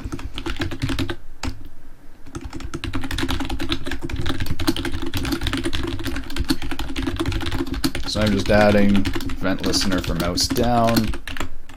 Position actually doesn't matter. And then whenever it does this, I'm just going to do player velocity.y plus equals 10. So they can just make themselves probably... I should probably limit this. Actually. Okay, we're going to do something each frame going up. So whenever the player clicks, it'll set going up to true. And then if they're going up, for each frame, it adds velocity. If they're going up, it'll add that. Going up. If they're going down, it'll go down more.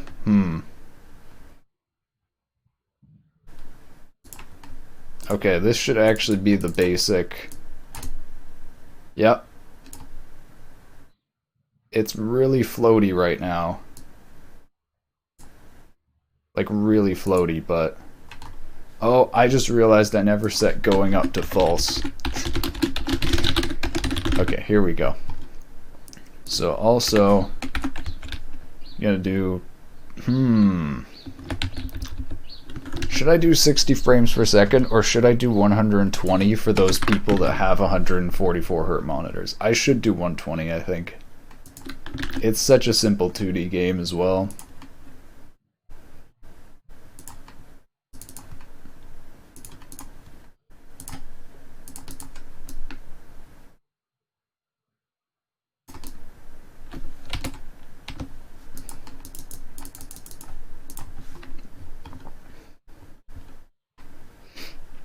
Okay, I need to,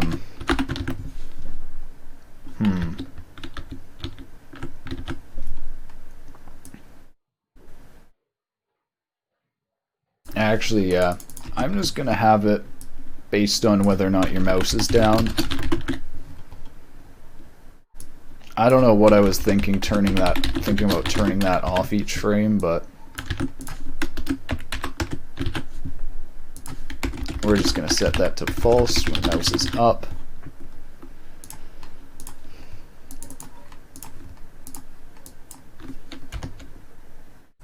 Going up is not defined. Oh, that, yeah.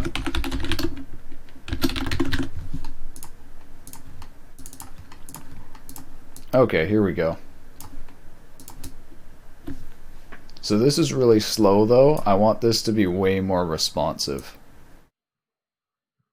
So I remember I was actually making this game Fat Fish to test out WebSockets a while back.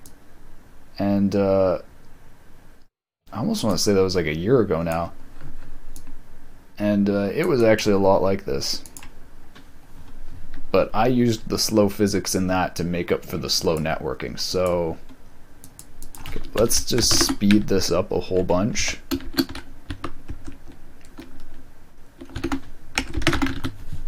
Let's make it way faster paced. Oh. That's probably way too much. I guess I should limit the velocity so it doesn't go absolutely flying. I think that's what's happening here, is the velocity goes way higher than... Let's just clamp the velocity, because I mean that's how it works in real life too. You've got air friction, so actually it doesn't make sense for it to go to insanely high values, especially if it's a bird, which should actually have a good degree of air friction. What's happening here? It's just...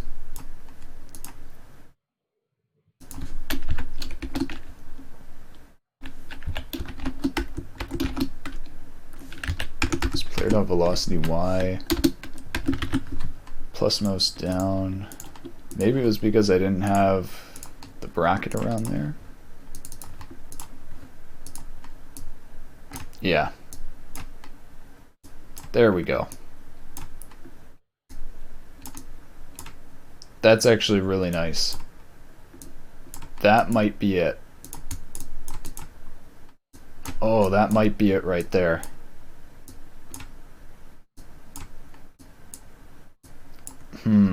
Maybe make it a bit slower.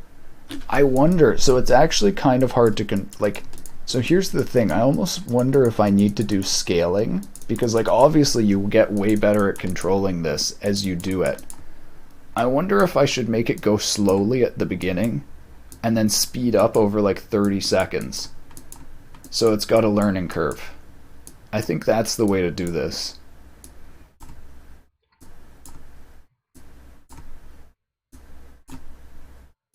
Yeah, because I'm getting good at that. And then the other thing is, like, as you get into more difficult levels, you could have to like maneuver more. So let me try and increase the speed.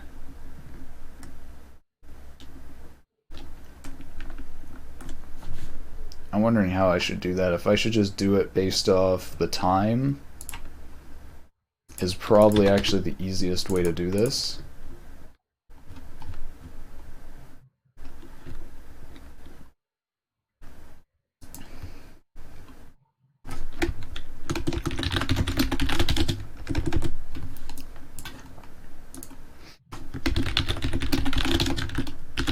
What am I using FPS time for here? Oh, that was when I was measuring FPS. Okay. So the speed is going to be dependent on the time since the match has started. Minus start time divided by 1,000. So we'll accelerate from like 0.1, and then let's limit it at 2 so far. and I want it to happen over 5 seconds. Yeah, let's do 10 seconds. So I wonder, should I keep the speed that you change should I make the delta the same, or should I change the delta and keep the max speed the same?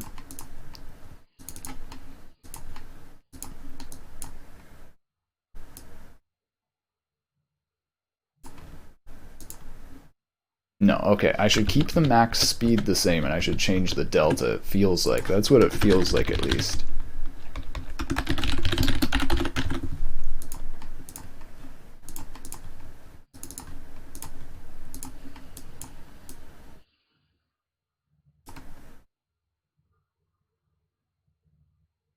Okay, that's way too slow to begin. But I like the idea.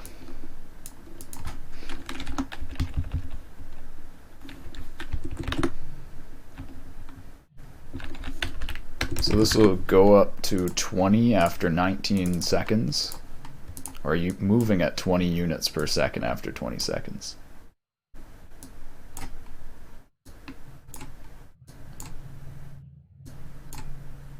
Yeah, so I think if you make that slower, that's actually a really good way of doing the learning curve.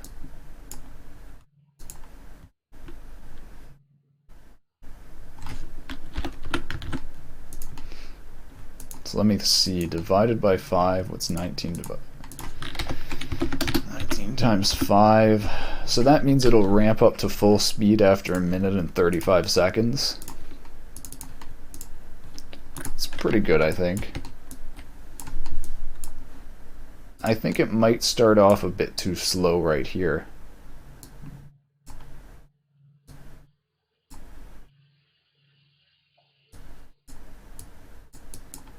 I'm not sure. No, it's actually kind of nice having it get faster. So I'm just imagining having things to dodge right here. Okay, I'm gonna start adding things to dodge.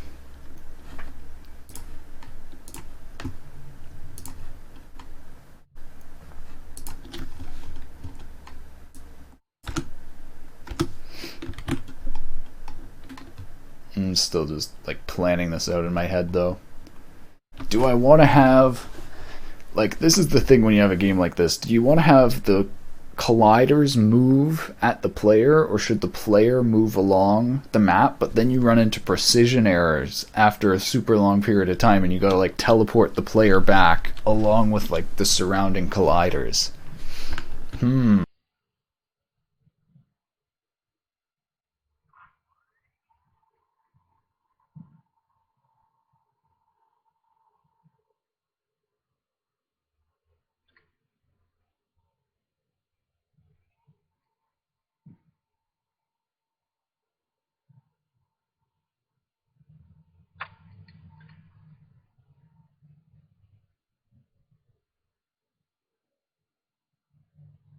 Hold on, I'll be right back. I'm thinking though, what's the best way to do that? I think the easiest way is just to have the player move like normal with normal physics and then teleport him back when he gets too far.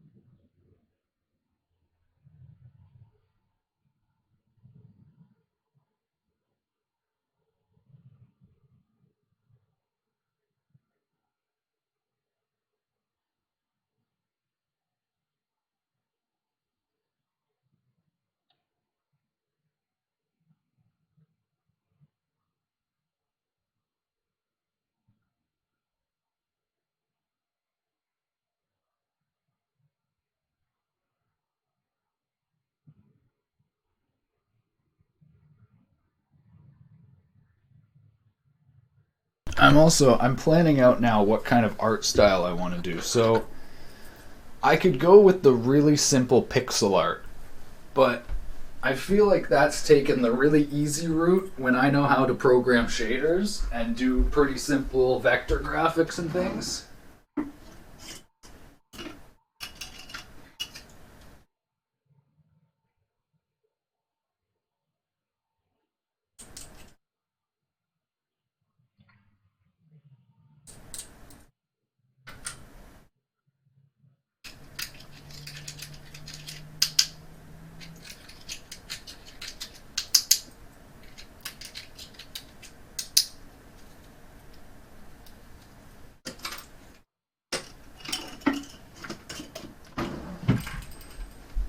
I'm thinking though, just keep it super simple, and I don't think I'm gonna do any sort of shaders or like custom graphics. I think I'm just gonna stick to just plain 2D unlit.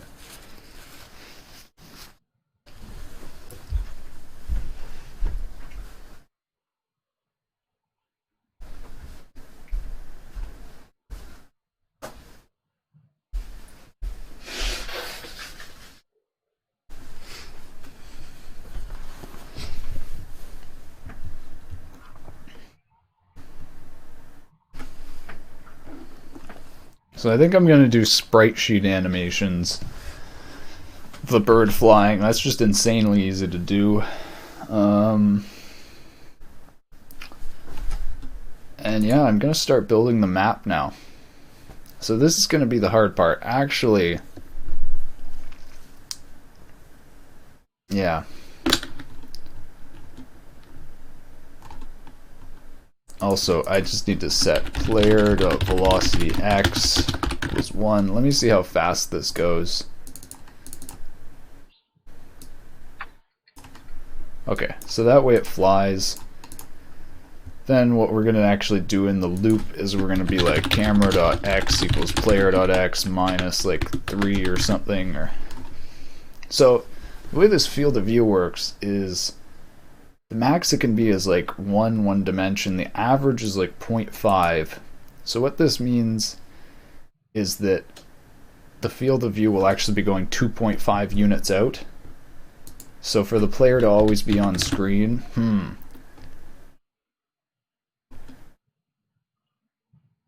I would actually need to scale this by the screen aspect ratio, which I'm not. Let me see, I think it's in graphics. Display.aspect x, I believe. So this way the player should be on like the absolute edge of the screen, so you have much more visible space in front of you. Oh, he's actually on the other side, so wait. Actually needs to be player x plus, not minus. Here we go.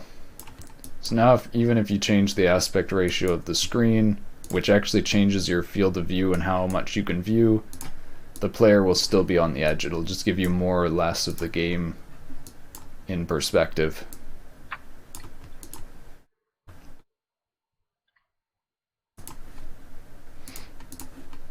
I'm closing that out each time just so the physics isn't still running. So I'm going to move that over with a little bit of padding so you... How big is the player? So like, I have the player as 0.1, so I guess just subtract 0.1 from that. I don't know. I'm also thinking about what are the obstacles gonna be. Like I was kind of thinking having you fly through like a canyon or something, but I really have no idea what kind of art to do. Maybe you're a bird dodging planes, and if you hit the plane you get turned into a red cloud of mist. No, that's probably way too dark for a little 2D game.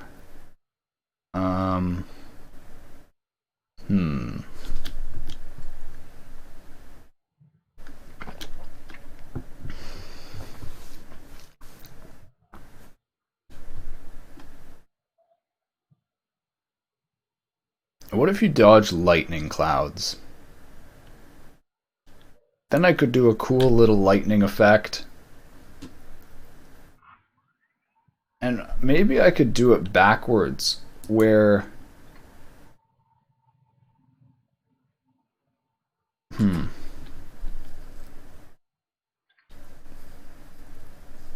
I feel like lightning clouds aren't obvious enough of a threat, like...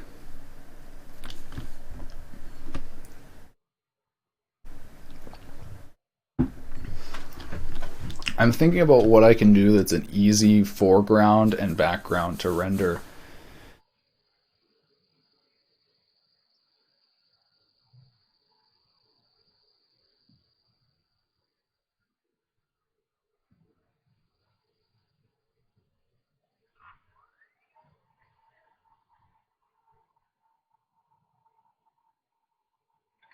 I'm wondering even about like pseudo 3D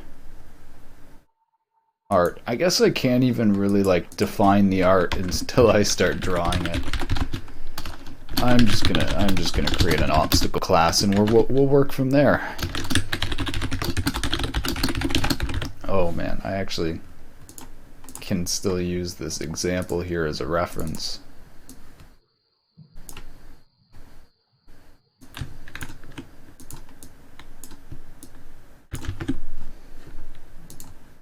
Yeah, then there's the other thing. Do I want the colliders to be circles or boxes? Or both? Because I mean, I'll probably have different obstacles. I feel like circles are nice because like you have I don't know how to describe it, like arches to go over, and that matches the movement of the player falling with the gravity in that.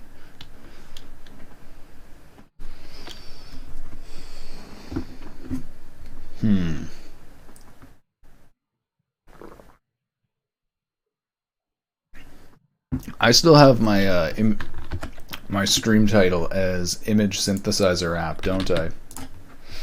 Hold on, let me just change this.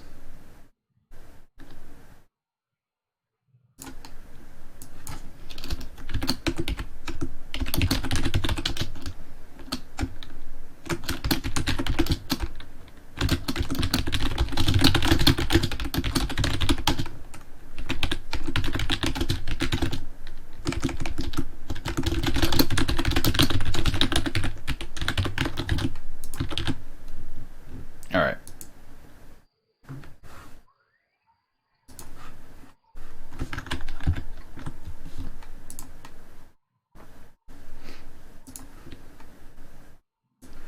Yeah, so this was lines. I almost wonder if I should do like cliffs or whatever, like you're a bird flying through like canyons or something. I feel like that would be a really good opportunity to use my image synthesizer too. Generate some random tiling canyon images. I think I'm gonna do that. I think I'm gonna define this stuff by lines. So they're like shelves, I guess, or whatever. So what I need to do is I need to load in the world as chunks as the player flies through it.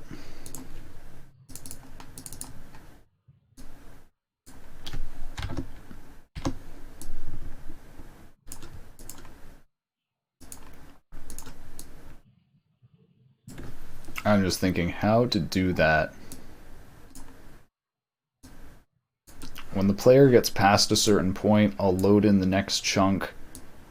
When the player gets past a very far point, I'm going to teleport the player backwards, as well as teleporting all the other chunks backwards with the player. I'm just going to have 3 chunks. There's going to be the one farthest away currently being loaded in. There's going to be the one that's like basically right here with the player, and another one that's going to be like sliding backwards out of view, and they're going to like alternate between each other. Oops. I feel like chunk systems are like the hardest part of games. Like when you try to do things optimally.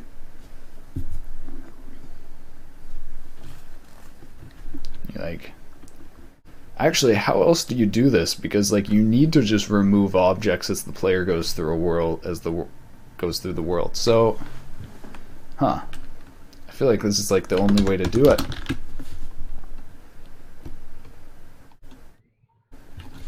I actually think I can just initialize this like this, because it's just an array of objects in each chunk.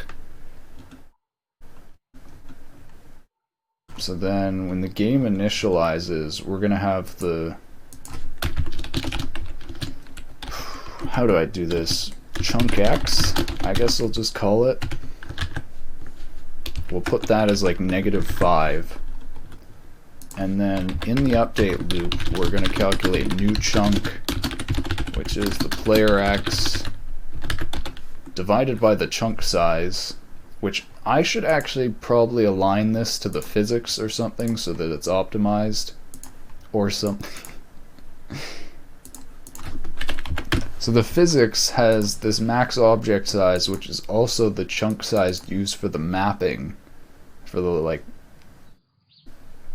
lookup, quick spatial lookup. I think 100's actually good for this. I might have to change it though. But yeah, maybe make the chunk size like... I think I'm going to make it small. I'm actually going to make it like 2. Just this way that I can see it loading in and out on the screen. Or actually, we'll do... I guess I'll do 4. Like, I want to be able to view the chunks loading in and out so I can debug it at the beginning. So then, if new chunk is bigger than chunk X, then we actually need to load in this new chunk. Actually, we might even need to load in more than one chunk.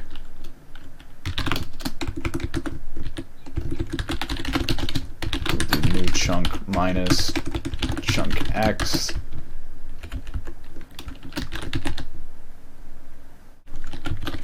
And limit that to 3 new chunks.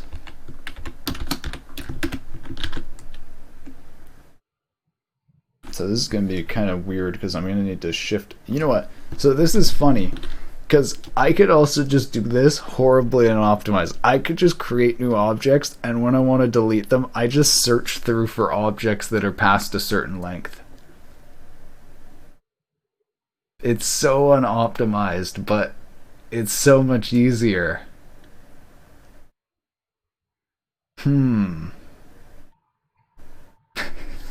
It's so much easier. Like, actually, if I just create a deletion field behind the player that just, like, finds all the objects that go that far back and deletes them, oh my god, it's so much easier.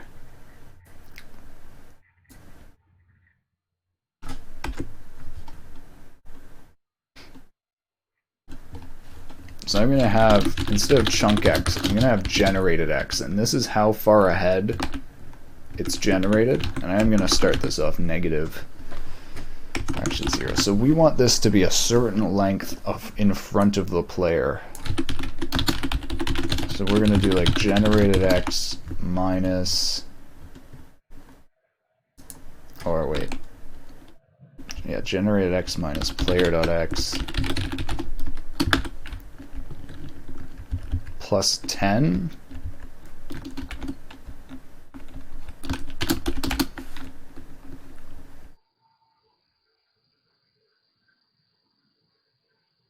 Yeah. I'm just thinking we want to limit this to 0 as well because the player might actually be farther. I actually don't think this is correct because as it gets closer to generated X, it's gonna get larger. I think this is actually supposed to be player.x minus generated X.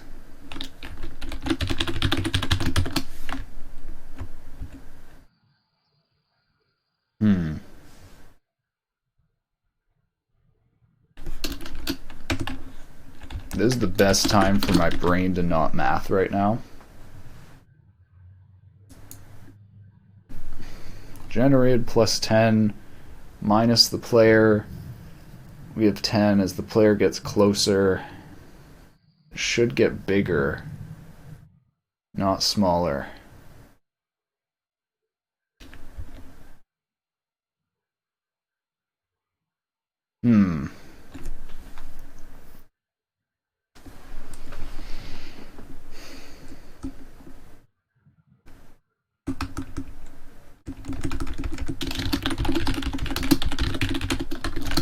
Player.x minus generated x.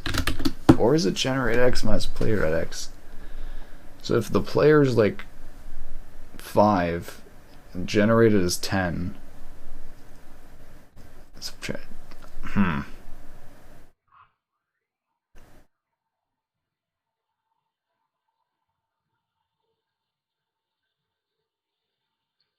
This actually gives a bigger value because it's negative. And then you do plus 10. Oh my god. Math is hard, man. The simplest math my brain just struggles with sometimes. It's like... So then, if this gen amount is bigger than 0, then what we do is we run this, we add the gen amount to generated x, and we run a for loop generating the chunks in the gen amount.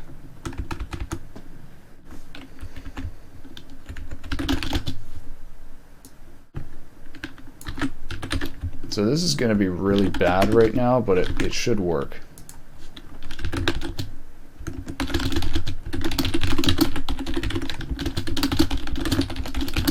So this will loop through all the chunks, and now what I'm going to do is I'm going to generate lines at the chunks.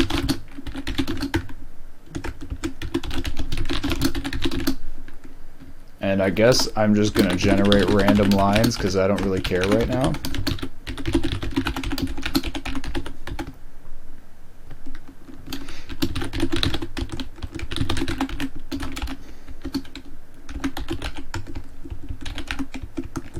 Hold on, I do need to have the x change based off this though.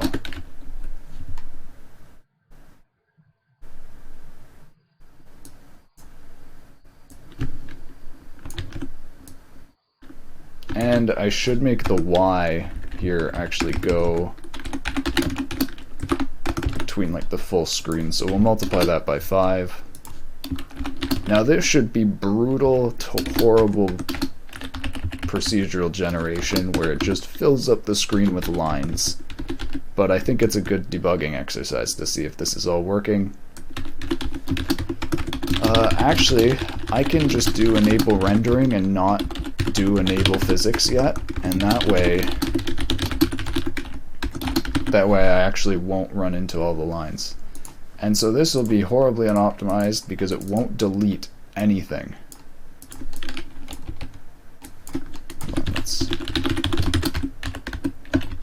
Okay, the generated X is working, but it's not showing any lines.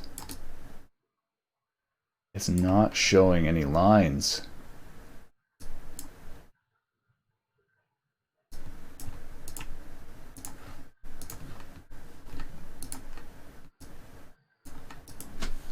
Maybe it's because instead of doing plus X,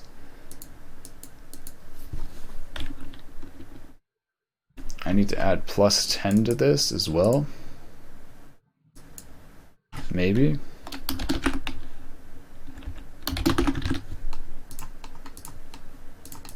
Because I think it's actually generating off the screen right now.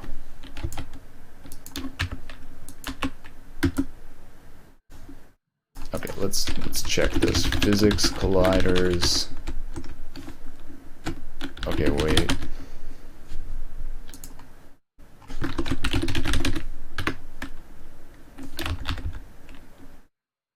No, there's no scene.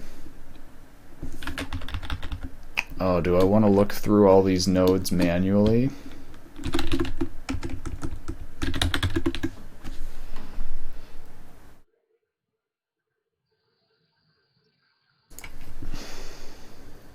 Yeah, I can't easily debug the rendering objects. I can debug the platformers though. Why is this not rendering? That's the question.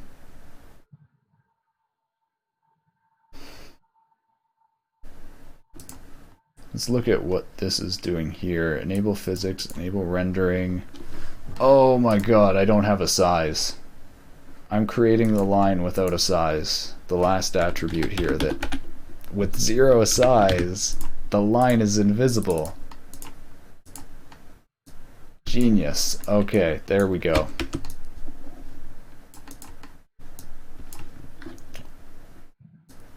Really bad procedural generation, like I said, but there's our lines.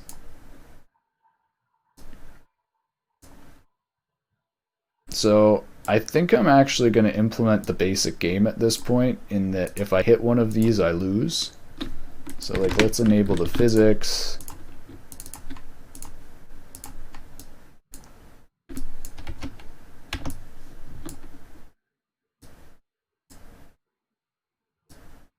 And now this should just straight up stop the player. Yeah. Okay. Now I moved backwards. Could just make the game so buggy. Alright. So what we need to do is player.onCollision. This on collision. Player collision.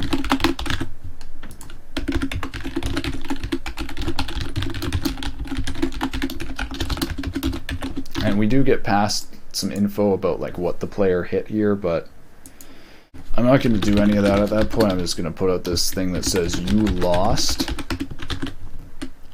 And then maybe I'll reset the game. I think that, yeah, maybe reset the game.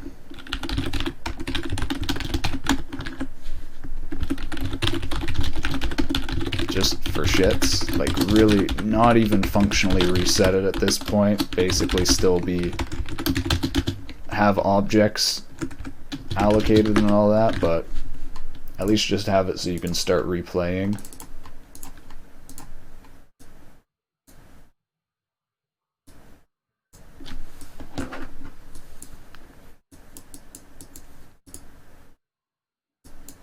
You lost. Oh, so something bugs there when it resets. The player's invisible now. I don't know what.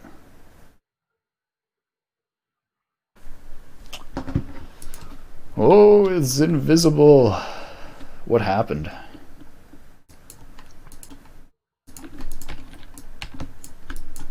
I'm actually going to check player.x when it hits here, what happens.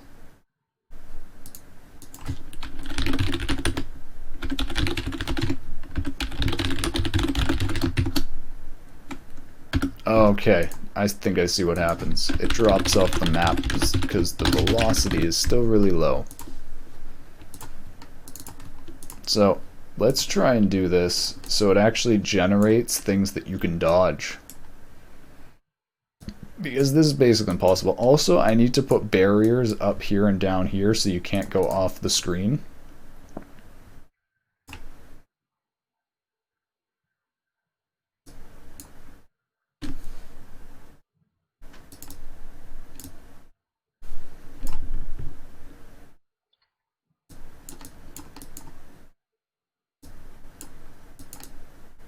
Oh, so I think what's happening is the delta time is building up to like a second, and it's repeating like 1,000 frame ticks right after the alert call here. Because alert freezes everything.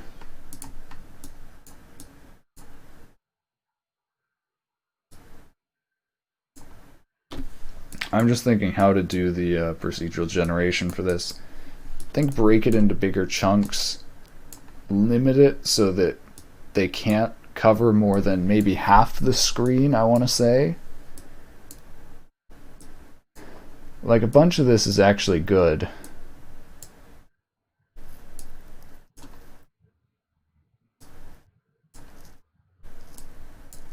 I feel like this might not be bad generation actually at this point. I just replaced these with images of stone walls and stuff, and it's good. Let me do what I said about adding lines straight across the top and bottom that block everything off. I don't know if the best way to do that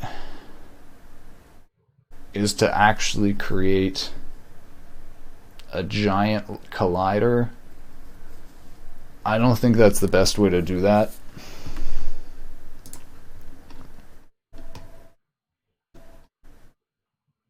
Hold on a second.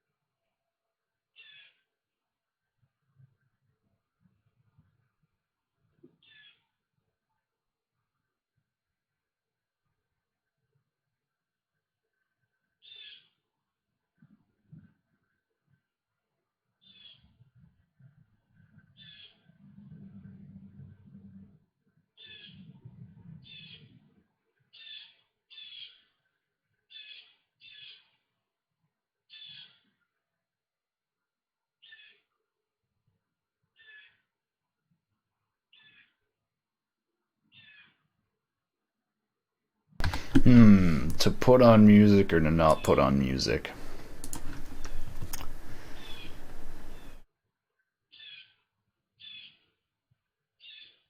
So I think I might use a custom distance function for those super big lines, but at the same time, I'm super lazy, so I'm just gonna create massive lines.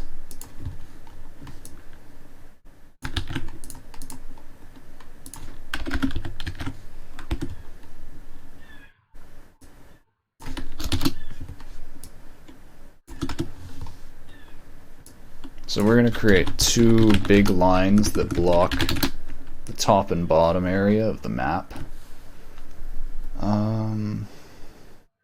Where do I want the top and bottom to be specifically?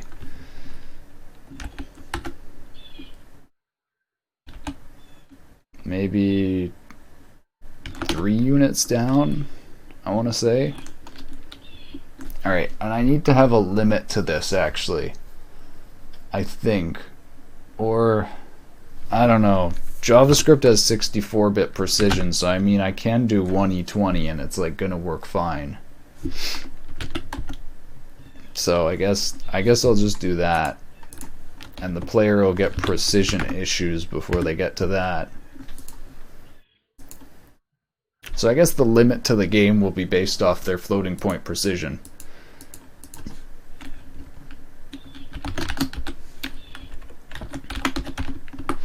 And we're going to do a thin line for that. And we're going to do a very similar thing for the top here. And you know what? I'm actually going to make it go negative 1E24 as well.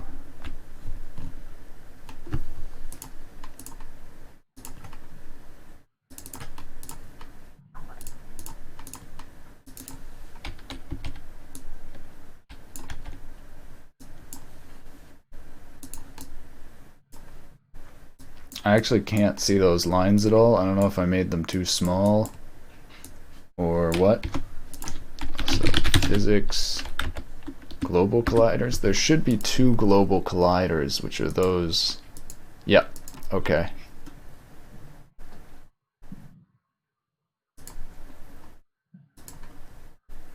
Oh, this isn't good. It created a new prototype. That's actually not efficient.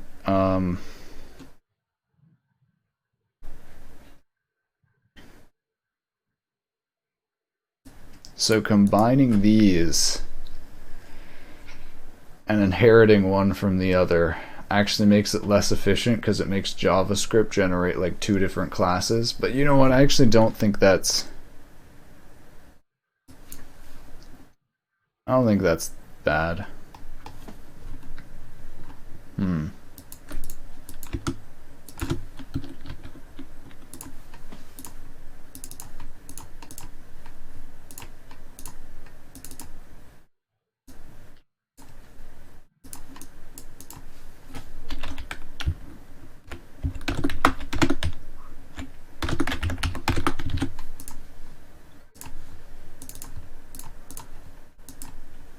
There we go. Okay, so what I need is I need these to be visible on all platforms, even on things with pretty wide screen.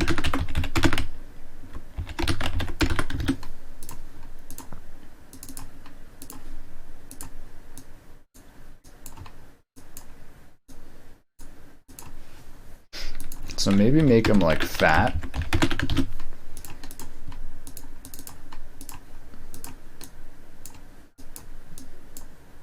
That actually works alright. I don't know. I feel like they should be thin so it's equal on like all the platforms. Oh my god, it works. Even right now, it's actually functioning like pretty basic. But it's working.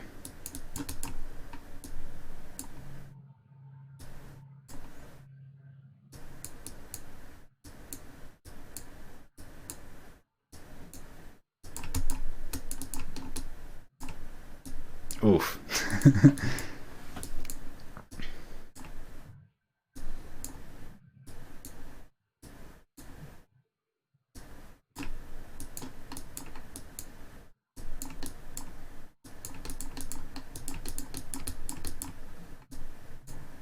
Alright, this is gonna be good. This is gonna be a good game. So yeah, let's make the line a limited size.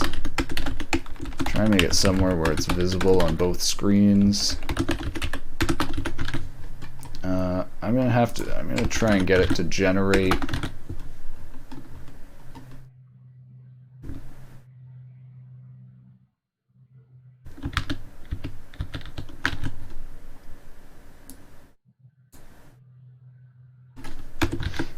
generate 10 units ahead of the player.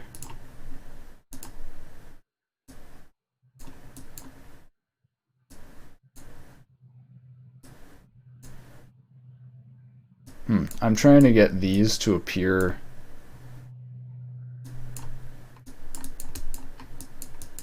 earlier, like in front.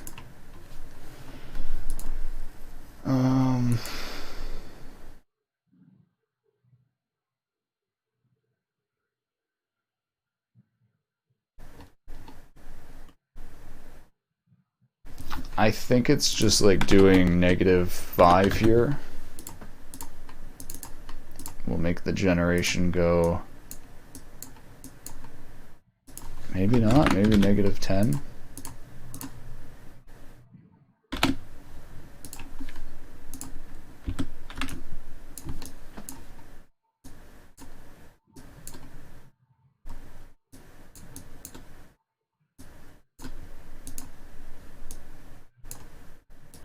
Oh, I think this fx should actually be based off the generated x, not the player's position.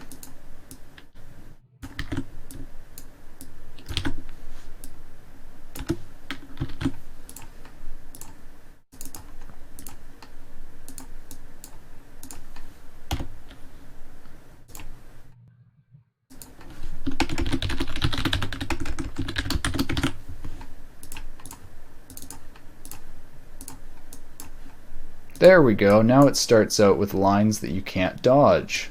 Perfect.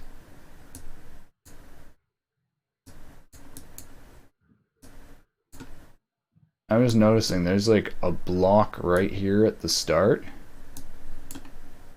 I wonder what that is. I guess that was just a random line. So far this is good except for these lines you can't dodge. So hold on, let me fix that. I know how I can make it so that you can't. So generate one random first.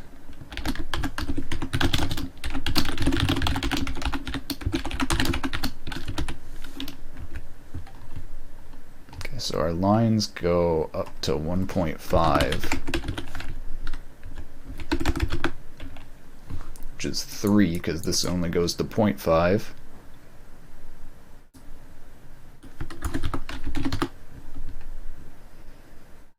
Alright, and then our X and Y one are going to be offset of this one, so they're going to be limited to certain sizes or lengths. I'm just thinking, how much do I want to make a move on each axis?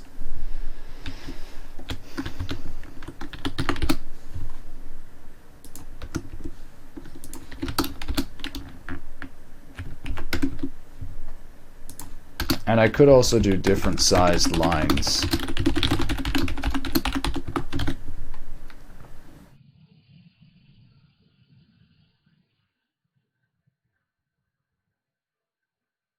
And instead of multiplying this by 5, multiply it by 2. So that way the lines won't go too far.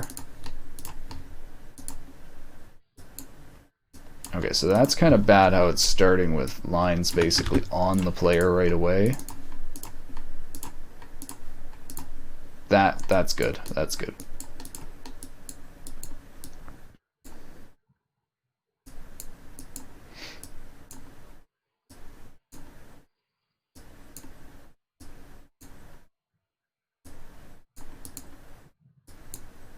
So I'm thinking I'm not even going to do sprite sheet animations for this. I'm just going to do the easiest graphics I can do. Because really I don't want to spend long on this at all. I think the gameplay of this is actually almost set.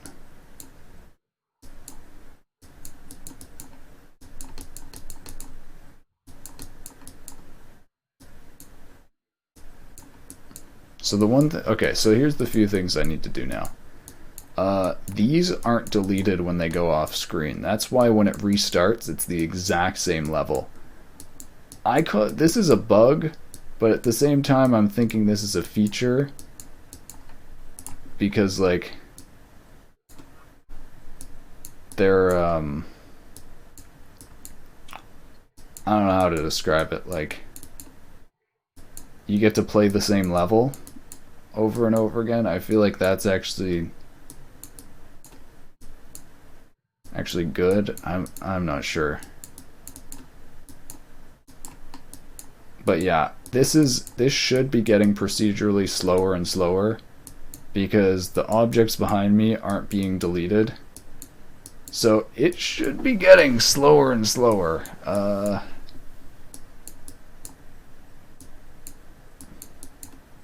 Also, I think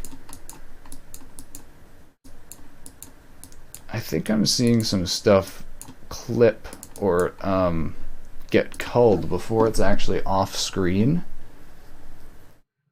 I'm not even certain. Do I have a bounding radius set on these lines? Like, I don't think any of this stuff is actually being culled at all. No, I don't think it is. That must be something else then. Bounding radius is 1e20. Alright. I'm really curious though. I want to just do this until it lags, or try and do it until it lags. I'm thinking I should just disable collisions so that I can just no-clip through everything for a bit. But the performance of this is actually pretty good.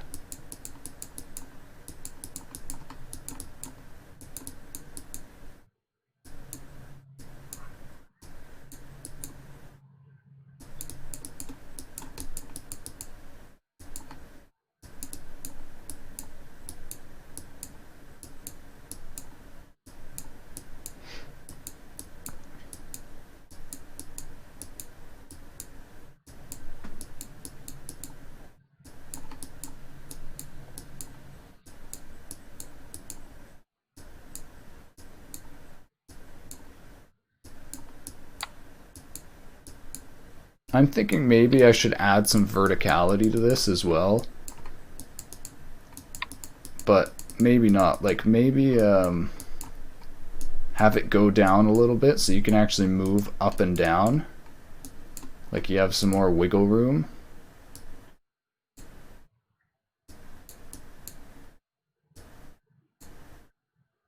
I think I'm going to start getting graphics in here though.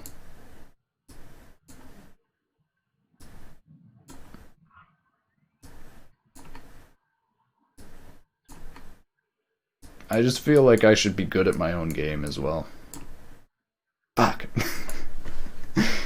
It's the classic helicopter game.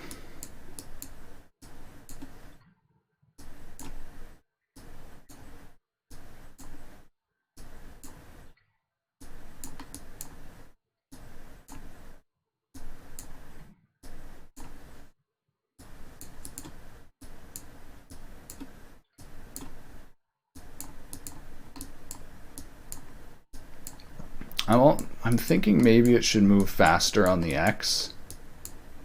I'm not sure though.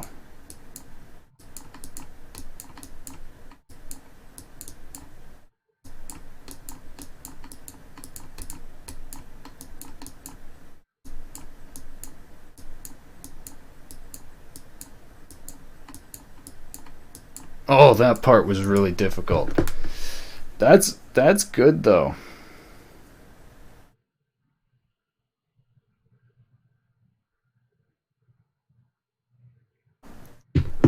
Let's what do I want to do? I want to make these lines a little bit smaller. The border lines.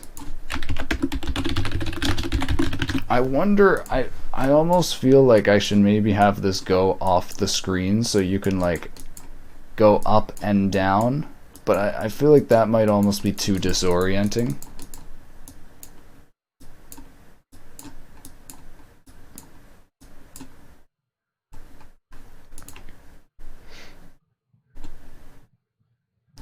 I'm gonna set bounding radiuses on these lines because I mean I have the length here, so So doing 0.4, I actually want to test the culling, the screen culling. Things should actually pop up or pop off screen. Actually doesn't look like it's doing it. Hold on.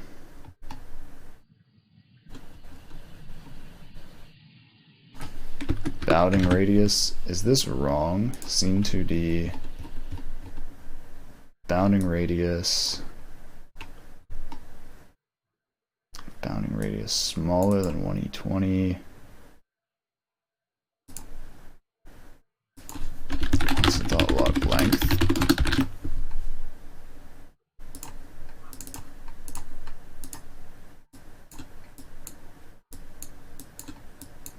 Oh, now I think we have some pop in.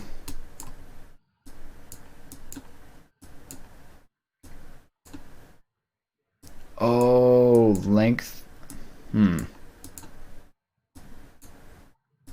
I see. It's because length makes a pretty big culling radius. Okay. That makes sense. That is sweet though. We got culling. Now let's make the lines not clip off the screen like that. Why is it doing that? 0.5 times 3 gives you 1.5. Oh, and then this can actually go above or below that, so I'm going to clamp this to 1.5.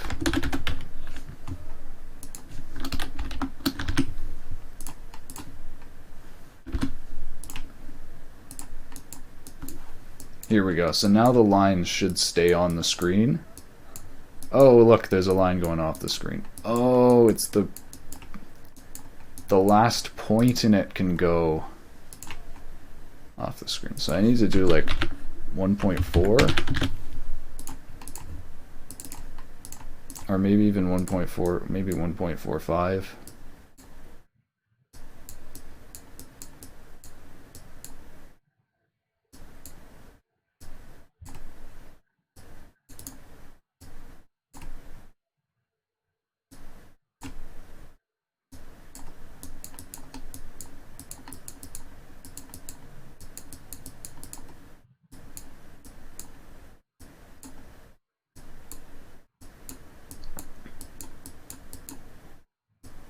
Alright, after I finish this, I want to see how many colliders there are.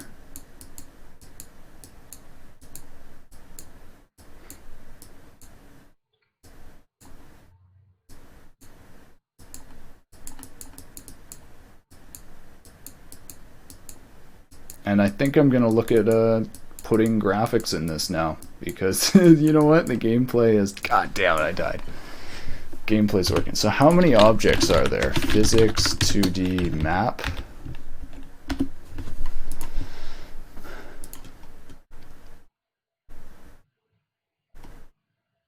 Okay, not bad at all. Actually not bad. Only 60 objects, it looks like. Unless it did them in global colliders. No. No, they're not in global colliders. Okay. So, I need to delete these objects as they go back.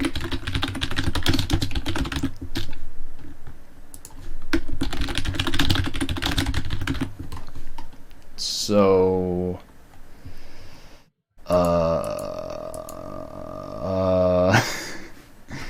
there's multiple ways to do this. I can just loop through every object and check if it's far enough back, or I can check if an object collides. I can literally use the physics functions to find what objects are backward. Like, because I could do where is it?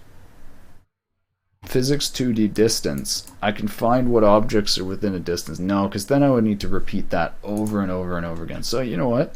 I think the best way is actually just objects. Okay, hold on. I'll be right back.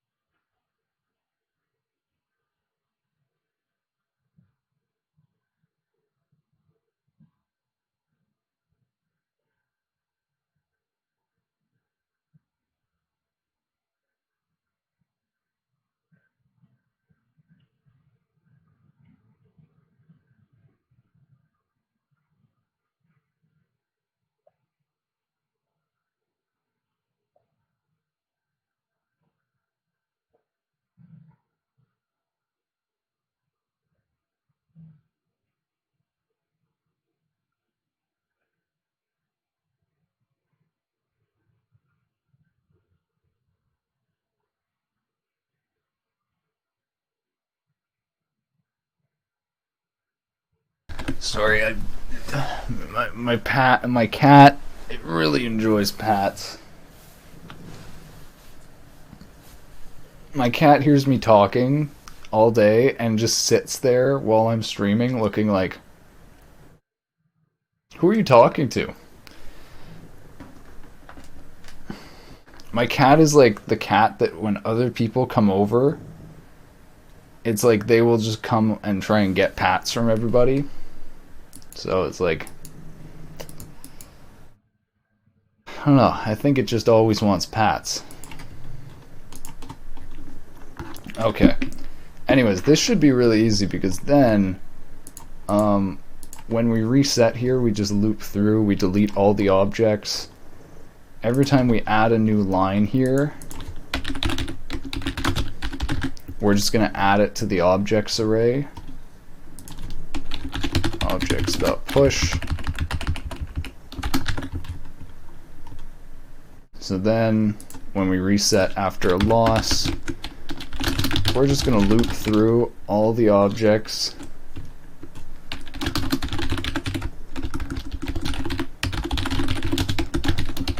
And we're going to delete each of these. And so the way we do that is we need to call object.enable, just like how we do enable rendering at the beginning and enable physics, we need to do this at the end.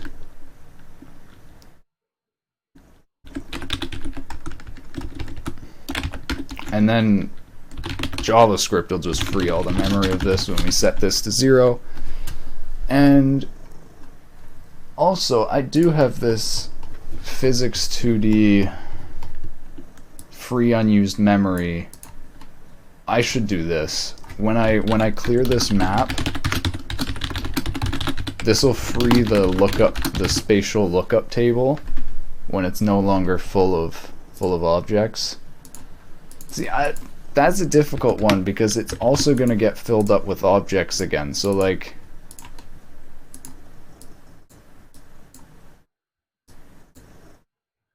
okay, let's see if this works. When I lose here, it should reset. Oh, it froze. Mat node lookup table is null. Okay, cool. We have a bug in the engine.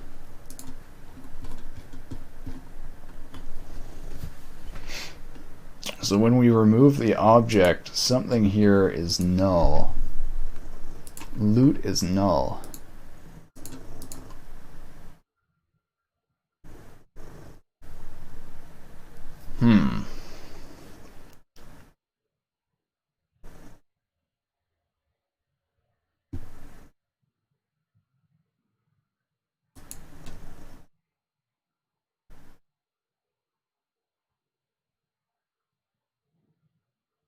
Oh, I think it's because mat node has no lookup table.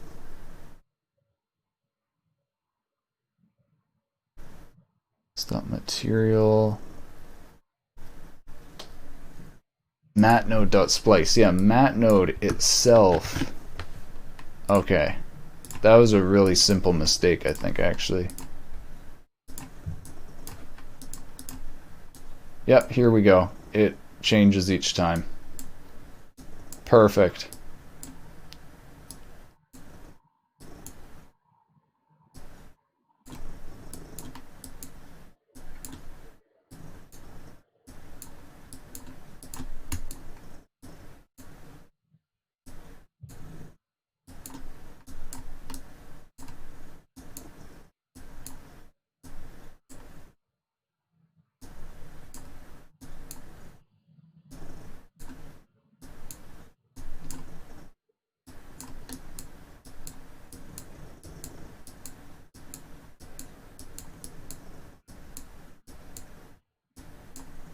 The gameplay of this, I think, is solid. Shit. Oh, so you can see here, it just generates new things each time. Each time it fails. I need to actually do a menu, but for now.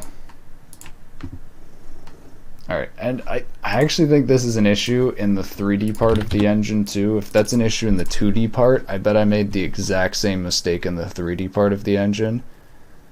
No, I didn't.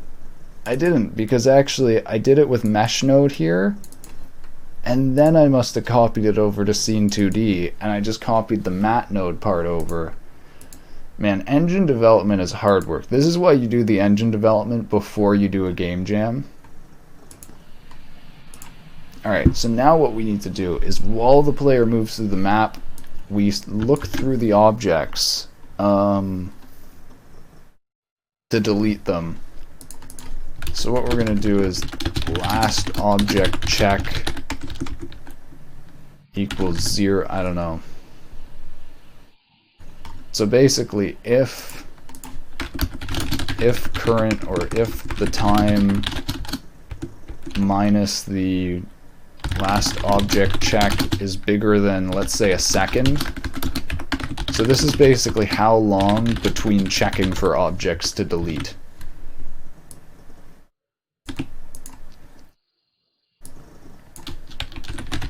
So this will check for objects to delete every second.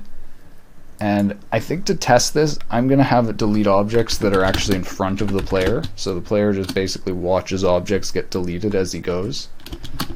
So if, oh, this is actually really interesting, because a whole bunch of objects are going to be here and just get spliced. Because it's going to add the farther ones later. So this is actually going to be really interesting, where if I loop along and whatever's the last one I delete, so it's actually more efficient for me to go along and find what the farthest one along X is, and then delete that whole range. There's actually an efficient way to do this.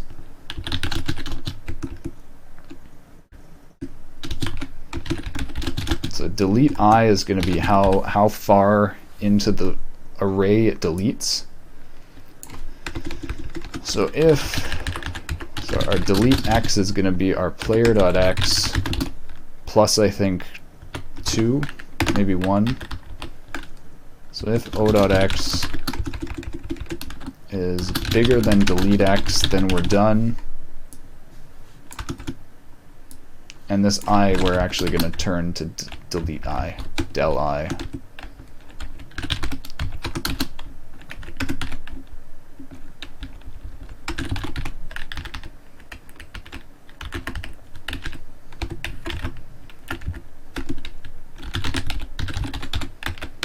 And then finally we're going to delete.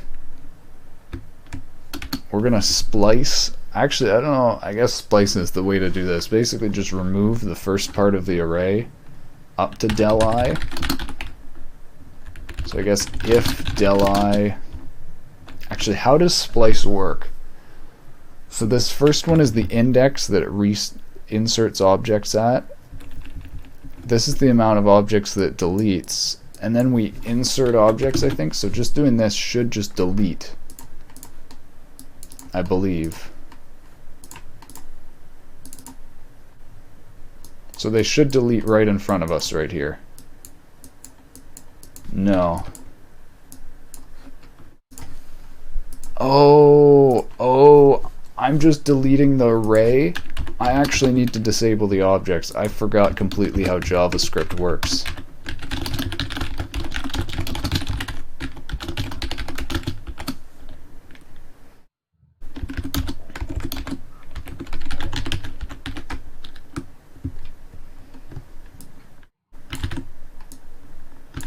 Let's do the same part as right here.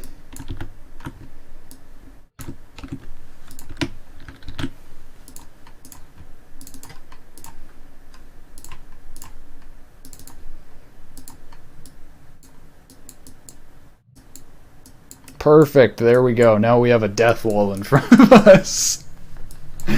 Perfect. Okay, so this is exactly what it'll do behind us, deleting the platforms as we go, so it doesn't use up too much memory.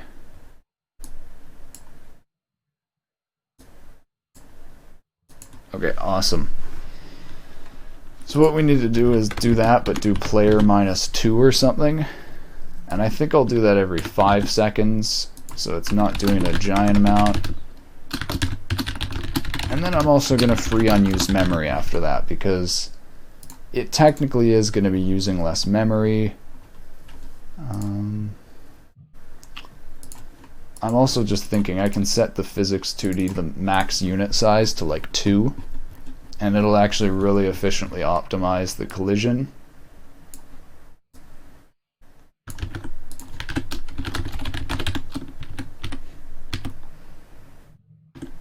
I should create a setting for setting these, but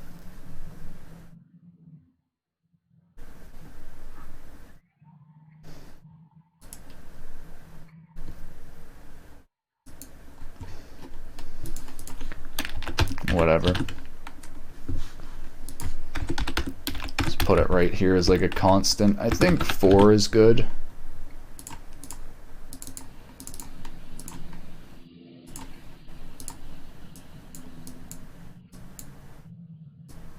So we'll just want to make sure here that the physics still works completely properly. Yep. Awesome. So now this is really well optimized. The collisions are looking up in a lookup table of where the objects are being stored. It's freeing the memory from that as we go through the world. It deletes that behind us. Okay, we are ready to add art, I think, in a menu and UI.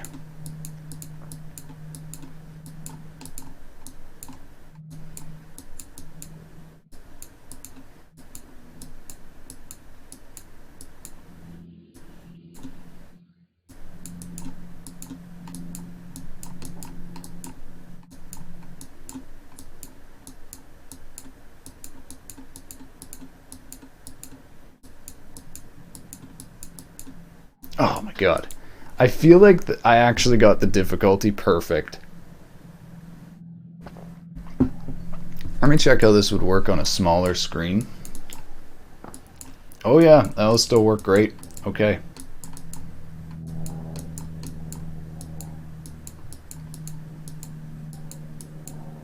I really like the performance so far too. The 120 FPS, even on like this 60 FPS, 60 hertz screen, you can feel the physics frame rate being higher.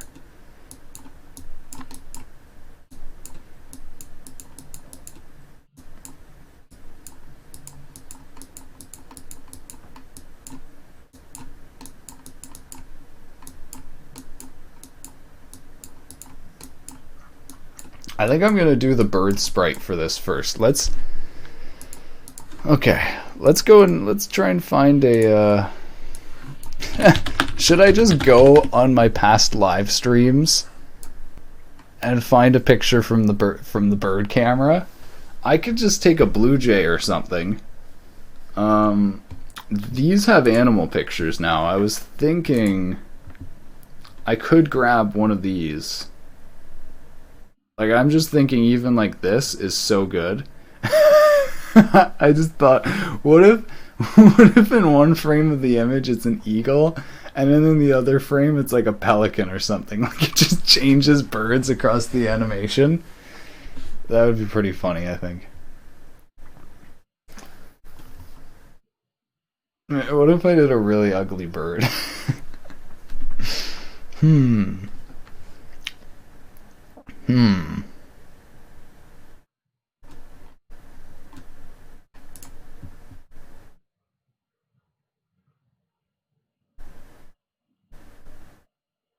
This is a good one. Okay, I like this one. We can just take that. And I'm just gonna apply some like modifications to this.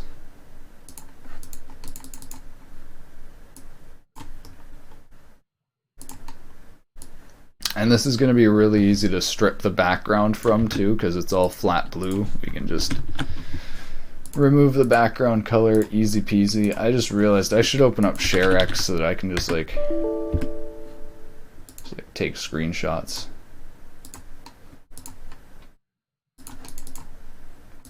Alright. Sample a color here.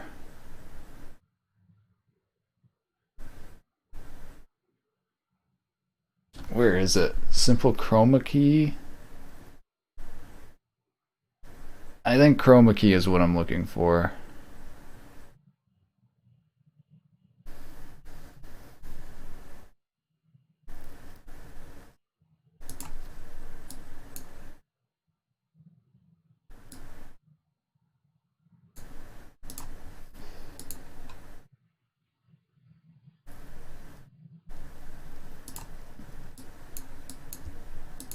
Screen color, green or blue? Oh my god, the green actually works. Or the blue works. Nice. Okay. We can work with that. We can work with that. Let's go and put a blank black background so that we can see where there's actually still blue. I'm going to apply an alpha filter to cut off the last bit so it goes completely black. There we go. Now we have our cutout of our image. I'm not too worried about these little bits of blue. I'm going to downscale this, and it's going to get a lot nicer. So what I am going to do, though, is I want to have this look a bit cartoonish, or I really want to change the colors of this so you can easily see it. There is going to be like a brown background, so I can't have this brown bird. I'm just thinking I want to apply like quantization. Okay, let's mess with the hue and saturation and stuff first.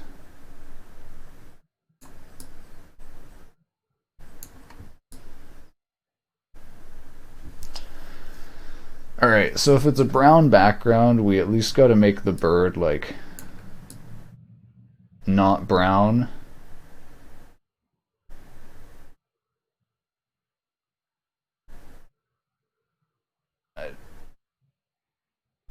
Should I just make him, like, fucking green? I don't know, maybe we'll make him green just for the sake of...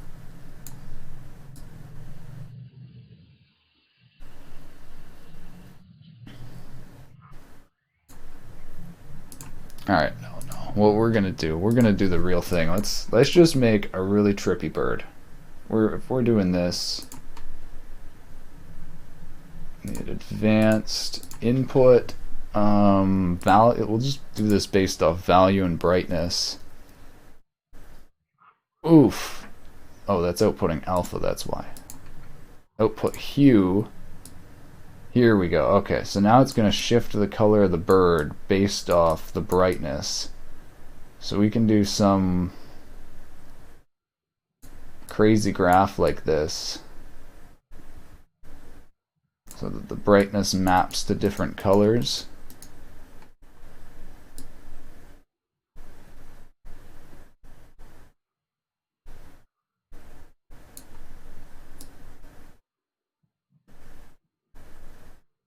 I guess it's just the hue though, so it's not really changing. So I gotta do that, and then I also need to up the brightness and all that.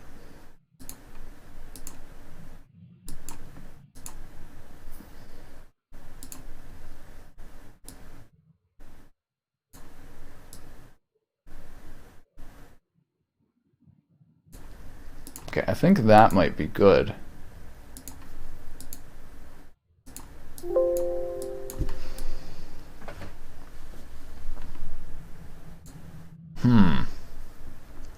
That looks cartoonish, which I feel like is good, like what I'm going for. But it also doesn't look anything like a bird anymore.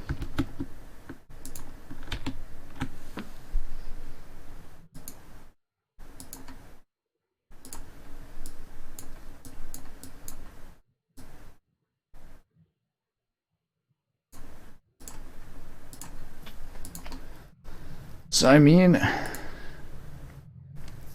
maybe this will be, maybe if I just did an outline on this, it would be completely visible in the canyon or whatever I'm doing.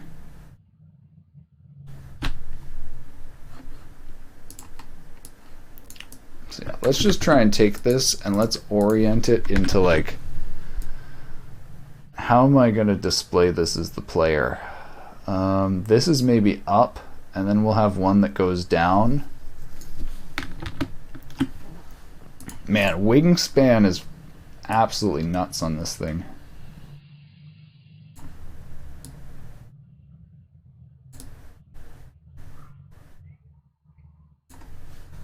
Oh wait, how do I do this? Select that and then XOR. Perfect. Now you get the perfect bounding box. Okay.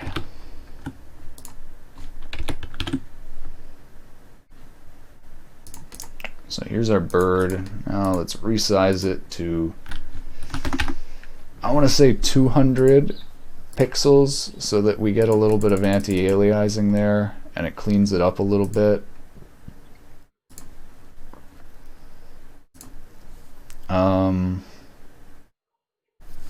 I actually think I'm just going to take that.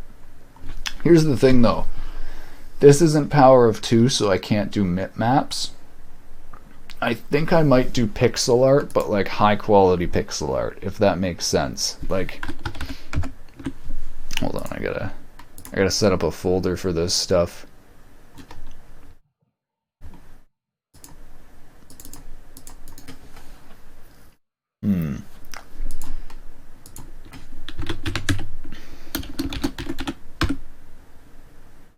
All right, bird up.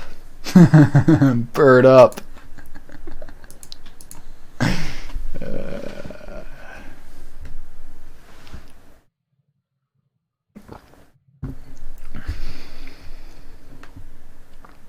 So now I need to modify this to make it look like it's going down. So I'm thinking what I'm gonna try to do. So I want to try to like cut off the wings. Oh, hold on, that's the wrong tool. I'm gonna try to like cut off the wings right here. As stupid as this looks.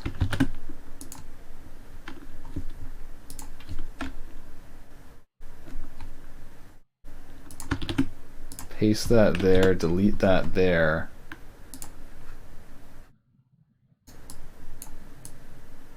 There we go. Now we can change the wing somewhat separately. And we're going to do the same thing to this other wing here.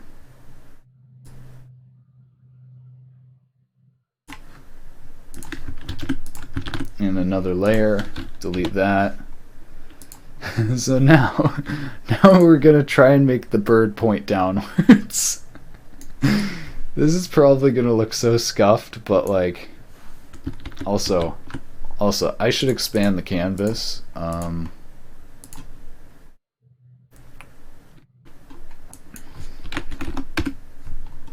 So wait, we get more room.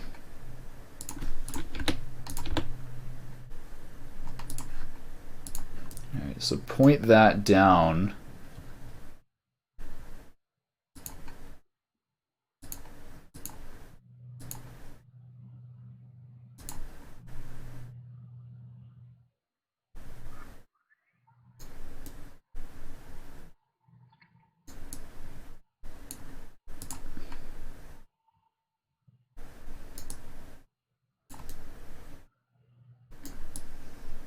So one of these should actually be behind the bird. Maybe like that. You know what? That actually works.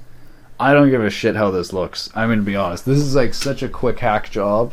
It's just supposed to look like a bird. It's not supposed to be like some amazing artistic piece. But here we go. There's our bird. Looks like it's falling out of the sky.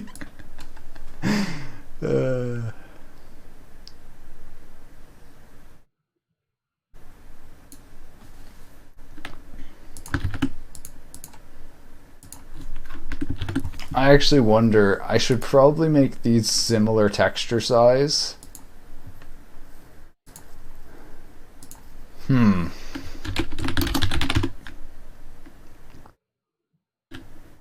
Bird up and bird down. Like,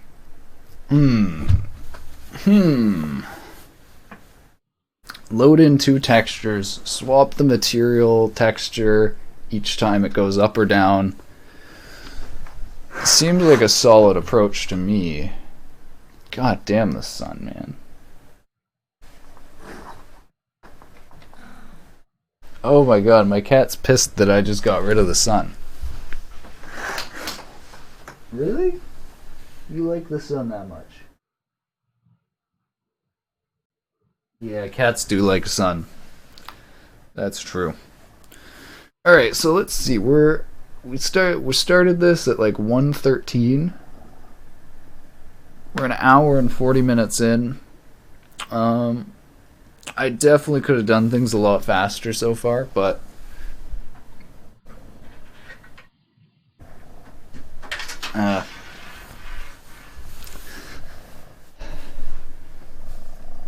the main stuff now is just the graphics and then the user interface.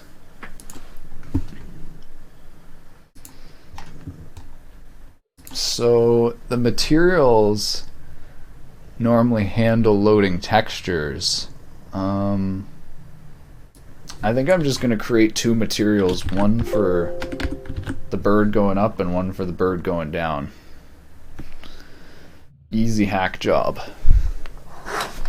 Just try to get rid of that sunshine. That's so much nicer.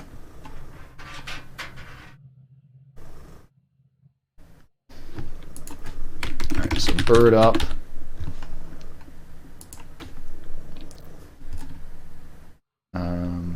I need a sprite shader for this. I guess I'll program a shader. Sprite.glsl.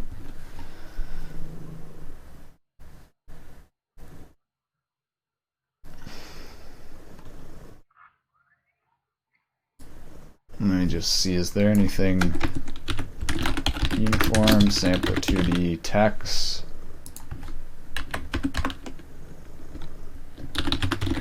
Back to UV. The UV is just the vertex position.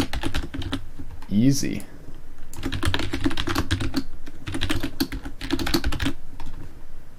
There we go. And images do have bitmaps by default, I believe. Yeah, bitmap equals true, and these won't work with bitmaps because they're non-power of 2. So what we're going to do is we're going to set the options. Hold on, I actually have an example of this. I should just copy this shader.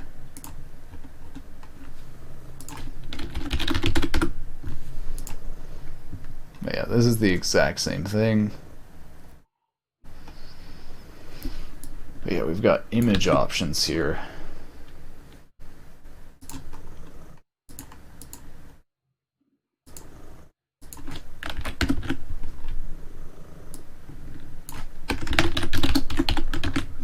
So this will give us our options for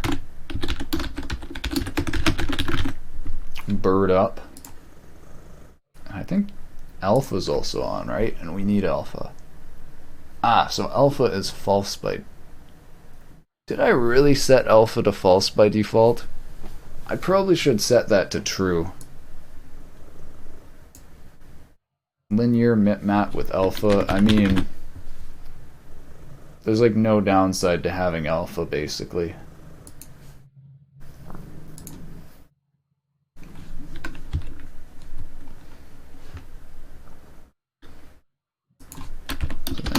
Bird up material. It's going to use sprite.glsl. No depth testing, no depth writing. Oh, actually, I need to put these in different layers. I'm surprised that the player actually hasn't. Yeah, I got to do some layer sorting because I just realized there's no depth testing. It's all been this black background so far.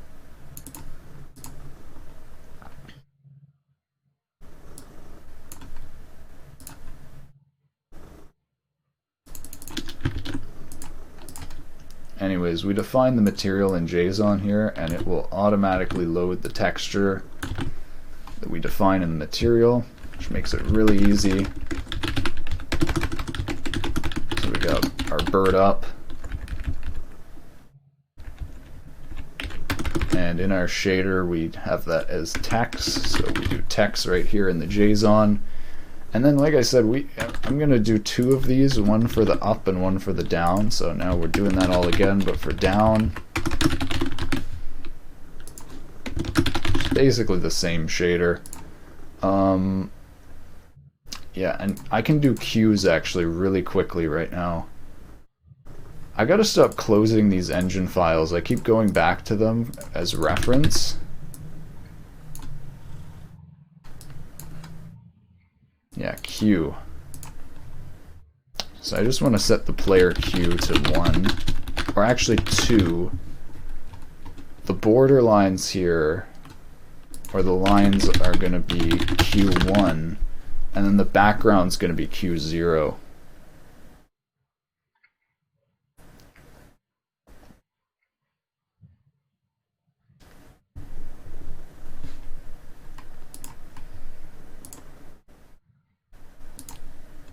And now I'm going to load these two materials into bird up, bird down. So at the beginning it's just going to be load player materials,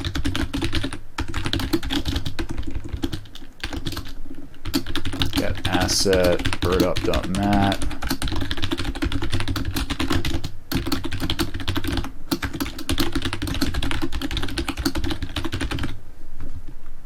And then just to begin, we'll just set the player material to bird up.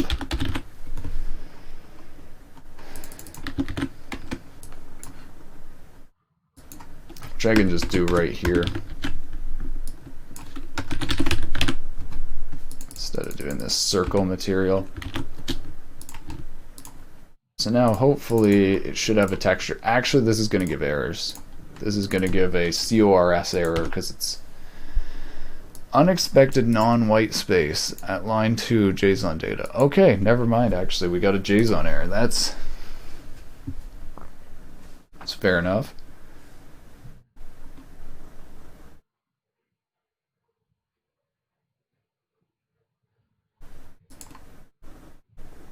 Line 2 column 92.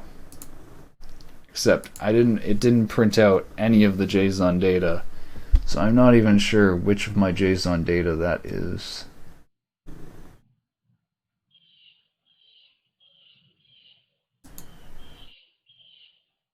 I think that's right here.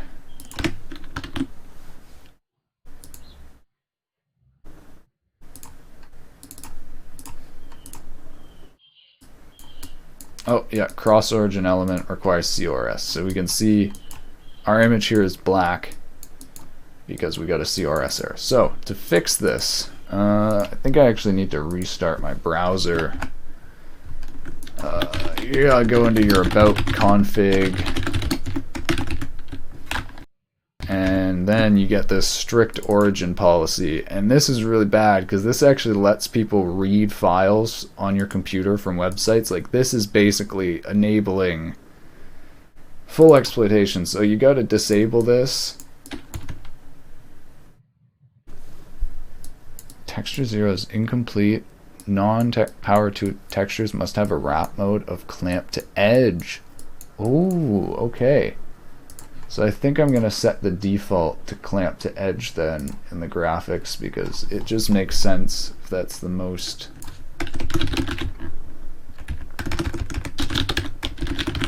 repeated. Okay, and there's our bird, and it doesn't have alpha blending because I didn't enable blending on the material. But there's our bird sprite. Okay.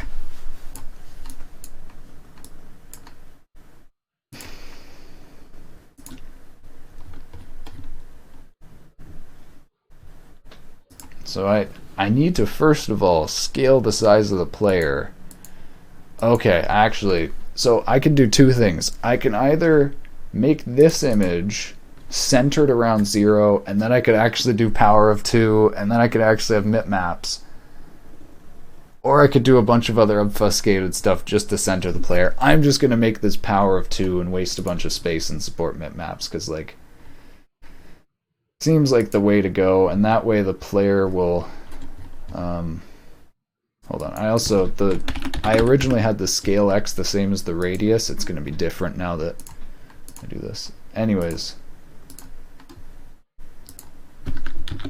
Let's take our bird up. Go back to bird up. Alright, let's go literally back to bird up.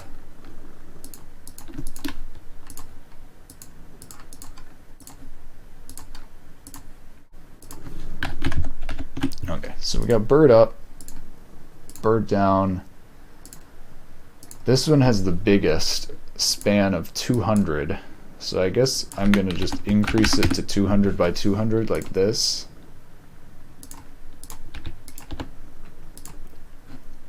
And let's see how these fit together.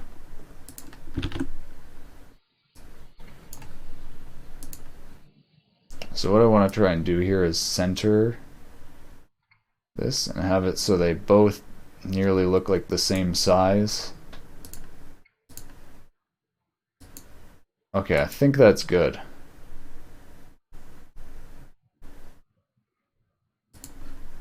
Yeah, I think that's good.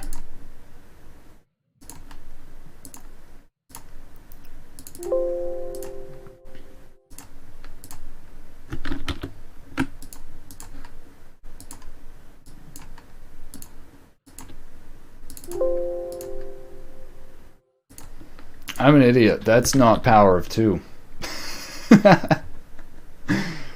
Of course.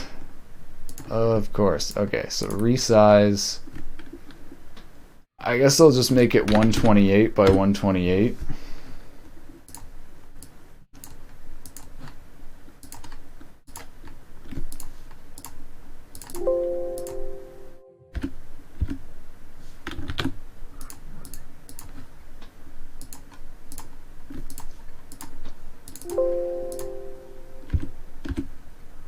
Okay, there we go.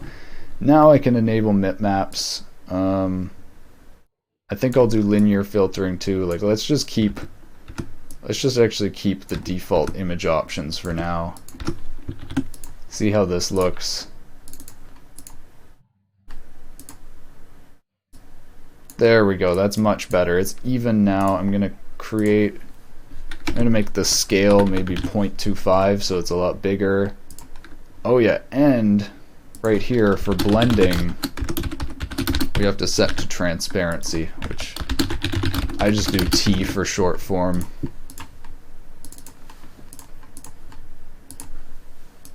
And there we go. So now I'm going to have it, to add a little bit of animation, it's going to alternate between up and down, those up and down materials.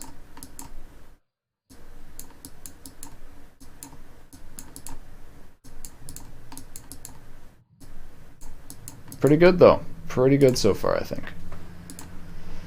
I am going to move the player a little bit off the edge of the screen now that I have that sprite that's a bit bigger. So right here, so player.material equals player.velocity y bigger than 0, then bird up. If velocity is going down, then bird down.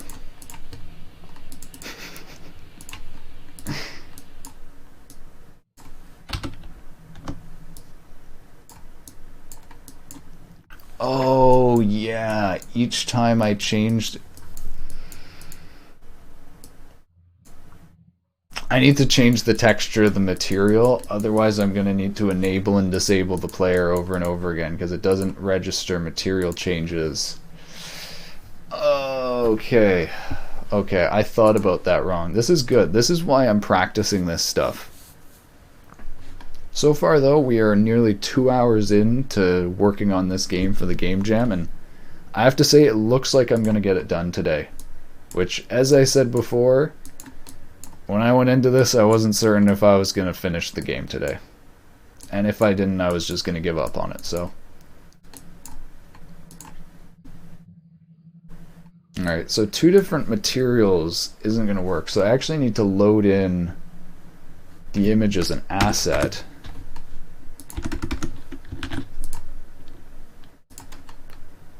So I guess maybe I will leave... Should I leave this blank? I'm actually curious. Does it even initialize things that in the material that I don't set? If JSON data uniforms push. No, it doesn't. Okay.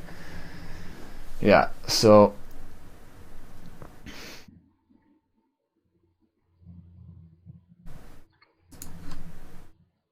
yeah, if I do text equals bird up, then I can load bird down myself.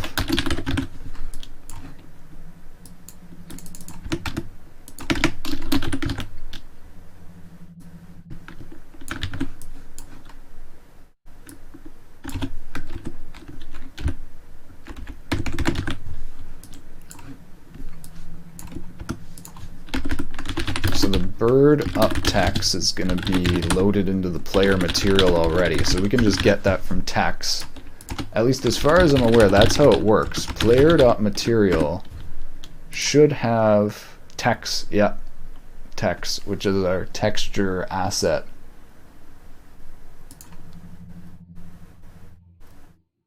And then, is this, hold on, is this binded? I don't think setting this will actually set the uniform. Hold on, actually. Wait, let me look at how this works. This k equals get asset. So this is just like a repeat, actually. So actually writing these to the material actually doesn't do anything, I don't think. Do I use these key attributes for anything? Because if not, I think I'm going to delete them.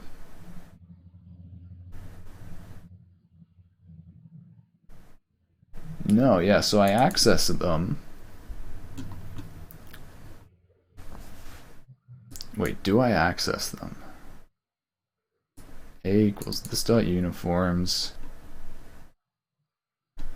No, okay. So I think I can actually just delete this. I don't know why I did that, because it's actually really deceiving.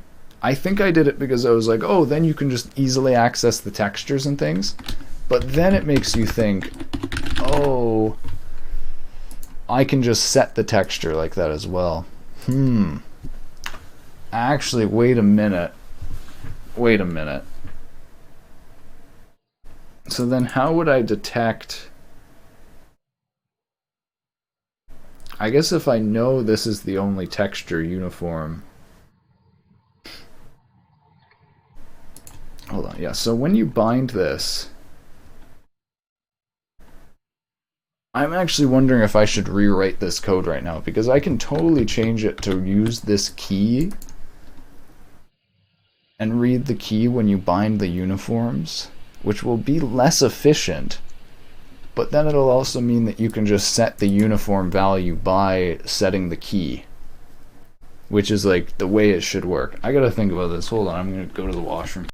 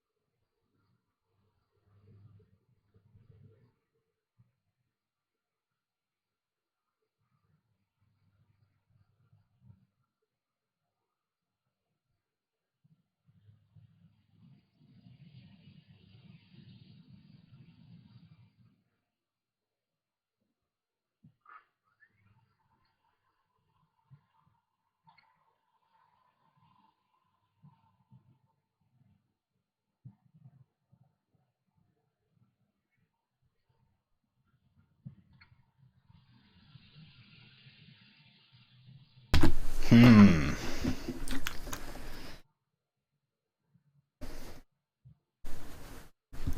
There's also the whole thing of audio. Do I want to add audio to this? I think I'm not going to do audio for this, because I found the audio in the few games before kind of annoying.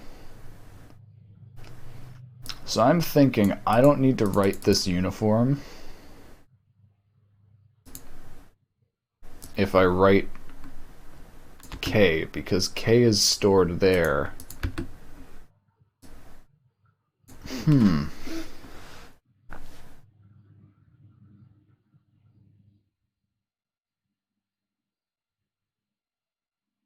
Hmm.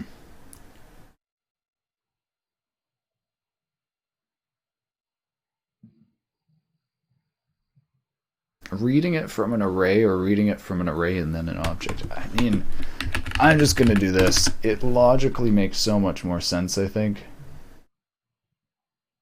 But then I'm going to have to refactor this, which is going to be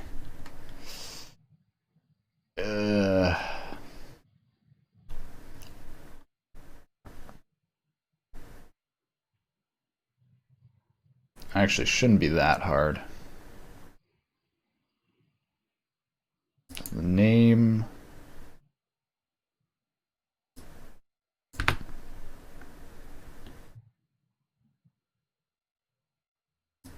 the actual asset file, which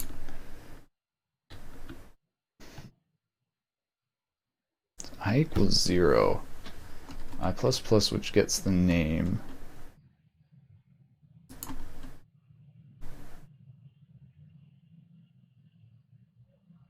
then this dot shader k, which is the uniform tag,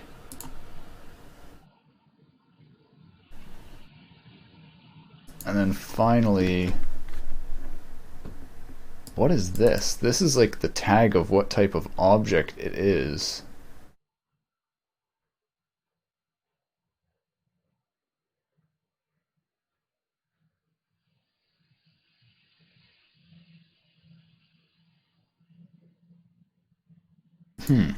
This actually doesn't seem right. This seems like it's broken. Let me see what I do in material.bind, because I think this is the full function call. So I do I++ skipping the name.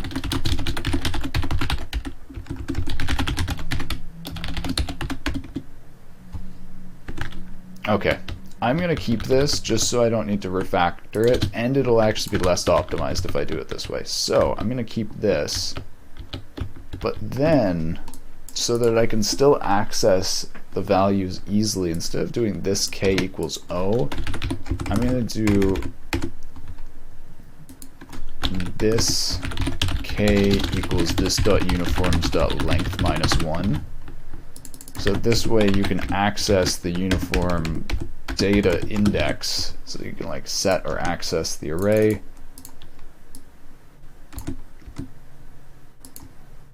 Okay.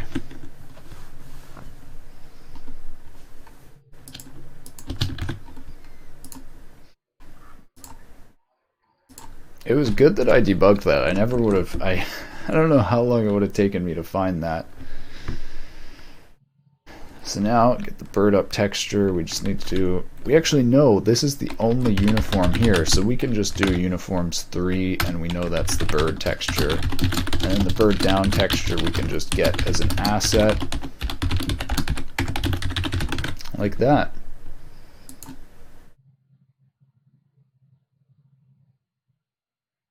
And I'm actually wondering if this doesn't load in quick enough, I wonder if this might throw errors. By the way, we set the material uniforms 3 to either the up or down texture. This hopefully should work now.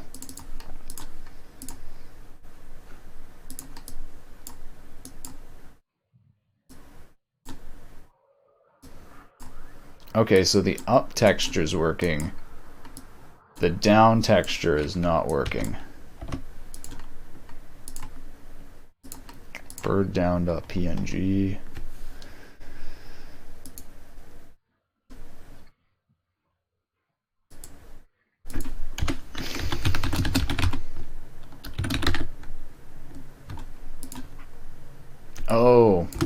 actually need the full asset. Okay.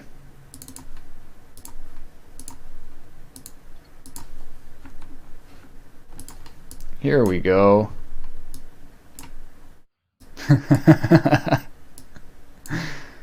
It works.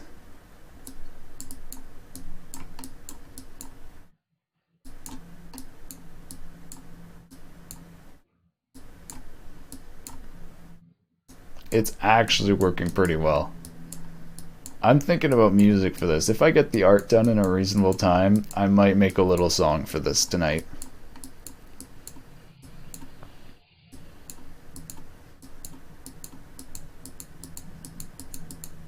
Donut. Donut, donut, donut. Donut. Donut, donut, donut, donut, donut. Something with lots of scales might work well for this, because it's like going up and down.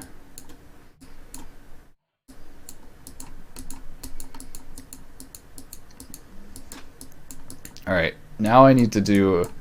This actually should be easier than the bird. I did the bird first because this is actually hard, doing like changing image and doing the up and down image. Now I'm going to do the background. Also, I just realized I gotta slow it back down at the beginning and do start time equals tick time.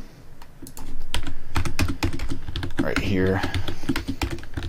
I also could add a little score UI thing at this point.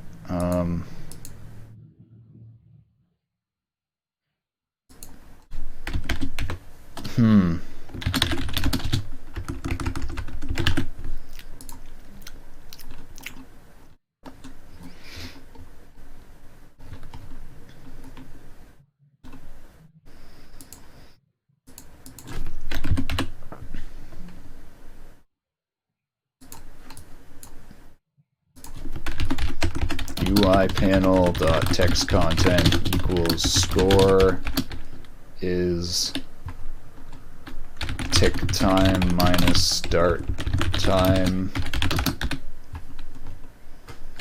divided by 1,000 to fixed 2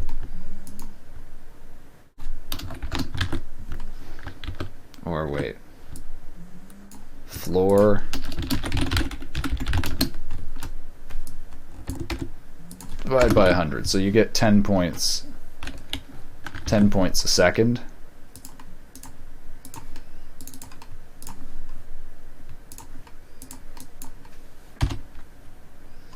Unexpected token. Whoops.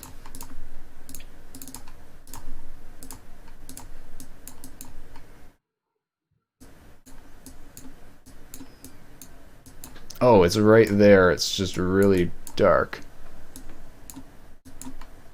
Okay.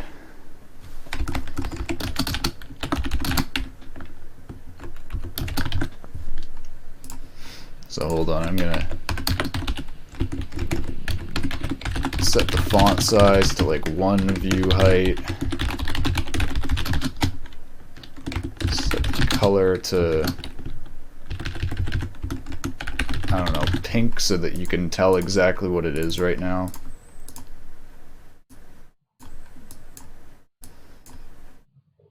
There we go. So now there's a little score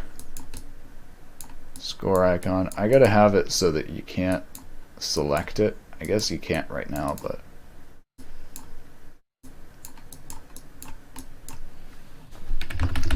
let's try and make it a little bit bigger.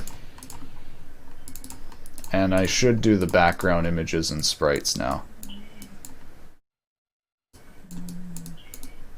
So I'll probably do a bit of text shadow on this, because you really can't. I don't know how I'll make this so that you can see it without doing shadow. I don't know. Let's add the actual art, and then I'll look at doing the full UI. So I'm gonna go back browsing the internet. So I need to turn off strict URL policy, because it's not safe to browse with that on. Alright, and then I just restart my browser just to be safe. So okay. So now we're at a point where I need a canyon image. Or I need an image of like rocky. I'm not completely sure. Hold on, let me actually figure this out. I might try and do this with the image synthesizer, but I don't know.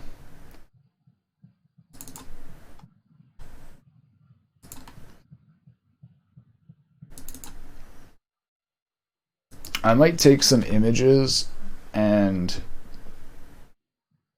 try and modify them into a type of canyon looking image. So like I got this stone. There's this stone image. This doesn't really look like the type of rock I'm looking for, but I'm wondering with this, maybe I could make something that looks like it. Because this actually adds sharp edges, and I actually want sharp edges.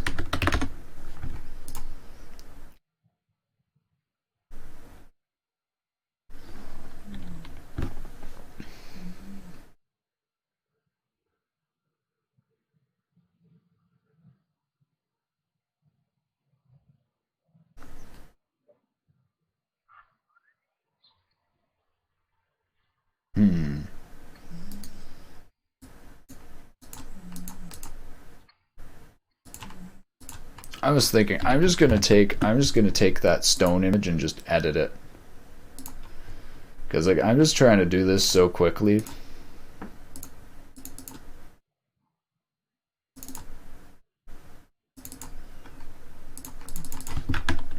Okay. So this is a decent stone image to edit because we can just like, I also just realized I should apply some filters to this to make the bird easier to see. So right now I feel like it's not. I can add like contrast just using some easy editing. So this, I want this to be like brown. So I think I'm gonna up the saturation. Oh, and this is already brown, which is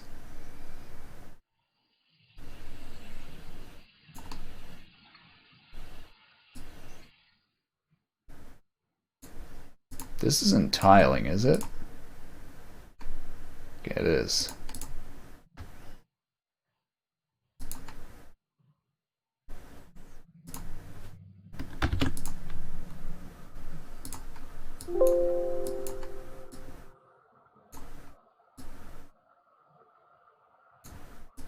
Too high contrast in the background, and that's not good.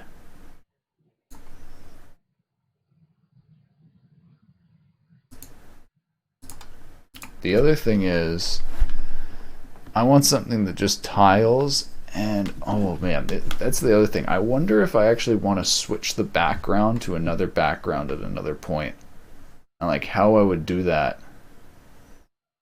Besides dithering, like I don't know if I want to do the background with actual objects. Hold on, wait a minute. Right away, let me just make this. What if I just make it like almost a flat background? Like let me find a color. It's like a gray-brown color like this.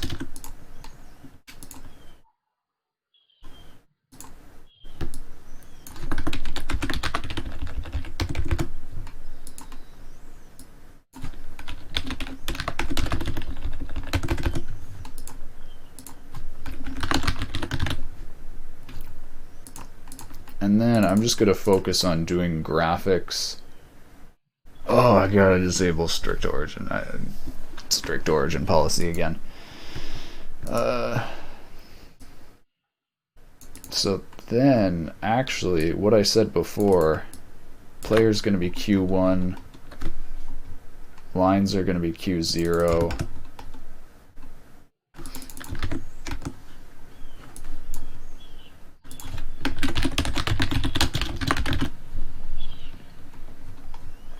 So yeah, I'm actually going to do a texture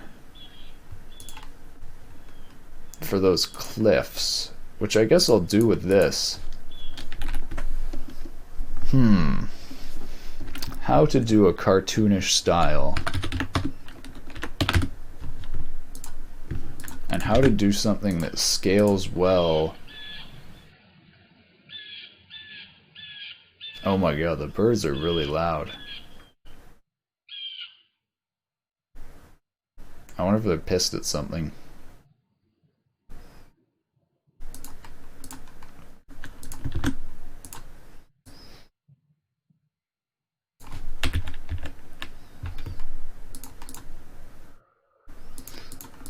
Alright, I want to try to make this look almost like 3D.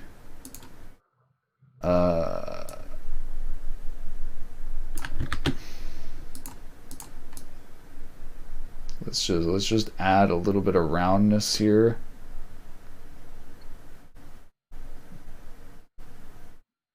Make it look like it's not an absolute perfect thing.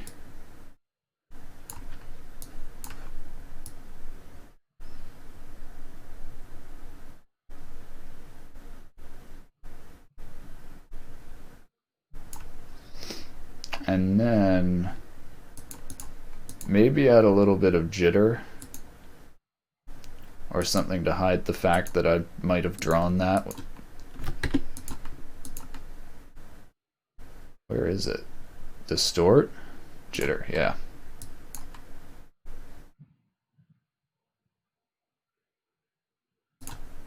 Alright. And then I think I want to do a little bit of shading.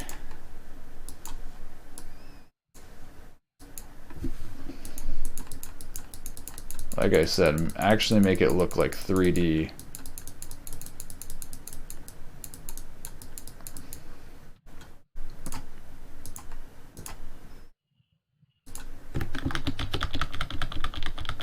Okay, hold on, I need to mask this first. I forgot Paint.net is kind of stupid.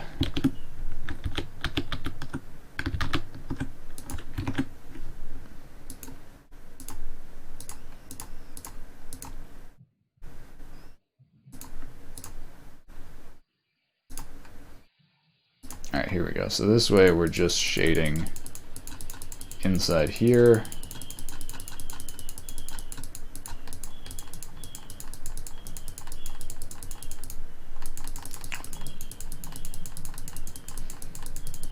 I'm kind of just trying to add some like pseudo 3D style to this. It's probably really bad, but like I feel like it's better than nothing.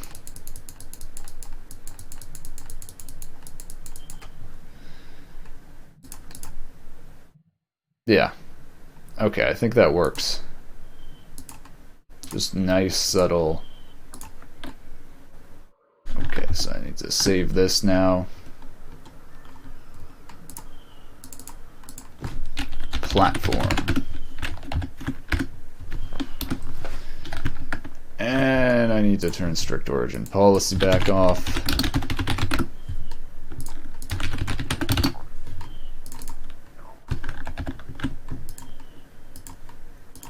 So now we can load in our platform texture, and that's actually going to be really easy. We're just going to replace this box material with sprite.glsl, put blending on,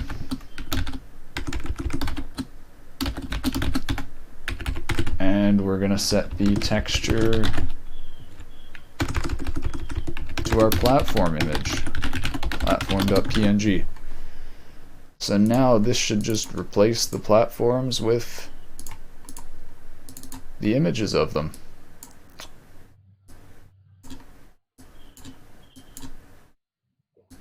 Alright, it's janky as hell, but here it is. I don't know how I feel about the color theme being all red, but it actually kind of goes. Like, it actually kind of goes. I'm also wondering I should limit the, I should make it so that this shading always goes to the same angle by flipping the image when it's at one of these angles here.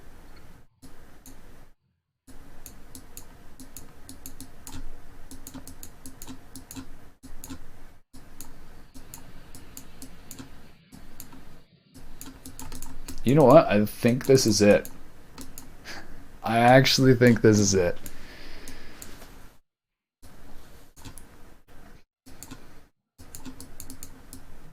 There's still some polishing I can do, but it's actually a game.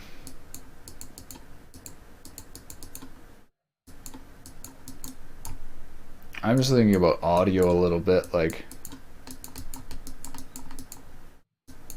Also, I can definitely change the contrast of this, maybe either make the background a bit darker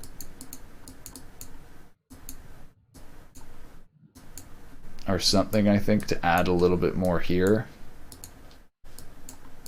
I feel like it's a bit too empty right now.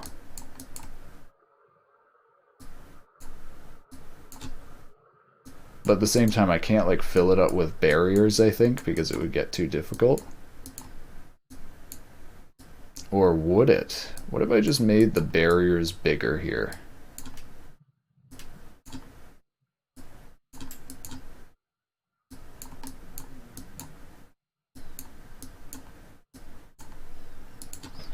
Okay, let's try changing the colors a little bit.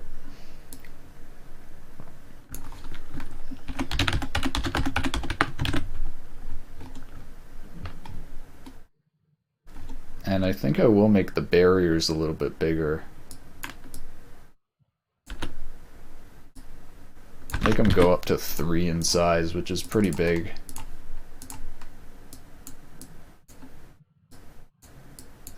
The background is like poop colored now.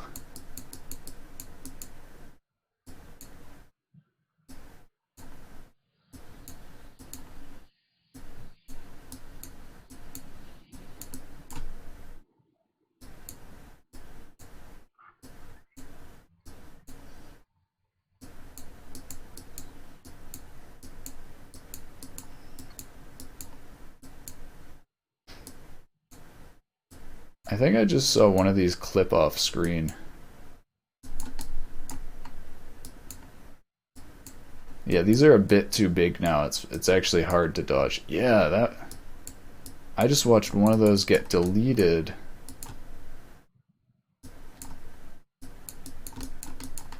Yeah, they're getting deleted here because they're too big now. Okay, let's change the colors a little bit.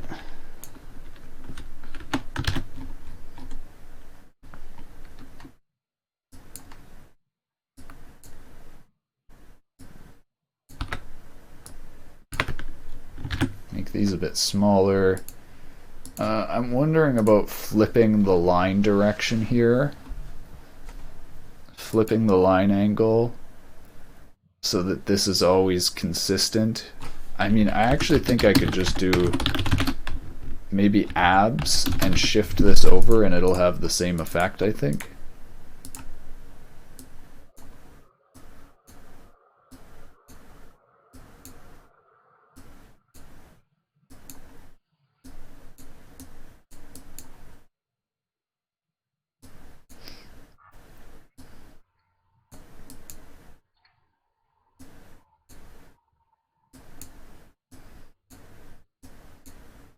Yeah, it looks like the lighting is all coming from the same angle now.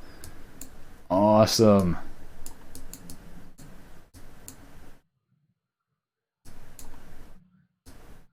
I'm not sure how I feel about this orange background. It's actually kind of nice. It's like it provides contrast.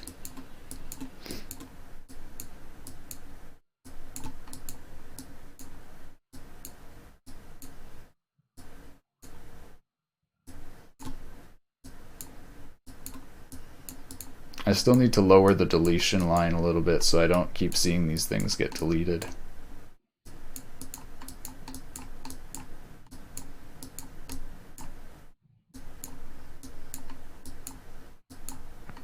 My god, though, it's a game.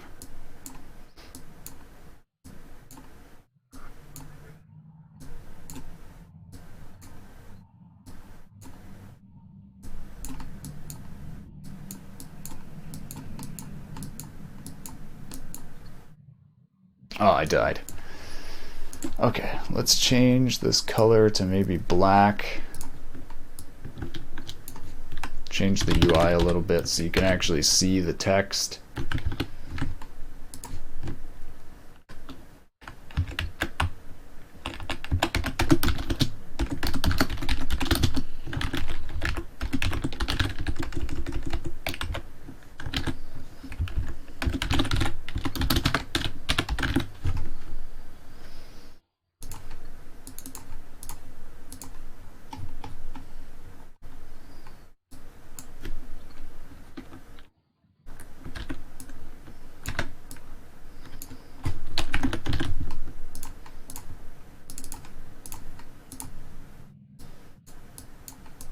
Oof, now that messed up. I didn't expect that that was gonna add overflow.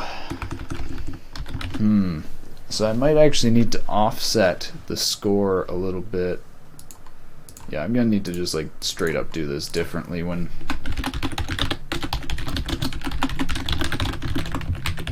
I actually do the UI.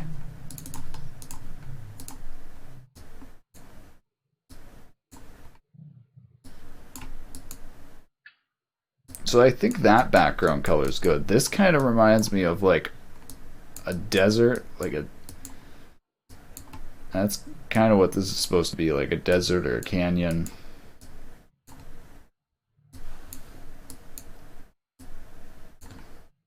I think I'm going to try to get music in this too, even if it's really bad.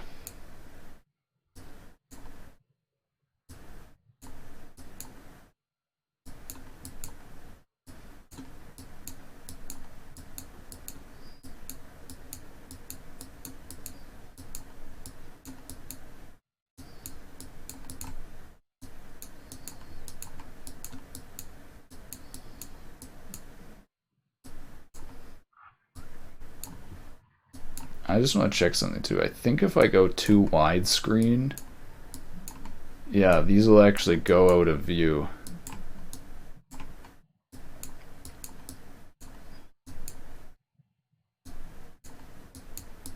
But I don't think anyone, I mean, rip people with ultra widescreen monitors, but like, that's the really weird thing, is it's like I can't fix that for them without also making it really shifted in for other people.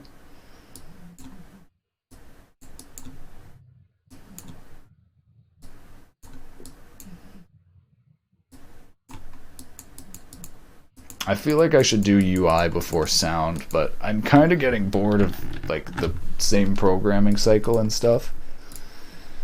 So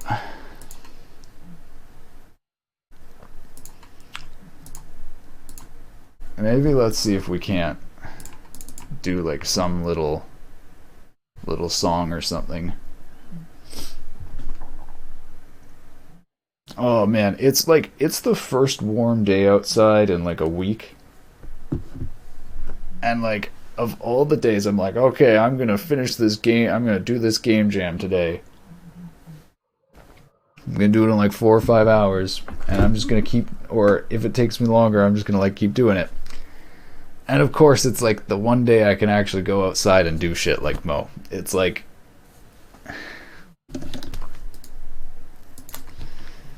come on, Mother Nature. Anyways, the good news is I'm just doing this for fun as an own self-challenge, so I can totally just say I'm gonna stop doing this in an hour and come back tonight and finish it. Okay. So this is LMMS, for people that don't know. It's like a free version of FL Studio.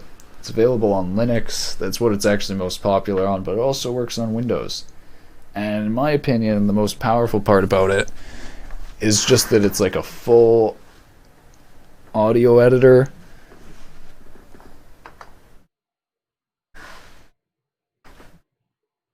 Oh my god, the sun's too bright. You've got full on... Where is it? I haven't used this for a while. Instrument plugins. You can add your own plugins. So here, Vestige. I went through Stream the other day getting Vestige plugins. So what kind of sound?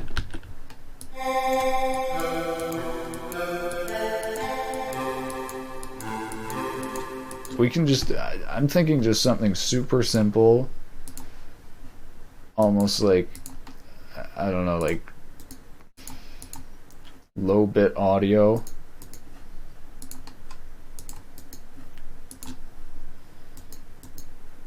Oh, I'm dumb. This is the, wait a minute. Aren't I supposed to be able to open, there we go.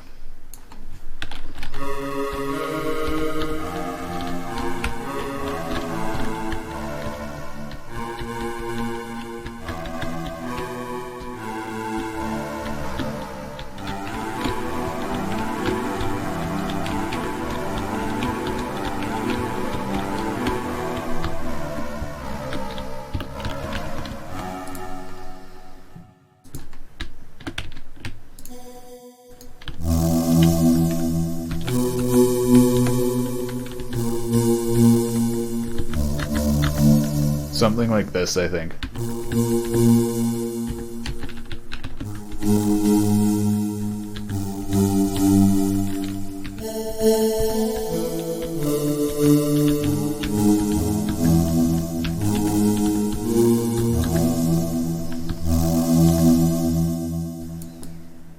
This is interesting though.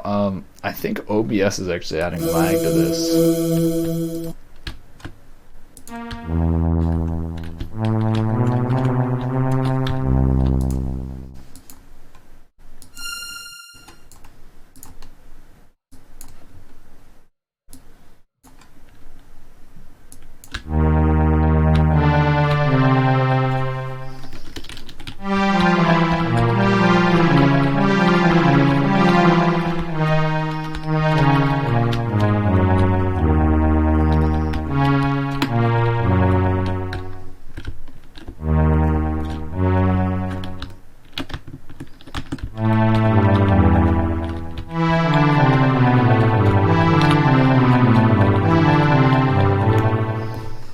I should turn the sound down a little bit.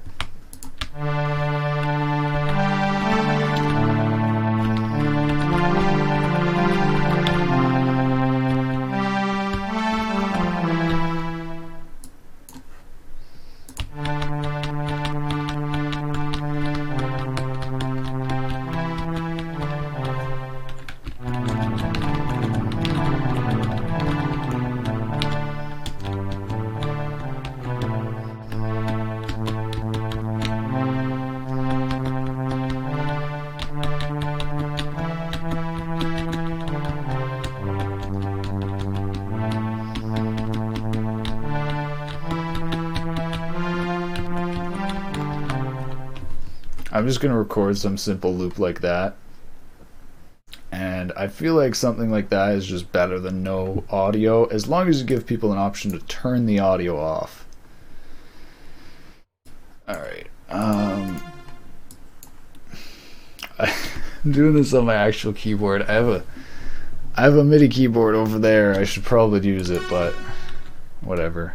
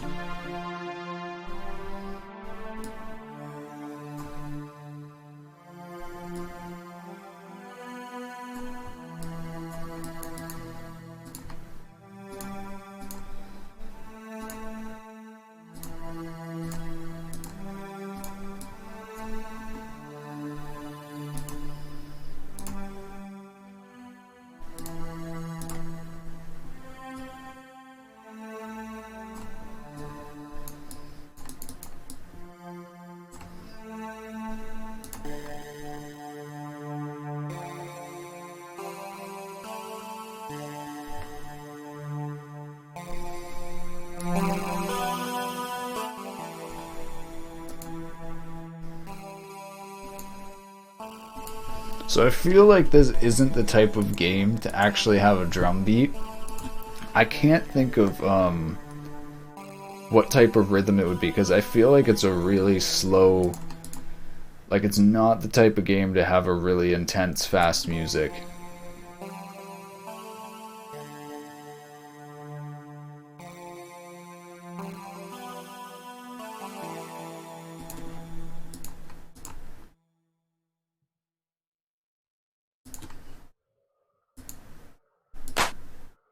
Nope, way too loud.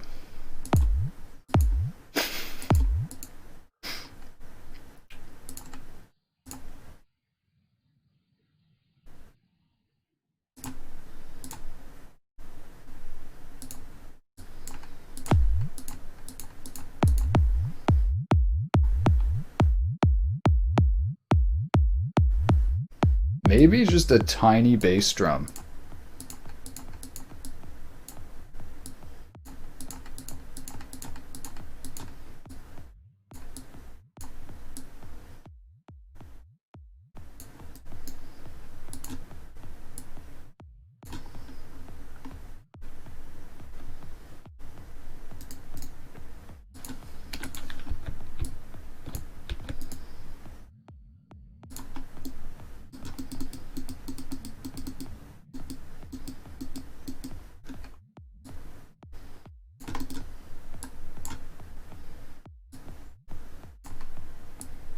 I'm just trying to stretch this drum beat out. I'm assuming it loops.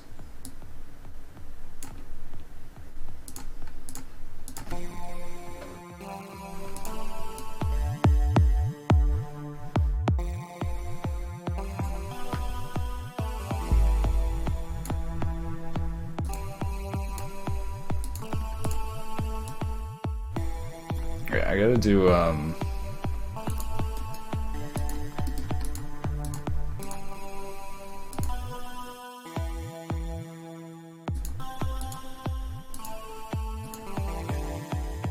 yeah, I don't think drums work in this.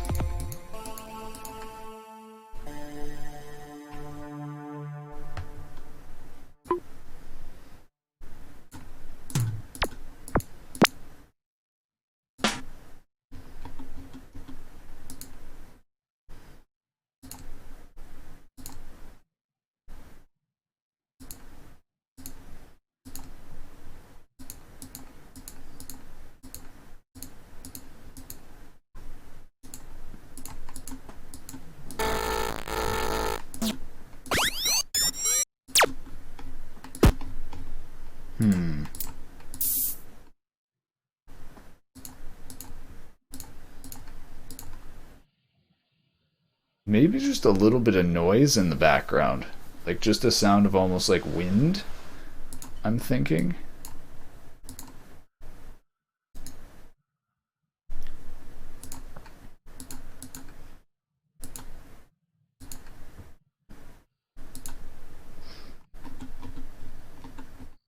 I'm thinking I can... I'm just thinking what synth would be... I mean, SFXR can generate noise, so...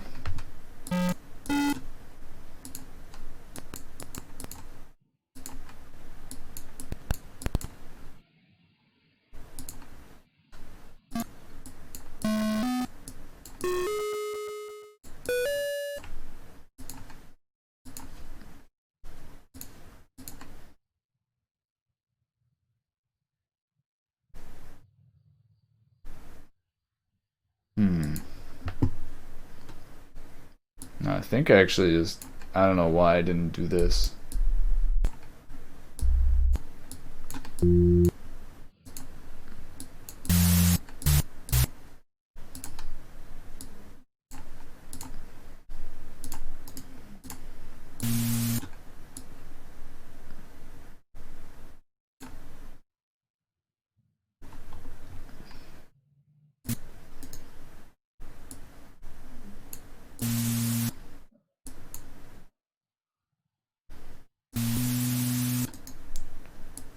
Can't remember. How far is one bar? Right here, I guess.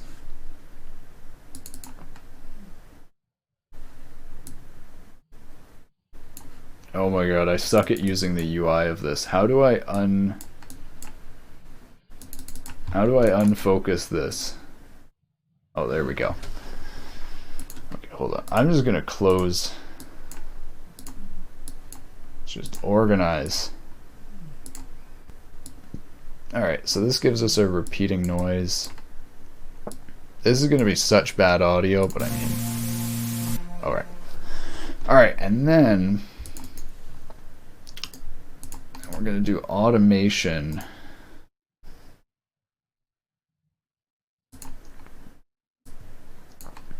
of the triple oscillator.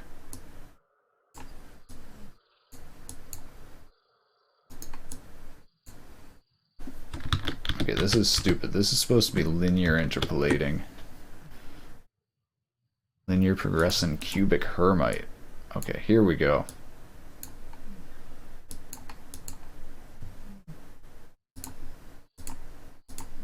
So is there a way to view the automation?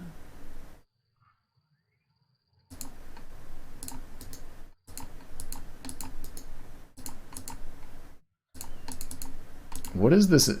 So it says automation track. But what is it an automation track for?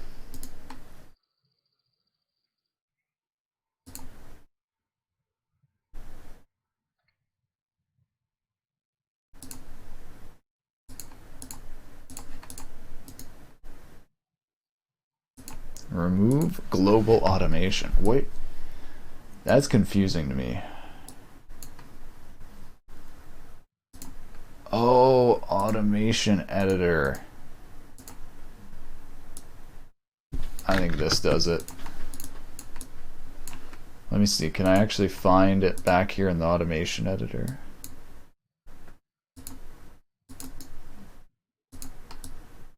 How do I view what point in the song this is at?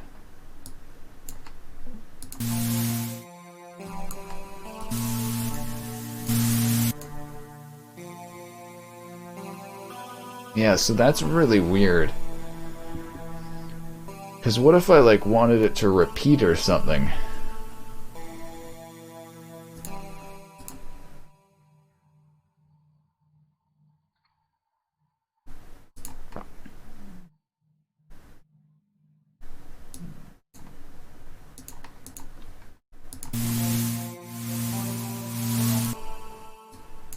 I'm gonna have to be, if I want to actually do this, I'm gonna have to be so precise. Yeah, I think I'm just gonna go with this really shitty little song, and it's just way better than nothing. Let me see how is this.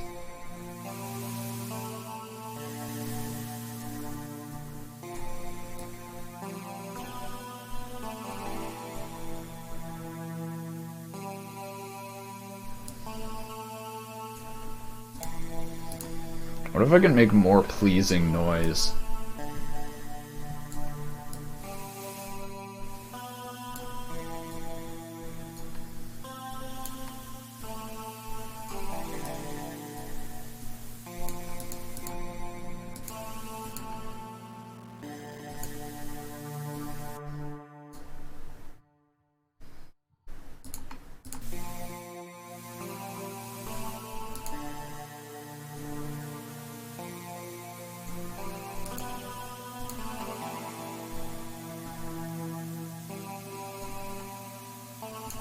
No, this is horrible. It's a disaster.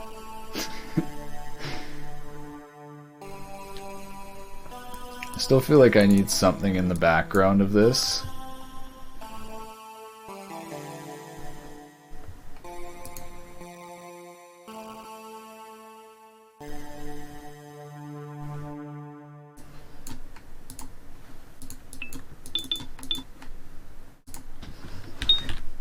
Ow.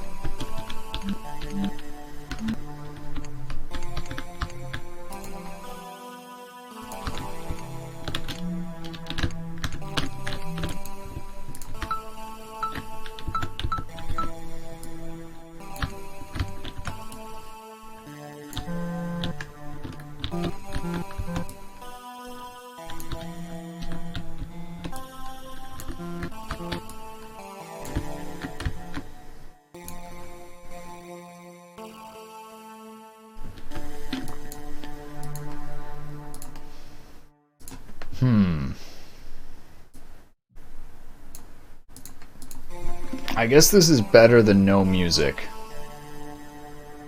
but it's still not very good.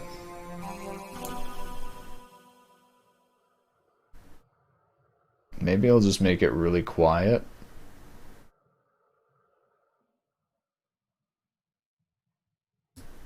Let's try changing the BPM.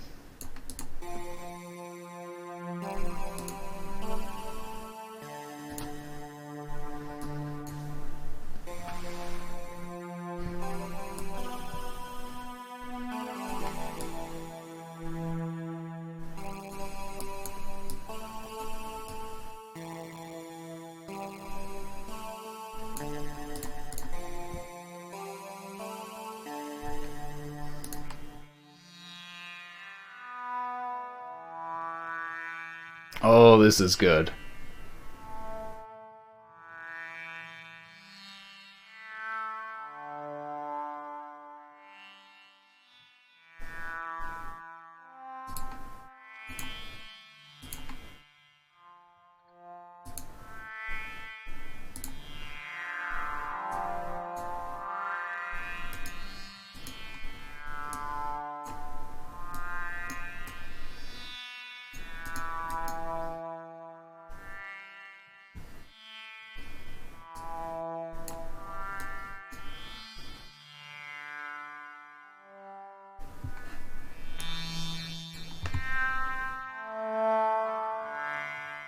That's like perfect, I think.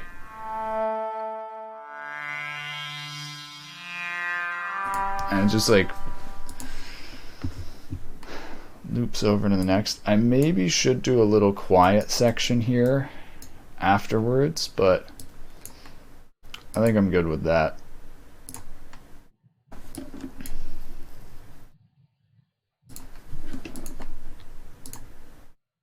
Oh yeah, I need to, let me look at this chart.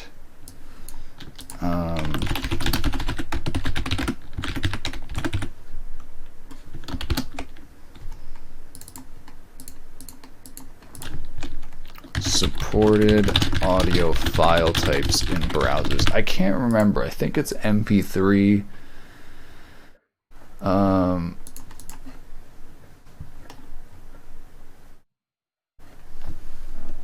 Here we go.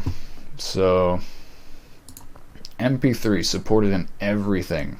OGG isn't supported in Safari or IE. So yeah, we're going with MP3.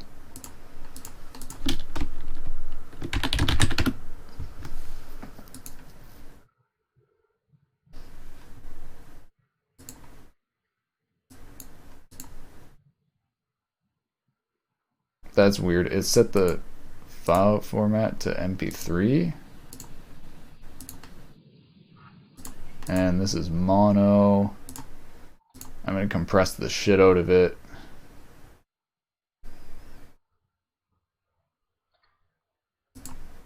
Between loop markers. Yep. Alright, let's see. Did that work? It saved as WAV, not MP3.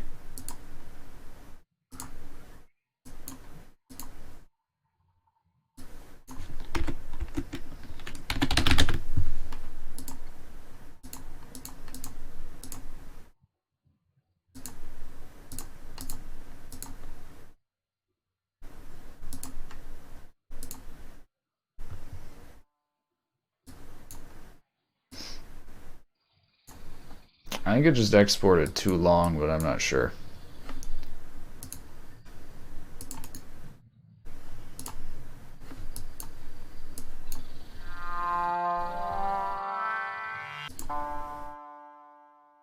Nice, okay, it finishes it, and then it'll loop back around. Nice, there's our music. And, oh my god, the nicest thing about JavaScript is just having the audio element. I can't remember, did I actually include this? Yeah, audio element is loaded. Okay, so this is the weird thing. You actually can't play audio unless it's triggered off of an event in JavaScript. So when I first have the player click the screen, I actually need to trigger the audio. I mean, oh man, that's the one weird thing. It's both good and it's bad.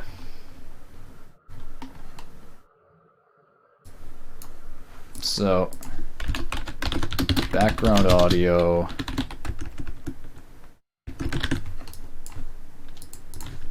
Background audio equals new asset.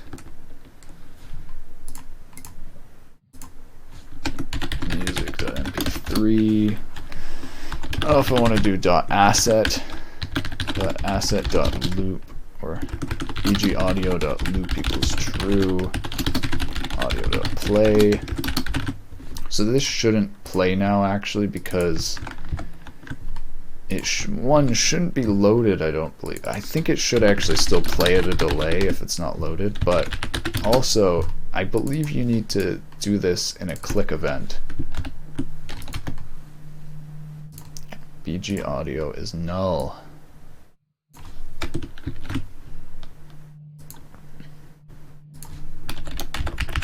Okay, so I will wait till this is loaded. Let me see.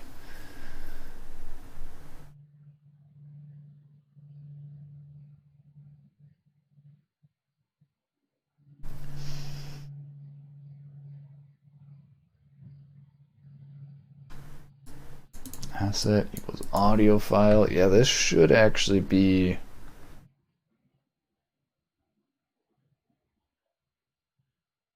Should be loaded in, I believe. Oh, this is supposed to be get asset, not new asset.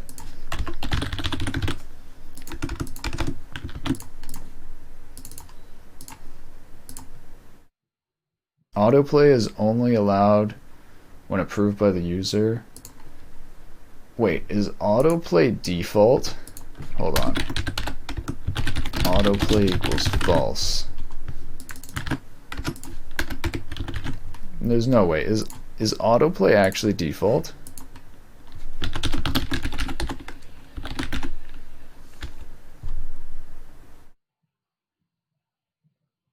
Oh yeah, never mind. It's just because I'm trying to play it. Yeah, so what I talked about is whenever the first click is, I need to play the audio. So if not bg audio.playing,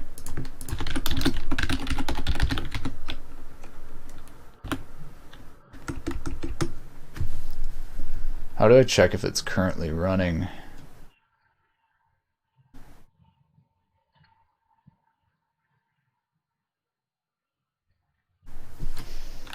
Paused? Yeah, okay.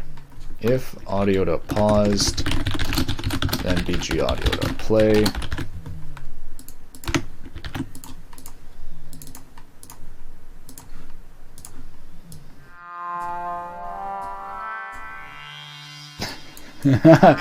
Okay. I'm honestly contemplating not doing a UI for this. Really, just because it's practice.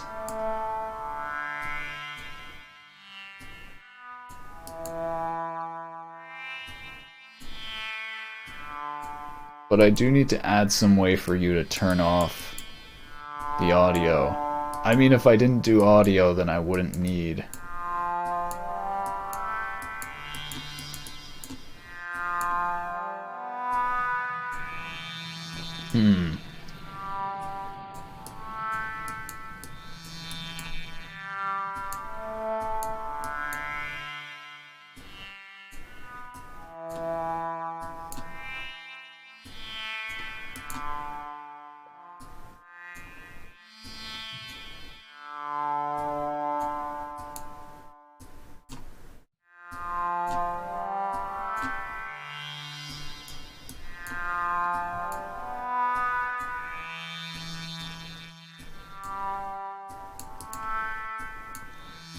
Yeah, so I think what I'm going to do now, I'm gonna go mow the lawn and do stuff that I need to do. And then I'm gonna come back tonight and I'm gonna fix this up and stop it from clipping off screen. And I'm gonna add a UI or menu so that you can mute the audio and actually pause the game. And then I think we're set. Because I'm pretty happy with, like, honestly, the audio isn't bad. I feel like it kind of suits the environment here.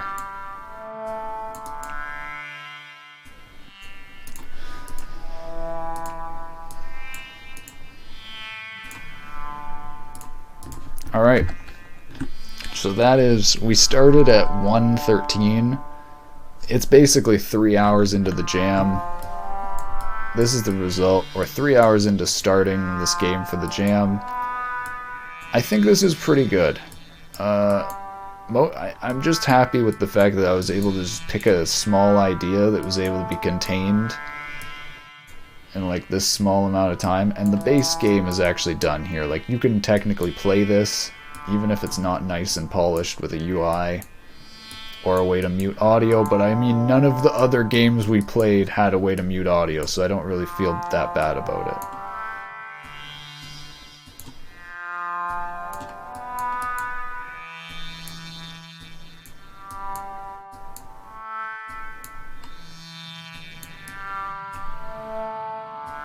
This is actually fun. Alright. I'll be back later tonight. I want to actually publish this game out on itch.io tonight. Just put it up for people to play. I feel bad about putting this up on my site, but I also need to put up the image synthesizer. So I feel like maybe I'll just put this on my other projects page on like the back of my website, and it'll still be there. I mean, I have a bunch of other really bad games on my website, so